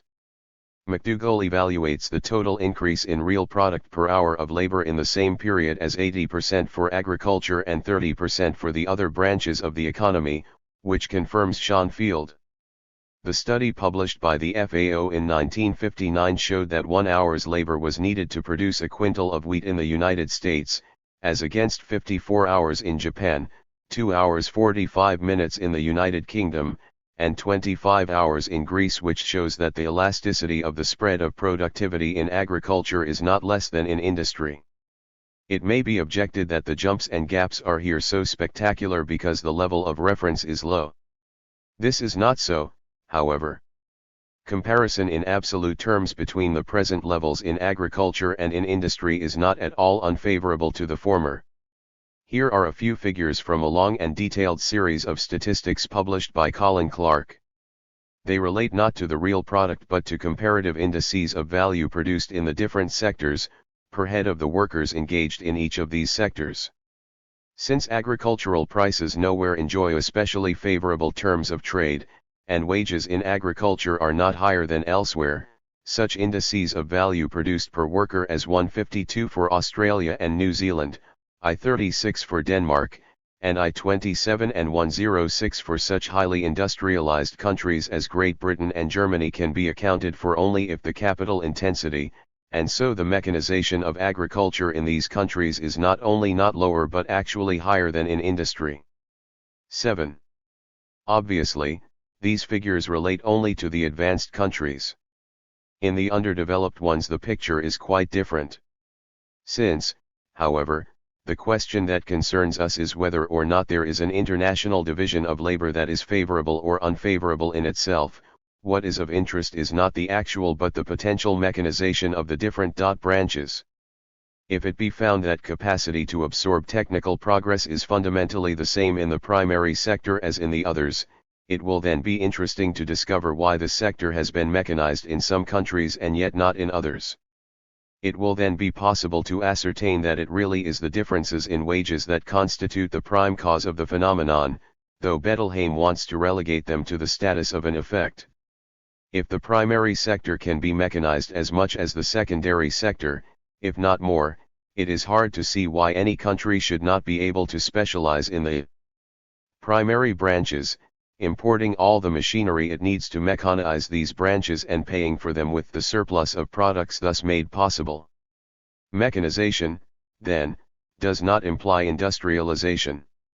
For mechanization to imply industrialization, an additional assumption is needed, namely, that for institutional or other reasons it is materially impossible to carry specialization to the point where one imports all the equipment needed for the branches in which one has specialized, together with all the consumer that are not produced in the home country. This seems to be the assumption underlying the argument being examined, and it seems, ex post at least, to be confirmed by historic reality. World trade has never embraced, and still does not embrace, more than a relatively small fraction of world production, and even for the countries situated far above the average level such a degree of specialization seems to be quite unrealistic. For Charles Bettelheim, moreover, even the present level of international trade is excessive, since its blocking effect is to be observed even in the dominant countries themselves, so that when, owing to war, for example, industrialized countries are cut off from their sources of raw material, they are led to develop industries for the production of substitutes, generally prove capable of supplying something more than substitutes. Does industrialization imply industrial specialization? If these limit to specialization be taken as given, then we can say mechanization and underscore consequently, development necessarily imply industrialization. But from the very fact that this limit is a datum that it is neither possible nor according to Bettelheim himself desirable to exceed, it follows that specialization in agriculture, or in primary production generally, on the plane of the international division of labor, is an obstacle neither to industrialization nor to development, since it is accepted that foreign trade affects, in any case, only a small part of national production. A choice must be made. Either specialization can proceed without limit to the stage of complete monoculture, and then, if the aim of development is not to achieve a landscape of factory chimneys and power pylons, but to raise men's standard of living, and if exchange is assumed to be equal, it is hard to see why a country that produced nothing but roses, and exchanged them against the machinery needed for rose growing, together with all the consumer goods in the world, should not be as highly developed and as happy as any other, or else specialization can in no case go beyond a certain percentage of a nation's labor, and then it is hard to see why a country that specializes in some kind of primary production cannot apply the rest of its national labor to secondary or tertiary production. When supporters of the doctrine under examination are shown that agricultural specialization has not hindered the development of Sudan, places in world production relations, and, on the other, development, even if development were to imply industrialization. Assuming that foreign trade is restricted, a country has to produce for itself not only some of the machinery needed in order to increase the productivity of labor, but also some of the industrial consumer goods it needs. The higher the level of development, and, consequently, the higher the level of ultimate consumption, the greater is the proportion of industrial to agricultural products entering into this consumption. It is thus clear that if, at a certain level of a country's development, industrial products make up, say, 70% of consumption, and if foreign trade cannot exceed 30 or 40% of production, this level cannot be attained unless some of these goods are produced on the spot, that is, unless the country becomes industrialized. This is mere tautology. The real problem is whether or not the fact of specializing, in the international division of labor, and so in international exchange, in some kind of primary production, the fact of occupying, to use Bettelheim's terminology, a certain place, is compatible with industrialization and development.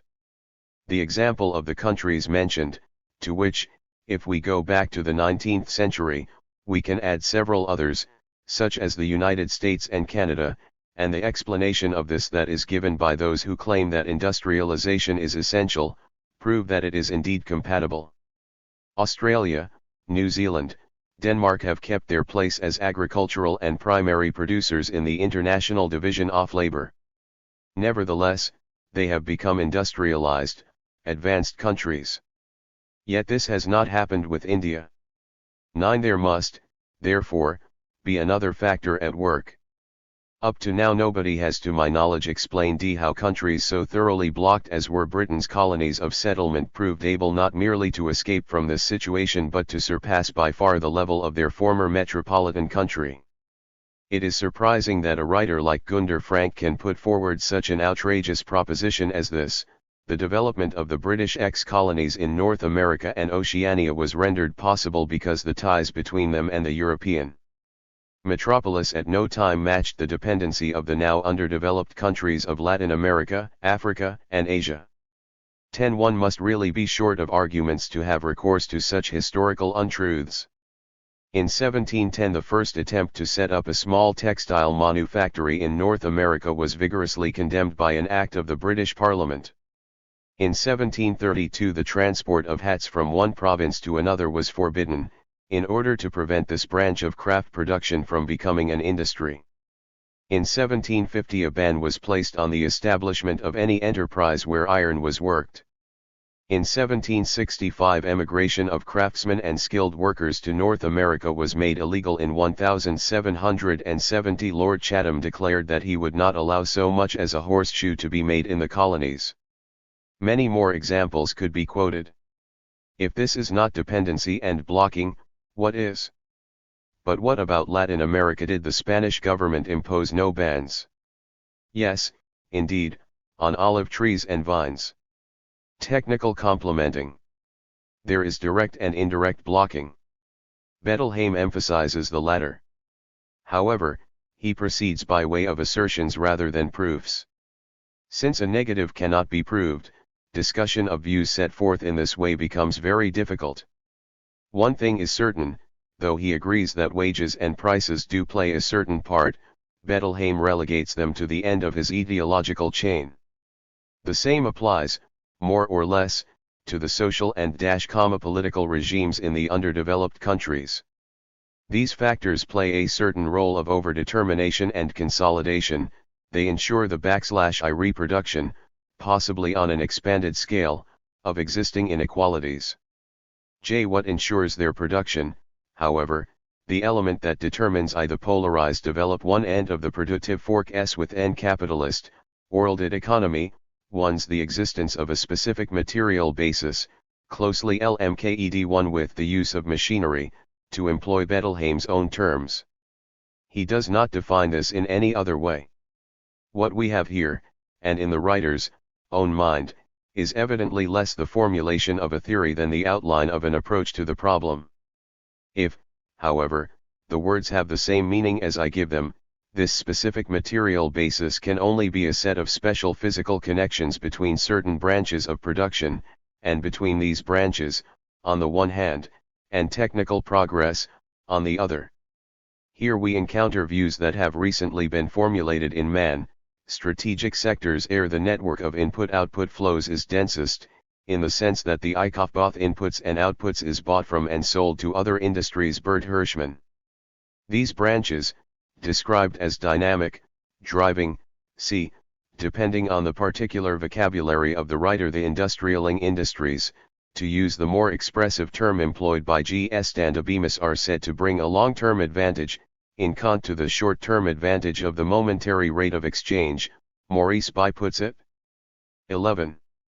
As far as the material offered up to now is concerned, all this is merely a rise of assumptions that are hard to disprove theoretically just because they themselves lack any foundation of proof. One can therefore only count them with the facts. If this kind of argument were sound, the most dynamic and industrializing branches, the most prolific in long-term advantages and external economies, would be raw materials and fuels, since they are situated both upstream of all the rest and at the most strategic point of industrial interdependence, buying all their inputs from and selling all their outputs to other industries. 12 On this basis, coal in former times and oil today would be unchallengeably the cocks o' the walk. Coal used to be one of Britain's major exports, but if polarization and blocking took place, it was not with coal that Britain did this, but with textiles, which is a downstream branch and supplies only finished products to the consumer. Today both oil and textiles are produced and exported by the underdeveloped countries, yet neither of them helps these countries to take off. Forest products and iron ore made up, about 15 years ago, over half of Sweden's exports, and they still account for a substantial percentage. Sweden is none the worse off for that. But this is not the case with the countries that export copper or fats. It is by concentrating all their efforts on a small number of primary products that New Zealand and Canada have profited from foreign trade. Yet it seems that monoculture, or oligoculture, does not succeed in the underdeveloped countries.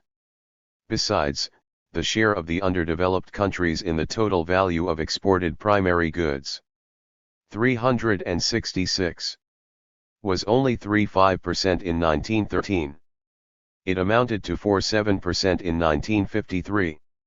In the same period the total value of exports from Africa and Latin America increased tenfold, while the rich countries of Australasia, and even of Europe and North America, continued to supply a considerable proportion of the world's exports of primary products. It is impossible to see in these figures and the way they have evolved the slightest intrinsic disadvantage attaching to primary products. The socio-political factor. At this point in our analysis, there is, of course, no reason why the initial international division of labor should not be seen as the determinant, with the fact that Britain's ex-colonies have escaped from blocking attributable to special historical circumstances, which countered the action of the first factor. That would be a curious coincidence, but not out of the question theoretically. However, the intervention of neutralizing factors could, at best, explain how these countries caught up with Britain. It could never explain how they surpassed her, which is what they have done. It may also be objected that in the case of Latin America it was the feudal institutions transplanted there by the Spaniards that prevented takeoff. I shall return to this point later. But we have another of Britain's ex-colonies available for comparison, South Africa, where the capitalist production relations transplanted were as pure as in North America and Oceania. Yet South Africa has not followed in their wake. Another factor must thus have been at work in this case, too. On the other hand, we have the case of Japan, where, according to Bettelheim himself, the most propitious socio-political conditions were present. What is more, this country was on the eve of World War II, already industrialized. But it nonetheless remained an underdeveloped country, if by development we mean something more than a landscape and an atmosphere. 18 Japan began really to develop, and at an unprecedented rate, only after the war. Here, too, another factor was at work. This factor must be sought in the direction of profitability and value. No solution can be found so long as we leave out of our analysis this factor which is essential in our search for the intrinsic links between entity specializations and the development of the productive forces. Appendix 4 367. Prices as the vehicle of transfers. In order to improve the output of present labor, we need the product of past labor, whether this be our own or that of others. It is not by osmosis that a tool produces a tool, or by parthenogenesis that place creates wealth. Not mysterious and ill-defined blocking forces, but economic ebb-arid flow, make it possible that one nation can grow rich at the expense of another. 14. Economic ebb and flow between nations, whether in capital value or surplus value, can be effected only through the medium of goods, and it is thus materially impossible for one nation to exploit another without some degree of inequality in the exchange of goods and services between them, whether this inequality affects the total volume exchanged. and the total amount of value corresponding to this, or whether it affects the actual unit prices of these goods and services. In the former case we have an obvious transfer of capital in return for securities, in the second we have a hidden transfer of value without anything at all being given in return. Consequently, if a country's trade balance, visible and invisible, is neutral or negative, this country can be exploited by its trading partners only if unit prices are implicated. 15. Everything else is merely the paperwork of bankers and the verbal acrobatics of economists. 16. The effect of non-equivalence. What is the quantitative importance of these transfers? Is it great or small? It is what it is. If it appears small and disappointing to some theoreticians of economic imperialism, I cannot help that, and there is nothing more to be said about it. But in fact it is not small. Charles Bettelheim has made a simple mistake in arithmetic. The sum of the prices of the goods exported by the Third World to the advanced countries is, he says, about $25 billion, whereas the national income of the latter group of countries exceeds $1,000 billion. From this it would follow that the gain made by the advanced countries must be less than 25%. According to this method of calculation, if these prices should fall still further tomorrow, so that the Third World receives no more than $12.5 billion for the same amount of goods, the total gain made by the advanced countries will be cut by half. And so on and so forth, with any further reductions. The more the terms of trade of the underdeveloped countries worsen, the more negligible, according to this method of calculation, will be the gain made by the advanced countries. Is it necessary, then, to reiterate that that sum of $25 billion represents the present depreciated value of the Third World's exports? That its loss, and the gain accruing to the other group of countries, is not to be looked for on this side of that sum but on the far side of it? The fact that the present value is only $25 billion in no way prevents the plundering that arises from unequal exchange from assuming the dimensions of 200 or 300 billion. Everything depends on our estimate of the amount by which present value has been reduced. If we assume that wages account for 50% of the cost of these exports, and that the relevant rate of wages is 1/20th of that prevailing in the advanced countries, a simple calculation will show us that the difference between the present value and the equivalence value is not a difference in tens of thousands, but in hundreds of thousands, of millions. If 50 sacks of coffee are at present exchanged for one automobile, whereas, in order to pay coffee plantation workers at the same rate as workers in the automobile industry, 50 sacks would have to be exchanged for 10 automobiles, the loss suffered by the coffee producers and the gain made by the other party in this transaction are not less than the value of 50 sacks, but 9 times as much. 17. Wages as the independent variable. My entire study of unequal exchange is based on the premise that in exchange it is not the incomes of the producers that depend on the relative prices, but the relative prices that depend on the incomes of the producer, that is, on the predetermined income of the labor factor, since income of the capital factor is only a residue, and whatever incomes other factors there may be result merely from the redistribution of residue. This premise, like its opposite, or like the basic premise of other theory, can be proved only empirically. This is what I have tried do in this book. Since, however, the point constitutes the crux of my feud with Bettelheim, I think it proper to add a few words to what I have said about it. Any system of analysis must ultimately be based on one or more data taken from outside the system. These data are independent variables. Without them analysis comes to a dead end and argument becomes circa. The search for the foundations of value is no exception to the rule. It st go on, said Tigan Baranovsky, until we have reached facts lying outside the realm of economic science, thus, no theory of value is to be blamed for resorting to such data. 4. Marginalist subjectivist school. These predetermined data are mens eds. On this basis it is demand that determines the prices of goods, and prices of goods that determine the prices of the factors, and therefore ages. For the classical objectivist school, These data were the costs of reduction, themselves determined in the last analysis by the cost of reduction of labor power, that is, by the basket of goods biologically necessary for the worker. It was therefore the real equilibrium wage that determined the prices of products and constituted the independent variable of the system. And so true is it that no theory of value can be laid down without its system of analysis being anchored to an external datum that when Marx wrote, there enters into the determination of the value of labor power an historical and moral element, thus demolishing the biological foundation accepted by Ricardo and his school. He immediately sensed the objection that would be raised. Is not this historical and moral element itself determined in the last analysis by the economic evolution of society, and does it not thus close the series of determinations within the confines of our system of analysis, that is, within the circle that the biological factor of the classical economists had allowed us to leave?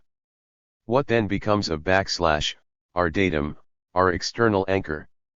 And Marx hastens to add, in the same paragraph, nevertheless, in a given country, at a given period, the average quantity of means of subsistence necessary for the worker is also given. 18. Wages and development. I cannot here go over again in detail my arguments showing that wages are the independent variable, and prices the dependent variable of the system. These arguments are developed from one end of this book to the other. I will merely say that if this determination is accepted, all the historical phenomena that the theories of demand and those of blocking leave unexplained are easily explicable, as, for instance, the distinct destinies of Britain's former colonies and dependencies. Actually, this case is a gift from history to economic science. Laboratory experiments, in which one successively isolates the different factors and then reproduces the phenomenon in its pure state, are out of the question for human sciences. Besides, since the cause produces its effect immediately, the two coexist in time, and it is impossible to prove empirically which determines which. How can one prove that it is high wages that determine development, or vice versa, since each country has, at any given moment, the wages that correspond to its degree of development and the degree of development that corresponds to its wages?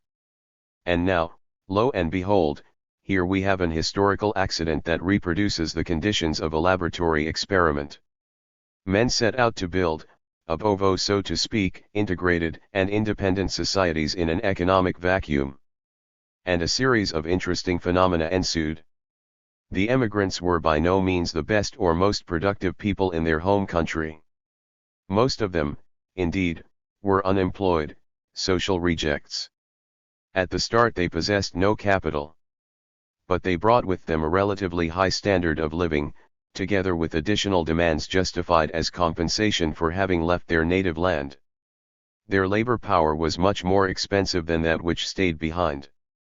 19. Not only did these communities develop rapidly, they overtook and surpassed their country of origin.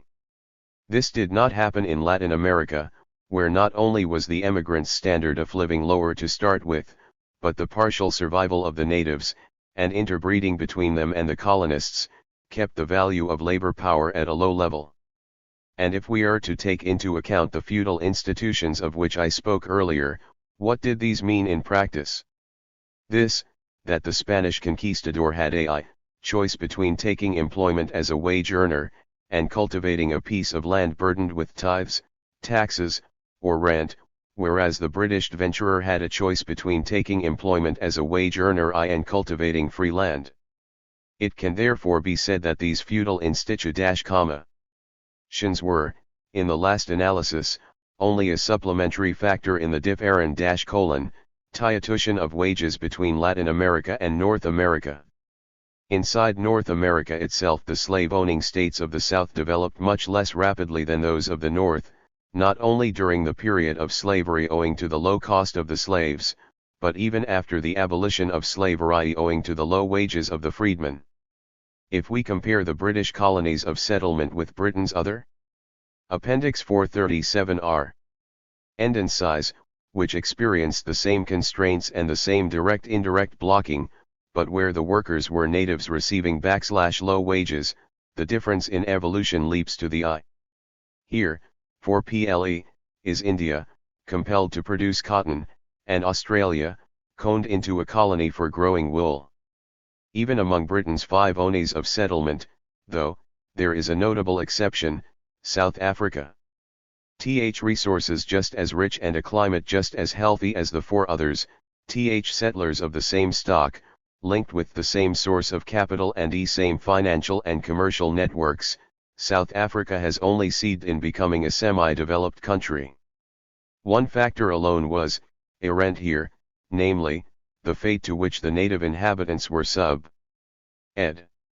Instead of being exterminated, as happened in the other colonies, _EY were related to the ghettos of apartheid, while still being employed workers. The result has been that, despite the high wages of the white workers, the average rate of wages in South Africa has remained far below that prevailing in the other colonies of settlement. Finally, we have Japan, to which Bettelheim refers and which I have discussed above. Only after the post-war liberalization of the regime in that country, and the substantial rise in wages achieved through the trade union struggles thus made possible, was Japan, though already industrialized, able really to develop, with unprecedentedly high growth rates. The capitalist world cannot show a single instance of a high-wage country that has had to reduce wages owing to failure to develop, or a single instance of a country that has been able to develop while keeping wages low. Several questions now arise. J. 1.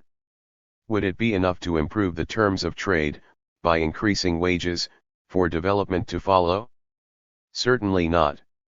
However substantial may be the transfer of value engendered by unequal exchange, and even if we take into account not merely the immediate and momentary impact this has but also its cumulative ECT from year to year, this transfer does not seem to be sufficient to lane completely the difference in standard of living and development there is today between, on the one hand, the big industrial countries, and on the other, the underdeveloped ones. To find the reason for this we must look at the movement of capital and the international division of Bohr. The two factors do indeed include forces that block the development. 37.2. Of the Third World. But it so happens that the same cause, that is, the disparity between wage levels that produces unequal exchange and thereby, indirectly, a certain unevenness of development through the draining off of part of the surplus available for accumulation, also produces, directly and independently of this draining off process, uneven development itself, as a whole, setting in motion the mechanism of these blocking forces included in the movement of capital and the international division of labor. Movement of capital. Since the prime problem for capitalism is not to produce but to sell, capital moves toward countries and regions where there are extensive outlets and expanding markets, that is, where the population standard of living is high, rather than toward countries and regions where the cost of production is low. It thus moves toward high-wage countries, neglecting those where wages are low. This is true not only of foreign capital flowing in but also of the small surplus formed locally in low-wage countries. Unable to find attractive investment opportunities on the spot, owing to the narrowness of the market due to the low wage level, this local surplus is either wasted in luxury consumption or is expatriated and invested abroad, bringing about those movements of capital that have been called perverse because they run from countries where there is a shortage of capital to countries where it is plentiful. The international division of labor. If there are some specializations that are advantageous and others that not, on a structural and long-term basis, and not merely for conjuncture reasons due to the passing phenomena of fluctuations in demand and prices, or to some kind of vague and ill-defined technological dynamism. We possess only two criteria whereby to distinguish between them. The organic composition of capital and the organic composition labor, that is to say, on the one hand, the proportion of capital to labor, on the other, the proportion of skilled to unskilled labor that a branch able to absorb in the present and the future. Labor is not the only factor in the production of use values, a point Marx himself stressed in his critique of the Gotha program, nor is it scarce factor, in the market sense of the expression. Even in the GHLY populated countries, it is the man seeking employment who chases the employer, and not the other way round, whereas even in the countries best supplied with capital it is the borrower who chases after the ender, and not the other way round. But labor is the only factor that is physically limited in relation to the number of inhabitants, and so in iatution to the number of mouths to be fed. A given society may possess Y quantity at all of instruments of production, previously produced by an himself, and it may possess any quantity at all of land, but whatever may do, it will never possess more than one pair of hands per adult member of society, or more than a given amount of physical labor time pair of hands. This is why productivity of labor is the only relevant magnitude for measuring degree of development. Seen in this way, there are only two means by which to increase the volume of production of a given society, and thereby its level of consumption and material well-being, increasing the quantity and quality of the tools put at the disposition of each pair of hands, and increasing economic labor time as compared with physical labor time, that is, increasing the quality of labor as compared with its quantity. The first ratio is expressed in what Marx called the organic composition of capital, the second, in what I have, in this book, suggested should be called the organic composition of labor. All branches of production do not, however, possess the same capacity for absorbing capital per head of the workers employed or for employing highly skilled labor as a proportion of the labor force. The most modern of textile mills uses less capital and fewer technicians in relation to the total number of workers it employs than does the most backward of chemical works.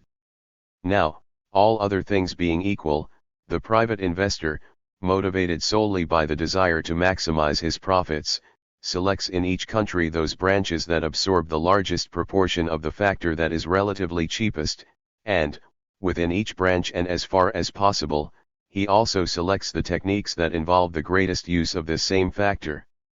In low-wage countries, therefore, he will choose the branches and techniques with the lowest organic composition of capital. But he will also choose those with the lowest organic composition of labor, since the lower the general wage level, the wider is the range of wage differentials, so that in practice it is only the unskilled and barely skilled categories whose wages are low, the rest of the workers being paid at more or less the same rate everywhere. Thus, low-paid laborers keep machines and engineers out of the underdeveloped countries, while machines and engineers take the place of highly paid laborers in the advanced ones. This substitution of one factor for another, caused by market forces alone, is the most dynamic element in the blocking of subsequent development in the first group of countries and in the accelerated growth in the second group, the combination of these two effects being what Bettelheim calls the expanded reproduction of world production relations.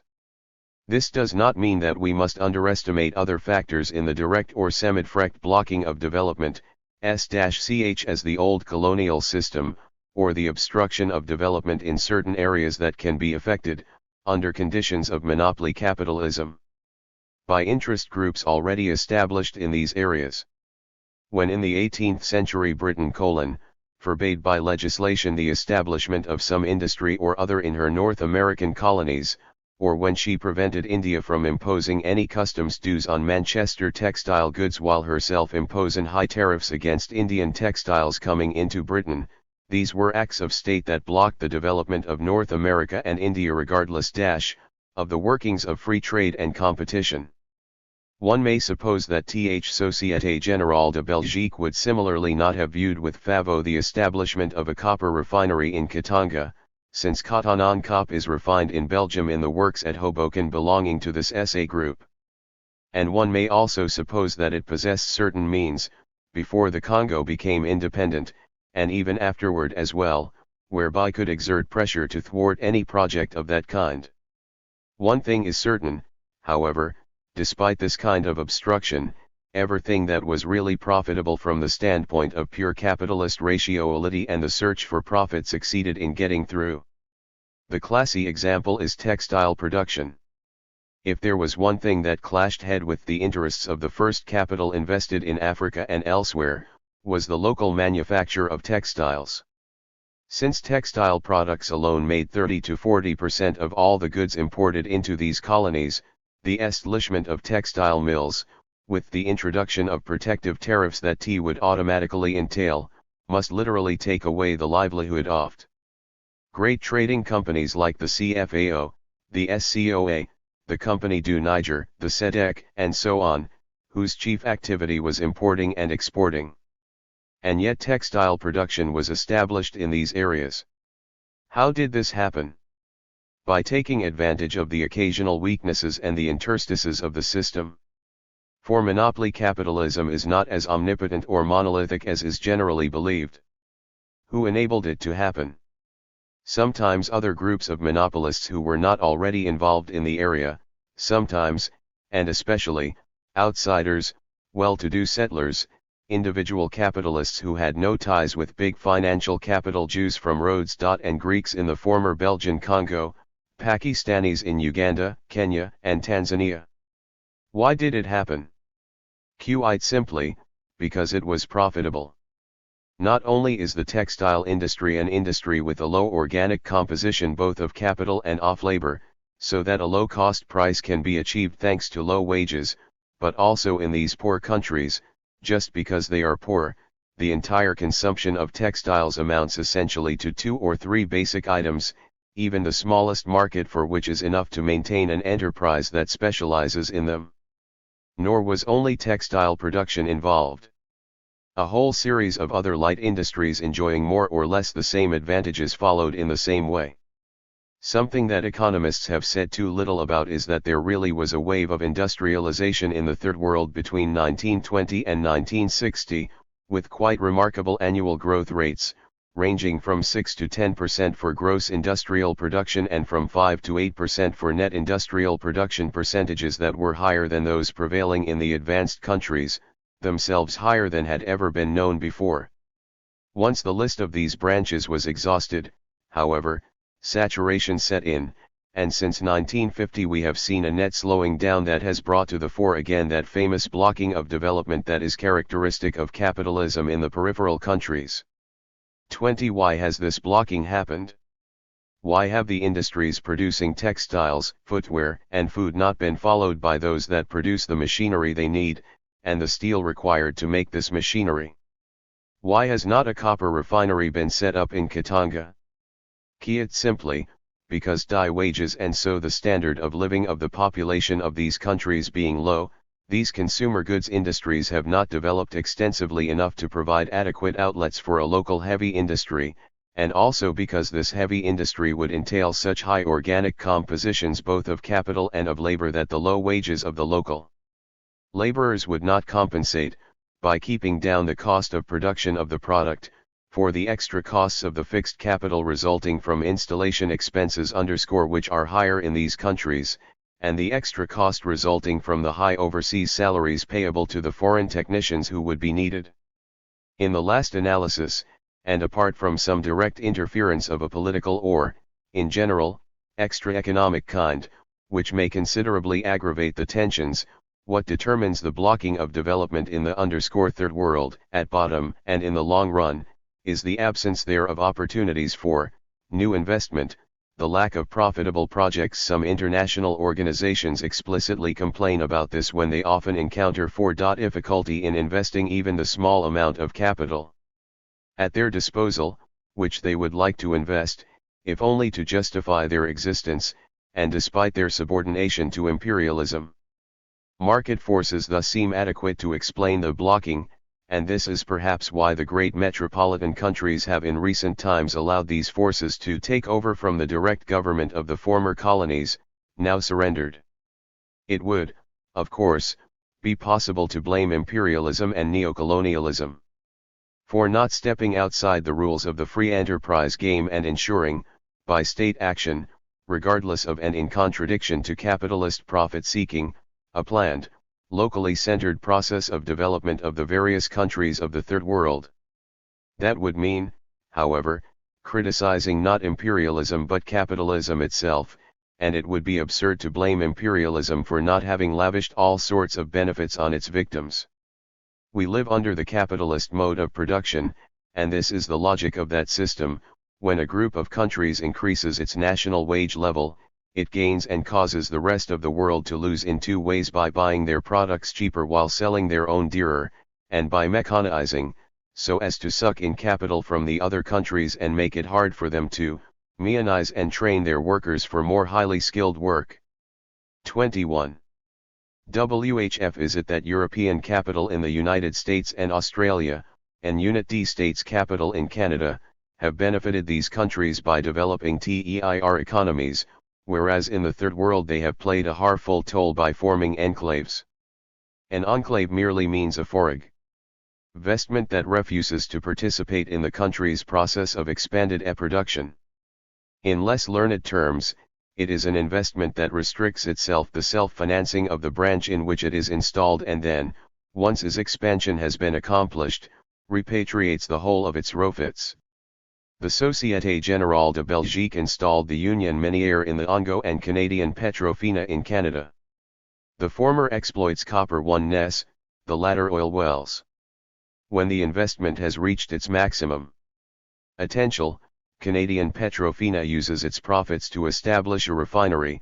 For this purpose it even increases its capital, or it sets up a sister company, inviting its Belgian shareholders to subscribe to this by sending back to Canada the dividends previously paid to them. For several years Canadian Petrofina refrains from paying any money dividend and instead grants stock dividend. This is not displeasing to the Belgian shareholders since, unlike dividends paid in money, a stock dividend is not subject to income tax. Then the company interests itself in the distribution of oil products and buys a network of selling points. Next, it sets up a petrochemical industry, followed by a works to produce tank cars, and, after that, what? Perhaps a chain of department stores, or else a shoe factory. If the company does not do this, its shareholders will, by instructing their bankers to use the product of their dividends to purchase a wide variety of shares on the Montreal Stock Exchange. The Belgian shareholders receive pieces of paper and credit notes, and that satisfies them, but their capital is Canadianized. In contrast to all this, the Union Minière du Katanga, once its program for equipping its copper mines is completed, ceases to expand and pays its dividends in money. It becomes an enclave. Why? Are we really to suppose that the heads of the Société Générale in Brussels are solely concerned to overdevelop Canada and block development in the Belgian Congo? The reality is different. The simple fact is that in Canada the high standard of living of the people, resulting from the high wage level, constitutes a market for all sorts of products, whereas wages and standard of living in the Congo are such that there is nothing there to interest any fairly large-scale capitalist, nothing except the extraction of minerals or the production of certain raw materials for export that have inevitably to be sought where they are to be found. This situation is the effect, not the cause, of low wages, even though, once established, it becomes, through the capitalist logic of profit-seeking, a cause in its turn by blocking the development of the productive forces. And, consequently, the process of creating conditions propitious to trade union struggle for the raising of wages. Crippled and asymmetrical though it may be, however, extroverted development, by merely forming an enclave and not becoming integrated in a country's internal economic structure, does not actually block anything. If it had not been there, nothing else would have been there in its place. The underdeveloped countries would even have lost the income, however slight, that they derive through wages, taxes, and the sale of local products to the enclave. Is this North American or Australian model or development the only one, or the best one? Is it one that can be imitated in all possible circumstances? No, this model is neither the only one, nor the most efficient, and in certain circumstances it is not even practicable. It is the classical model of the capitalist road. It stands the world on its head. We begin with the end, with consumption, by creating a market actual or potential, which is sufficiently large. In this way capital is attracted, and the corresponding consumer goods are produced. When these industries become extensive enough, and their need for mechanization is great enough, a second market is created for capital goods, and this in turn attracts further capital, which establishes heavy industry. We keep on going upstream all the time. Like certain fish, capitalism can keep afloat and move forward only by swimming against the stream. What has especially shocked people in my thesis is this idea that excessive unproductive consumption may not only not impoverish but even enrich a capitalist country. Many economists have failed to grasp what it is, distribution apart, that distinguishes the dynamic of a free competition economy from that of a planned economy. When the Soviet Union spent a ruble on armaments, that means 1 ruble, exactly, taken from its national income. But when the United States spends $30 billion a year on the war in Vietnam, not only is the national income of the United States not reduced by this, there is a good chance that it will be higher than I would have been without the war in Vietnam. Not only does this enhance economic activity in the United States by causing existing facto to be employed that otherwise would have lain idle, it also causes a flow European capital toward the United States, attracted by opportunities for investment created or induced by the unproductive activity of supplying the war machine. This impoverishes the European but enriches the Americans. Appendix 4 379. Bettelheim thinks that this is a petty bourgeois argument, the myth of Malthus, Keynes, and the neo-mercantilists. In this connection he accuses the French Communist Party and the French General Confederation of Labor of advocating a policy of high wages as a means of getting capitalism to work better.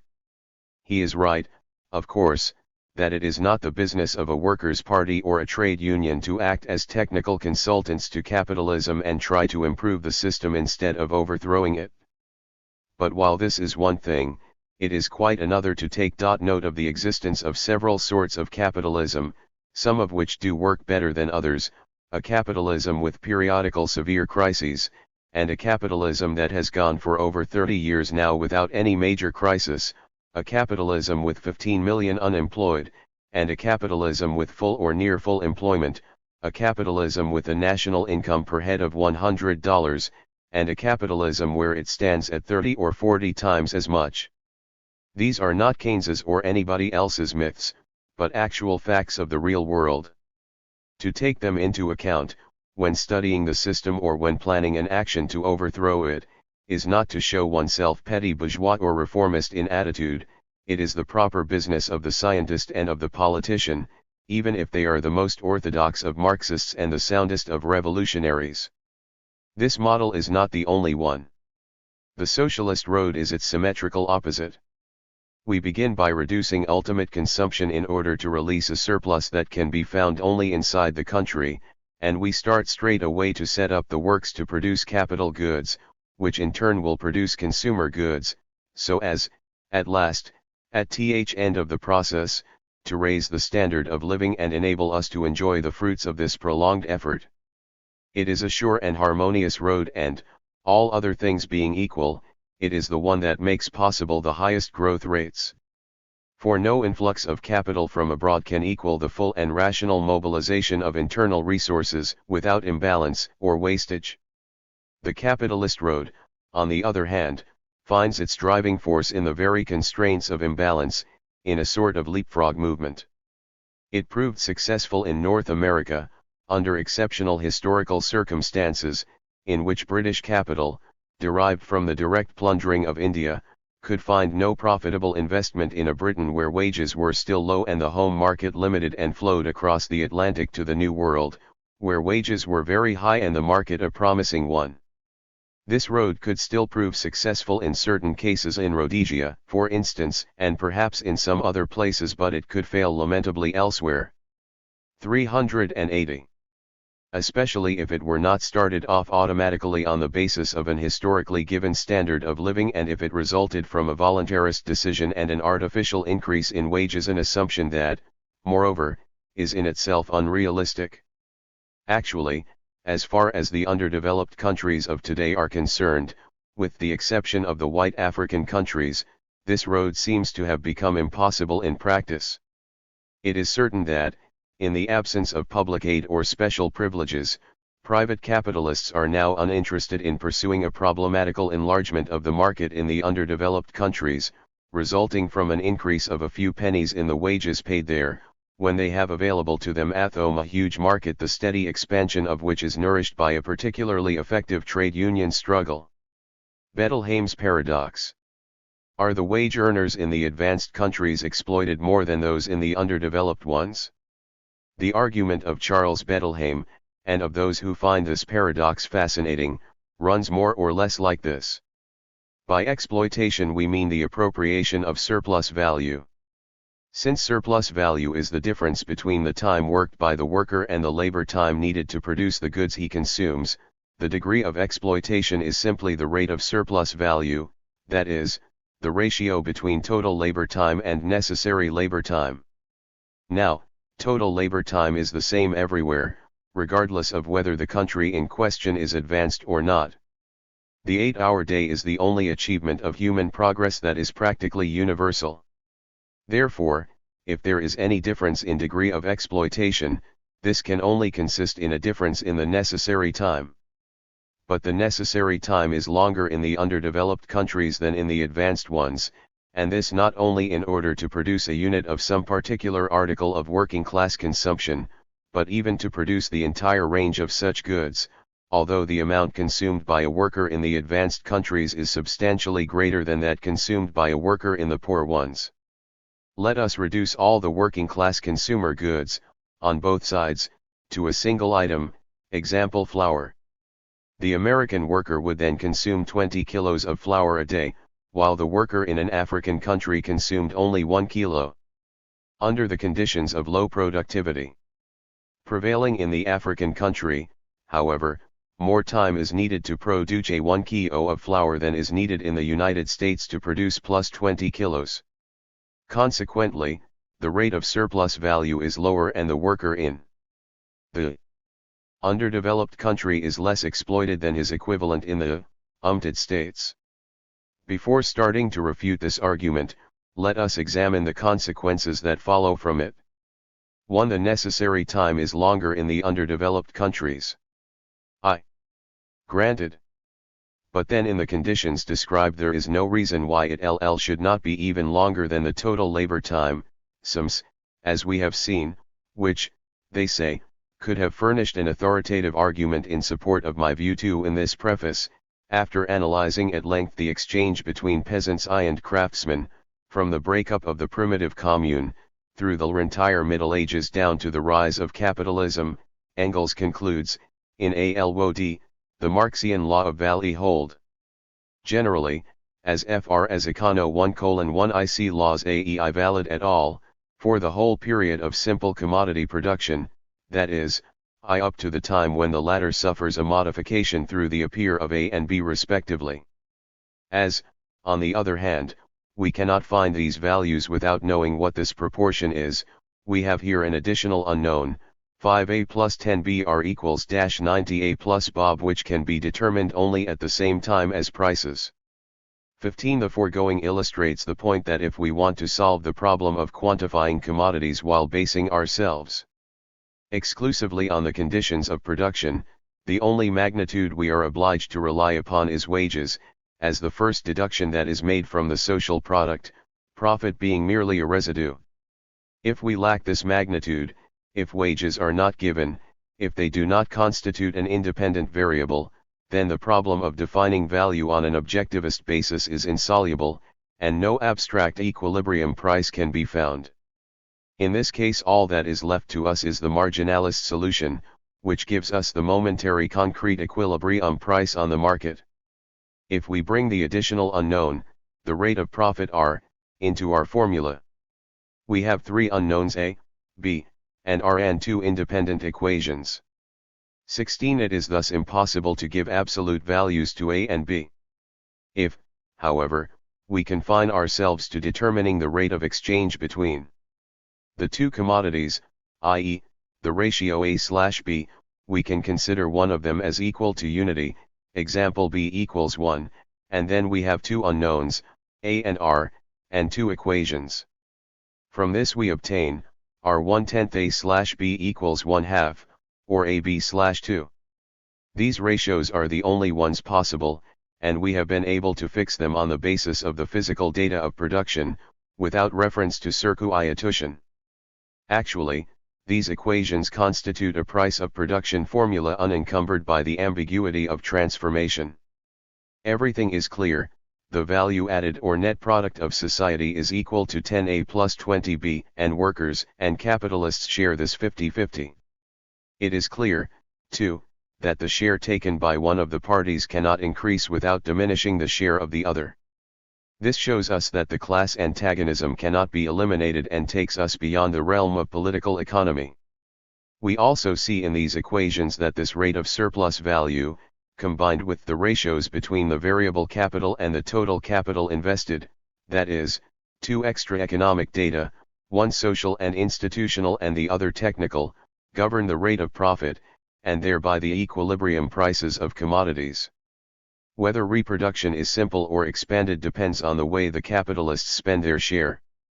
At the close of the production cycle, society, that is, the capitalists, possess, if the capitalists consume all their profit, 5A plus 10B, they are left with the same initial capital, 90A80B, to begin a second cycle at the same level as the first. If the capitalists consume only 1/5 of their profit, A plus 2B, they are left with a capital of 94A plus 88B, which exceeds the initial capital by the equivalent of 4/5 of the profit, with which they can begin a new production cycle on an expanded basis. Similarly, it is directly visible in these equations, without another series having to be presented, that any increase in wages, if it is general, will reduce and thereby will reduce the relative price of A and increase the relative price of B, and, if this is local, will increase the price of the branch in which it is applied. This last mentioned case is that of unequal exchange. Nothing now prevents us from transforming the relative prices A equals B/2 into absolute prices by means of some unit of reckoning. If, in view of what I have previously said on this point, we choose an hour of labor as our unit of reckoning, then, since 10A 20B 500 and A B/2, it follows that A equals 10 and B equals 20, and then we obtain a real price off production formula expressed in hours of labor. Now, to generalize, society possesses an indefinite number of commodities, A, B, K, A, B. AK are the quantities of A, BA, BB. BK the quantities of B, and so on down to K, which enter into the capital invested in A, B, K, each of these terms being higher than or equal to 0. AA, AB, AK are parts of AA, AB. AK, BA, BB. BK parts of BA, BB. BK, and so on down to K, all these terms being higher than or equal to 0, and entering into the material consumption or consumption by the workers in branches A, B. Ka is higher than or equal to the sum of A, B is higher than or equal to the sum of B, and so on down to K pot, PB. PK are the unit prices of A, B, K, and R is the rate of profit. Accepting that one of the commodities is the money commodity, equal to the unit of value, or, what comes to the same thing, concerning ourselves only with the relative prices, that is, the ratios A/B, A/C. A/K, we have to know K, 1 ratios, plus the rate of profit, which gives us K unknowns for K independent equations. It will be noticed that in the general case set out above I have added C and V together. Actually, nothing forbids us to do this, since the quantities of each product taken separately, which are consumed as material inputs of production, and which are consumed by the workers, are homogeneous quantities before any reduction by prices takes place. This is merely a question of more compact presentation. My solution is based, moreover, on the assumption of an ultra-real wage, namely, a wage directly determined by a certain set of goods. There is no reason why I should not abandon this assumption in favor of another, more realistic one, namely, that the labor contract can lay down in advance only a semi-real wage, so to speak, expressed in a certain number of units of a particular commodity that fulfills the function of general equivalent. In this case, if K is the money commodity and WA, WB, WK are the quantities of K distributed to the workers of A, B, K, we have the result shown on page 408. The number of unknowns and the number of equations remain the same and equal to each other. At first sight this solution is reminiscent of Piero Sraffa's, and there are indeed many similarities between them. 17 I have, moreover, deliberately utilized the same symbols, wherever possible. Nevertheless, there are considerable differences between the two solutions. In my model wages is the independent variable. It is expressed in terms of a single commodity, the money commodity. I have called it a semi-real wage because its real counterpart, the definite assortment of goods consumed by the worker, is not and cannot be given ex ante but is ultimately composition of the industries producing the workers' consumer goods as compared with that of the other industries. Sraffa starts his analysis by dependent on prices, which are in their turn dependent on the organic, also taking wages as the independent variable. But he looks for an ultra-real wage representing either an assortment of specified necessaries or an abstract, mathematical fraction of the net social product. Then, all of a sudden, in 44, of chapter 5, he admits that such a wage cannot be given from outside the system, and with just a few words about a rate of profit susceptible of being determined from outside the system of production, in particular by the level of the money rates of interest, he passes on, declaring bluntly that henceforth the rate of profit will be treated as the independent variable, without offering any further explanation. It seems to me that this is a deadly blow dealt by Sraffa himself to his own attempt at rehabilitating classical theory. Besides that, there is another difference. Sraffa, after having, throughout the greater part of his work, adopted Marx's simplifying assumption about the consumption of constant capital in a single production cycle, and in this way arrived at results that only this assumption makes possible, abandons it eventually, in chapter IO, only in order to treat the whole of fixed capital as an input and what is left of it at the close of the cycle as an output. Thus, a machine is seen as being wholly consumed during the production cycle, and the undepreciated part of it reappears as a product at the close of the cycle. In this way each branch, in addition to its specific production, reproduces, so to speak, all the means of production that it utilizes in a sort of joint production. This assumption, as useless as it is cumbersome, leads Sraffa's analysis, which in principle is unassailable, into inextricable complications and eventually, it seems to me, into a blind alley. The law of value. Does the distinction I have hitherto made between the two axes of gravitation of actual prices, that of quantities of labor, in the case of underdeveloped capitalism, and that of the rewards of the factors, in the case of more highly developed capitalism, mean that there are two laws of value, which is how my thinking on this matter has been interpreted by some critics? Not at all. The law of value means simply the distribution of society's resources among the different branches of economic activity through the mediatio of equivalence between products in a society made up of independent producers. Allocation of the means of production is the fundamental problem in any human community. How it is solved depends, however, on who in the given community wields the power of economic decision. If this power is 412. Wielded by society itself as a whole, the problem will be solved on the basis of cost to society. If it is wielded by the independent producer, it will be solved on the basis of cost to the producer. Cost to society embraces all those factors the utilization of which imposes a burden on society. Thus, it includes not only labor, living and past, not only all the factors that nature provides freely but in limited quantities, but also, and this is important, something that corresponds to capital, the employment of accumulation funds, as against their depreciation or consumption, that is, time. Let us assume that, in order to satisfy the same social need, a socialist society can choose between two lines of production, A and B. Production A requires 10 hours of living labor and 10 hours of past labor, and a machine that cost 50 hours of labor and will become depreciated in 5 production cycles has to be used. Thus, living labor. In production B, 10 hours of living labor and 10 hours of past labor are also required, but a machine has to be used that cost 100 hours of labor and depreciates in 10 production cycles. Thus, living labor IO past labor, circulating constant capital IO depreciation of machine IOO, 10 IO 2030. On both sides the sum of the labor involved, living and past, is equal to 30, and yet the choice to be made is not at all a matter of indifference to this society. All other things being equal, it will undoubtedly choose the first line of production. This preference constitutes a distinct factor that is not directly reducible to labor. What is reducible, hour for hour, is the past labor actually consumed in production. But this is not what is involved here.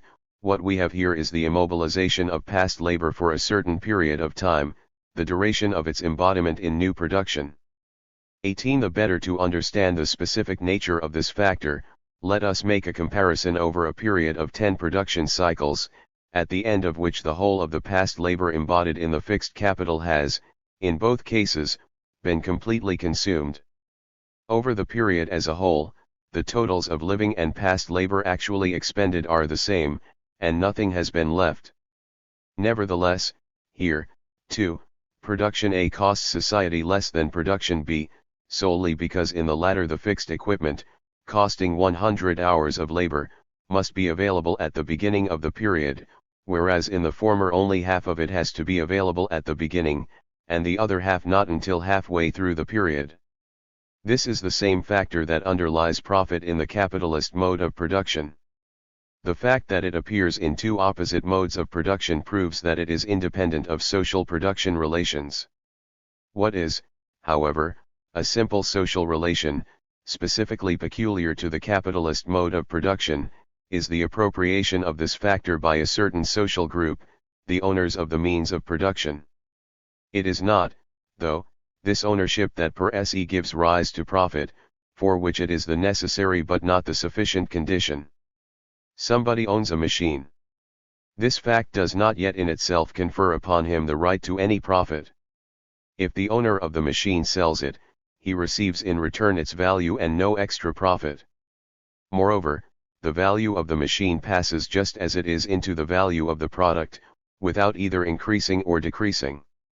It passes by way of depreciation, not profit. What confers the right to an additional profit is the fact of not selling the machine, of renouncing the possibility of immediately realizing its value, and agreeing, by setting it to work, to realize T only in successive fractions over a certain number of production cycles, and so over a certain period of time.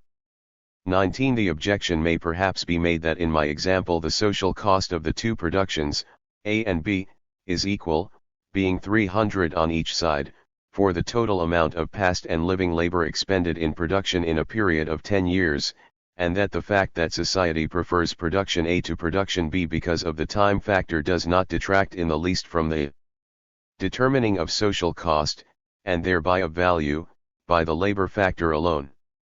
In the particular case of my example, this objection may seem well founded, since one of the two factors is the same on each side. Let us assume the following case, however. Here, the cost in labor is less in B than in A. Since, on the other hand, the two products are assumed to satisfy the same social need, we should have to conclude, if labor were the sole factor, that the social cost of B is also less than that of A. Yet nothing is less certain. Everything depends on how we estimate the time factor. Product B consumes only 290 hours of labor altogether, whereas product A consumes 300. In order to produce B, however, 100 hours of past labor have to be tied up all through the period, whereas to produce A it is sufficient to tie up 50. This means that, in order to start producing A, it is sufficient to have already accumulated the product of 50 hours of labor, whereas to start producing B one has to have accumulated 100, that is in the second case society is obliged to save, accumulate, make sacrifice, for a longer period before it can undertake production B and start thereby to economize 1 hour of living labor per annum. Which, in this case, is the product that costs more, whether to the independent producer or to society? Here is the answer: 1. As far as the independent producer is concerned, it depends on the rate of wages and the rate of profit. Since these rates are fixed independently of objective economic conditions, they bring about results incompatible with the social optimum. 2. As far as society is concerned, this depends on the estimate that society itself makes of its need for accumulation, in the last analysis, on Appendix V 415. Try extent of the sacrifice that the current generation will accept for the benefit of future generations, that is, on how much it wants to consume at once, and thus on the real incomes that it decides to distribute, and so, by subtraction, on the rate of accumulation it fixes for itself. The same two factors are thus present on both sides. It is only the rate of their relative intervention that differs, as a result of the vicissitudes of blind competition and disruptive class struggle, on the one hand, and on the other, in accordance with an overall estimate of society's interests. The technical difficulty of making the second calculation does not affect in the least the role played by time as a factor. Even if in practice we were to find it impossible to say, in regard to the example given above, which product cost less to society, our taking account of the second factor would nevertheless enable us to say that the answer is not necessarily product B nor, of course, product A, either, and thus to state a truth. And we could say this because we had correctly established the functions in the mathematical sense, even if actual measurement proved impossible, whereas on the basis of the labor factor alone we should have been obliged to say automatically that it is the cost of product B that is the smaller, and so to state an untruth. However, political economy has striven to find something firmer than that. Natural factors were sought that would be immediately and objectively reducible to a common standard of measurement, regardless of man and the rates with which he labels these factors, whether there is competition or not, a common standard of measurement that would constitute the basis for absolute value. This has been the aspiration of economists throughout the ages. Unfortunately, such a standard does not exist. The natural factors labor, time, land are reducible only by man and his historical evaluations. All that we can aspire to is to arrive at an evaluation that is more objective, or, rather, that is more social in its structure and basis, than, for example, the outcome of a strike. And so, lacking natural reduction of the two factors to a common standard of measurement, we choose one of them, namely, the labor factor, and here we are on firm ground because this factor is homogeneous and directly gives us quantities. The trouble is that this firmness is purely ontological, and to take one's stand thereon one has to believe in it. In any case, it follows from what has been said that an integrated society will take account of all the factors that are burdensome to it.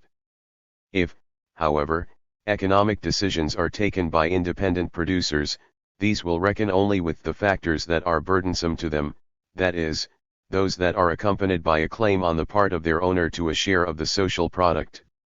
Thus, there are factors that enter into the social cost but not into the independent producer's cost. These include the natural factor $, which, though available in limited quantities, are not capable of being appropriated, or at any rate, for whatever reason, are not appropriated. There are also, however, factors that enter into the independent producer's cost and yet do not exist as social costs. These include factors of pure alienation, pure transfer from one economic subject to another, taxes, royalties, goodwill, various forms of absolute rent, and so on. It is not only the sort of factor involved that is different, depending on which calculation is being made, social or private. There is also the rate at which the factors intervene. Society as a whole will make its decision in accordance with the quantities of the factors available, but the independent producer has to make his decision in accordance with their prices. The first kind of calculation is direct, and, provided no technical error is made, gives the optimum result by definition, whereas the second is indirect and insofar as it diverges from the first, gives a suboptimum result. It is the allocation of the factors and the social division of labor on the basis of this second calculation that constitutes the law of value. We thus see that this law is a single law, which does not change when we move from labor value to price of production, since in both cases it is the individual cost that determines the allocation of the factors and the social division of labor. What changes is the elements making up this cost. In the case where the independent producer has only one factor to reward, namely, his own labor, and/or, perhaps, the labor of a wage earner, it is clear that the physical quantities of this factor are sufficient for the use values produced to be reducible to a common denominator, not because these quantities of labor constitute a substance that, like the ether of the physicists, permeates the commodity, but quite simply because the independent producer has the right to change his form of activity and deprive the market of his production if he is not satisfied with the rate of exchange, and he will be satisfied only when the market rewards his factor T the same rate as other independent producers receive. This can happen only if commodities are exchanged in accordance with the quantities of this factor. 20. In the case in which the independent producer has to reward several factors, in quantities that are not mutually proportionate, his individual cost, and so the price that satisfies him, can only be that which results from the weighting of the quantities of the different factors by means of their rate of reward. In both cases, however, it is the law of value, the competitive optimum, that determines the allocation of factors and the division of labor in society, since it is only when this optimum is attained that transfers cease to be made from one branch to another. The question arises as to whether the competitive optimum really diverges from the social optimum. The marginalists and neoclassicists of all trends answer with a categoric no. Their argument is based precisely on the assumption that the prices of factors are prices just like other prices, that is, they are dependent variables, determined by consumer demand, and so by social need, on the one hand, and on the other, by the marginal productivity of the factors, and so by their relative scarcity. Since society itself possesses no other method of determination for quantifying and reducing the factors that enter into social cost, the indirect calculation made by the independent producer leads, according to this conception, to the same result and is therefore just as much an optimum as that which an ideal society would carry out, using an ideal technique of direct calculation. This argument is irrefutable unless one attacks its fundamental assumption regarding the prices of factors.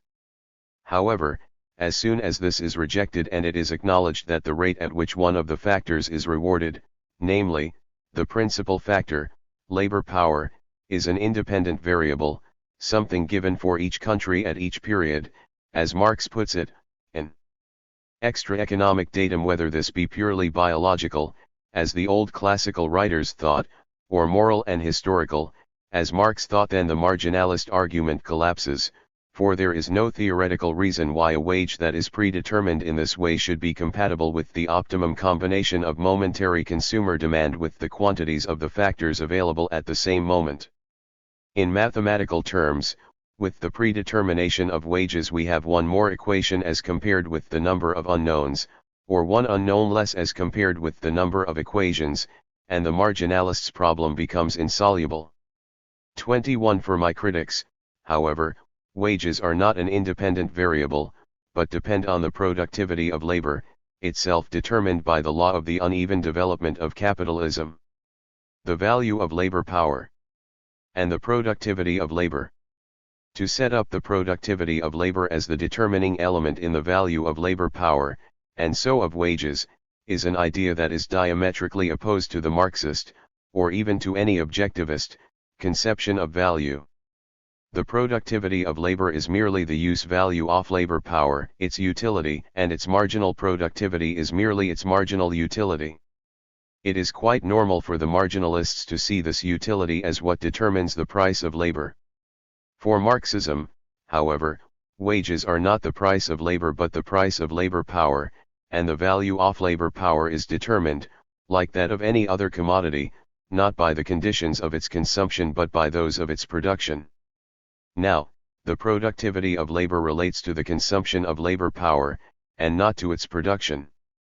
It is just as much out of place for a Marxist to say that more productive labor is worth more than less productive labor as it would be for him to say, for example, that a visit to the cinema is worth more than a beefsteak because it is more useful or more pleasant. Here we have a fundamental aspect of Marxism that bears directly upon the class struggle, and it was around this point that Marx disputed with Carey and Bastiat, and later Engels and Paul Lafargue with Leroy Beaulieu. The advocates of pre-established harmonies, basing themselves on this very premise that productivity of labor determines wages, tried to show that, despite momentary divergences, the essential interests of the working class and the capitalists converge in the long run, because the development of the productive forces and the subsequent growth in the productivity of labor determine a steady rise in the workers' real wages. Marx came out very strongly against this conception. The capitalist, he pointed out, does not buy labor, but labor power. He pays the cost of reproducing this labor power, and that is all. Whatever surplus may result from an increase in the productivity of labor belongs to the capitalist, not to the worker. On the contrary, indeed, Marx declared, Rest productivity of labor, far from having an upward effect on wages, has a downward effect, and he lists the reasons why. 22 Characteristic in this connection is Marx's analysis of piece wages, a classical instance of a fallacious phenomenon, since the way the rate of payment is fixed presents the appearance of a link between wages and productivity. In fact, Marx points out, piece wages are merely a misleading form of time wages. When wages in a certain factory are fixed at 10 francs per article produced, this merely means that, the normal wages for a day's labor being, say, 100 francs, it has been worked out that the average worker can produce 10 articles a day. Starting from that basis, differentiation takes place in accordance with the intensity of each man's labor. The worker who, using the same equipment, produces 15 articles a day, receives 50 francs, while the one who produces only 8 receives only 2 francs. Suppose, however, that a new machine is invented which increases the average worker's productivity from 10 to 20 articles a day. It would be absurd, says Marx, to imagine that the worker's wages would then suddenly be doubled. Quite simply, the piece rate would be reduced from 10 francs to 5 francs, and Marx even quotes various cases heard before the British courts relating to this matter. 23 Already, when discussing the general form of the free wage relationship, a few pages earlier, Marx had written at length about this illusion. What was not possible previously, because nobody would have thought of determining the amount of food given to the slave by the results of his labor, or the duration of labor service by the fertility of the Lord's land, has now become possible, thanks to the general form of wages. Hence, we may understand, he says, the decisive importance of the transformation of value and price of labor power into the form of wages, or 420. Into the value and price of labor itself. This phenomenal form, which makes the actual relation invisible, and, indeed, shows the direct opposite of that relation, forms the basis of all the juridical notions of both laborer and capitalist, of all the mystifications of the capitalistic mode of production, of all its illusions as to liberty, of all the apologetic shifts of the vulgar economists. 24 And Engels writes to Lafargue, on August 11, 1881, to demand of Beaulieu, in what respect the wage worker gains an advantage in seeing his productivity increase, when the product of that productivity does not belong to him and when his wage is not determined by the productivity of the machine. 25. National value and international value. On the basis of this mistaken position, that the productivity of labor determines the value of labor power and, therefore, wages, some of my critics make a curious distinction between national and international value and blame me for jumping from one to the other. 26 According to this conception, though labor is indeed homogeneous within the national setting, it is not so within the international setting. How can we compare? Christian Paloya asks, for example, 1 hour of an African farmer's labor with 1 hour of a Detroit worker's labor? Why, we can do this in the same way as we compare 1 hour of a Detroit worker's labor with 1 hour of the labor of a hairdresser, or a house painter, in New York. The problem of how to reduce labor power to its elements is exactly the same in the natio-ital and in the international setting, that is, it is independent of productivity. If I employ construction workers, a certain period of their labor time, with a certain degree of skill and a certain intensity of labor, is worth the same as any other period of the same length, with the same degree of skill and the same intensity, regardless of the fact that, depending on the particular building site, or the particular region, some of these workers happen to be employed to push wheelbarrows and others to operate giant excavators. The source of this mistake seems to be a false interpretation of Chapter 22 of Volume I of Capital on national differences of wages. In this short chapter, Marx speaks first about differences in the intensity of labor in different countries. What is referred to here is a reduction coefficient, which does indeed have to be allowed for, and which I allow for in my price of production formula. Marx goes on to speak of the special case where the more productive national labor reckons also as the more intense. This is the case so long as the more productive nation is not compelled by competition to lower the selling price of its commodities to the level of their value. 27. What is involved here is obviously the case in which several countries produce and export the same article, under conditions of unequal productivity, and this case differs in no way from that in which several enterprises within the same country produce the same article at different costs. We then make the distinction between the individual and the social value of one and the same commodity. The former corresponds to the national value and the second to the international value of a given commodity. 28. Just as there are cases when the more productive enterprise is not compelled by competition to lower the selling price of its commodities to the level of their value, so there are cases when the country that is most productive in a certain branch is not compelled by competition to accept such a price reduction. What cases are these? Q. It's simply, those cases in which competition cannot operate because of the immobility of a certain factor, that is, owing to some natural or institutional monopoly, either inside a country or between different countries. Inside a country, this difference between individual and social value is always reflected in the creation of a rent in favor of the more productive enterprises. Outside, it may be reflected either in a true rent, or, as a result of the immobility of the labor factor, that is, the monopoly position held by the nation's organized labor, in a quasi-rent, in the form of a difference in wages.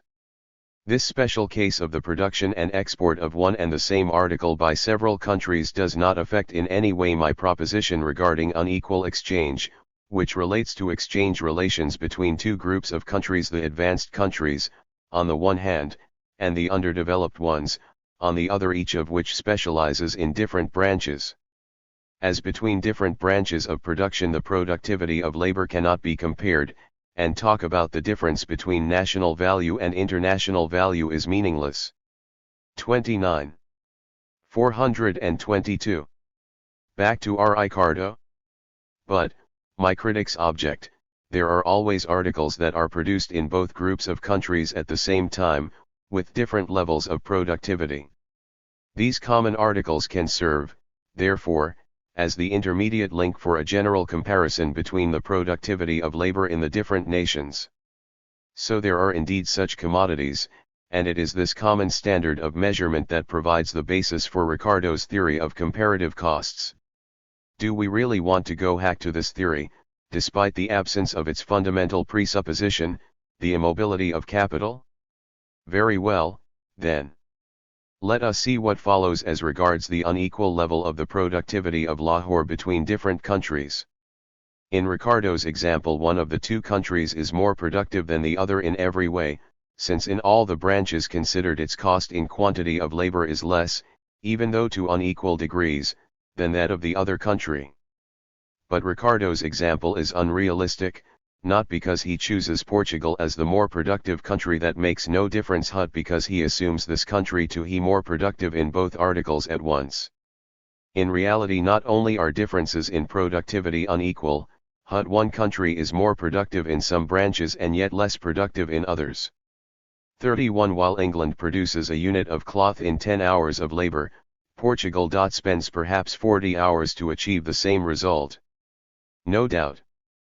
But don't forget that, while Portugal produces a unit of wine in 20 hours, England, despite her higher technical level, would need, in order to cultivate grapes in hothouses and thereby produce wine, to spend a quantity of labor that would be a multiple of the labor needed for this purpose in Portugal, higher than the multiple of English labor that Portugal would need in order to produce cloth. This is more or less generally the situation regarding the center and the periphery in the world of today. Labor is more productive in the center as far as industrial products are concerned, owing to the means of production available there, but it is still more productive in the periphery as far as agriculture and mineral products that are exported are concerned, owing to the natural factor. Under present-day conditions, it would certainly be very expensive for the periphery to make its own automobiles or television sets, but comparatively less so than it would be for the center to cultivate coffee or to raise elephants for their ivory. 32 Let us then modify Ricardo's model in order to make it reflect this reality. The periphery is only a quarter as productive as far as the industrial product is concerned, but it is 9 times as productive in the exotic product. The geometrical mean between 1/4 and 9 is 3/2. 33 The zone of indeterminacy within which the rate of exchange, AB, must fluctuate extends from 1/18, which is the ratio in the center, to 2, which is the ratio in the periphery. Between these limits it is demand that determines price. As there is no reason why demand should always be more favorable for all the products of the center, which are many and various, and less favorable for all the equally many and various products of the periphery, there is no reason either why the long-term price index should be closer to the upper limit than to the lower one. According to the law of large numbers, this index should tend toward the mean between the two limits. This mean between 1/18 and 2 is 1/3, which gives us 3AB 34 if we now assume that each of the two groups has 1,000 hours of labor at its disposal, after specialization they will produce. Which gives a ratio of national income per head of 3 to 2 in favor of the periphery, corresponding exactly to the mean of the productivity of labor in these two nations, as worked out above. Consequently, if it were really comparative productivity that determined wages and incomes in general, the underdeveloped countries should have a wage level and a standard of living higher than those of the advanced countries, since their advantage in the exported article is usually greater than their disadvantage in the imported one. 35. National appropriation. However, let us grant that the opposite is the case. Let us assume that the productivity of labor is on the average greater at the center than at the periphery, and that this difference is due to the uneven development of the productive forces and so, in the first place, to the machinery, and equipment generally, available at the center. Who owns all this splendid machinery and equipment, which ensures this high level of productivity in the advanced countries? At the present time we have to face the fact that it belongs not to the workers but to the capitalists, and the argument, brought against my thesis, which tends to justify difference in degree wages by difference in productivity, bears a curious resemblance to the classical argument used by the capitalist, justifying profit by reference to the productivity of the means of production but with something lacking, though, namely, acceptance of the legitimacy of the status quo. Marxists do not endorse the status quo. They have shown, and rightly, that while profit arises from capital, capital itself arises from previously made profit, and that even if we go right back to the very first capital and grant that this was the fruit of the harder work or greater thrift of its owner, it would be absurd to make the proletarians of today suffer the consequences of an original sin committed by some distant ancestor. Furthermore, they have shown that it is not true that the original capital was the fruit of work and thrift. History proves that it resulted from earlier direct plundering of producers, from what is called primitive accumulation. And the Marxists have spread this knowledge so effectively that they have convinced everyone, including the proletarians of the Third World, so that now, in the same machine in which the Detroit worker sees his forebears' toil embodied, the worker of the Third World can legitimately see the sweat and blood of his own forebears embodied just as clearly, if not more so, in the copper from Katanga, the tin from Bolivia, and the rubber from Indonesia of which this machine is made. To whom, then, do these so highly efficient instruments rightfully belong? They should belong, one would be tempted to say, to those who work with them. The true high is that even in the most advanced countries there are very few people who actually work with them. Not only the hairdresser and the house painter whom I have mentioned already, not only the bookkeeper, the butcher's assistant, the news vendor, and so on, but even factory workers in other branches, or merely in other parts of the same country, have little to do with these instruments of production in which so much past labor is embodied. The question must again be asked, to which workers ought the developed productive forces to belong? Which workers' wages should be determined by them? Those of the area where these forces are located?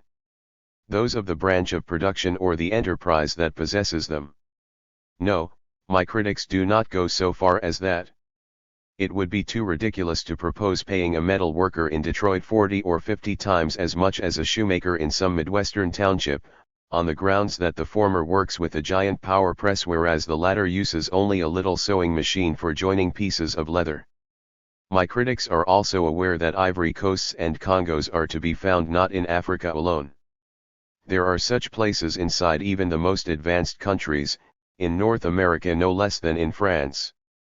In the end my critics are forced back to the idea that the workers who deserve to benefit from these means of production are those who happen to be nationals or residents of the countries where the means of production in question are to be found.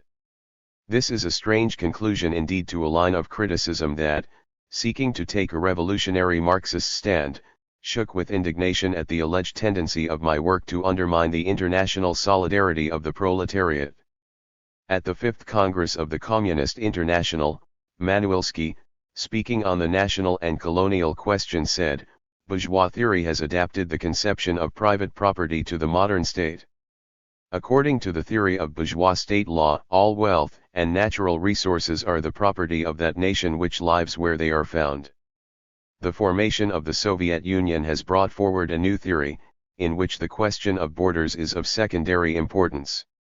In our state, a man 426 from Murmansk has the same right to the Black Sea ports and the Donets coal field as a peasant from Poltava or a Donets miner. 36 Bourgeois theory? Bourgeois law? Not at all. According to my critics, the conception attacked by Manuelski represents the last word of revolutionary Marxism. In fact, however, it is not even a matter of bourgeois law. That law, by virtue of which the bourgeois class profits from the development of the productive forces, played a certain role in history, within the limits of which it was progressive and rational. What is involved here is something quite irrational and backward-looking, namely, hereditary privilege. What is being claimed is that men's standard of tithing should be differentiated in accordance with the geographical placing of machines, and the lines followed by the political frontiers that surround these places. Whether or not a man gets enough to eat, whether his expectation of life is to be 30 years or 60 years, whether he and his like are to be % literate or only 15%, all this is to depend on whether or not there are machines within the same frontiers as himself, regardless even of whether, in his own economic activity, his own trade, he has anything to do with these machines. And this is what Charles Bettelheim calls harsh reality. It must be said that this reality is not harsh for everyone concerned.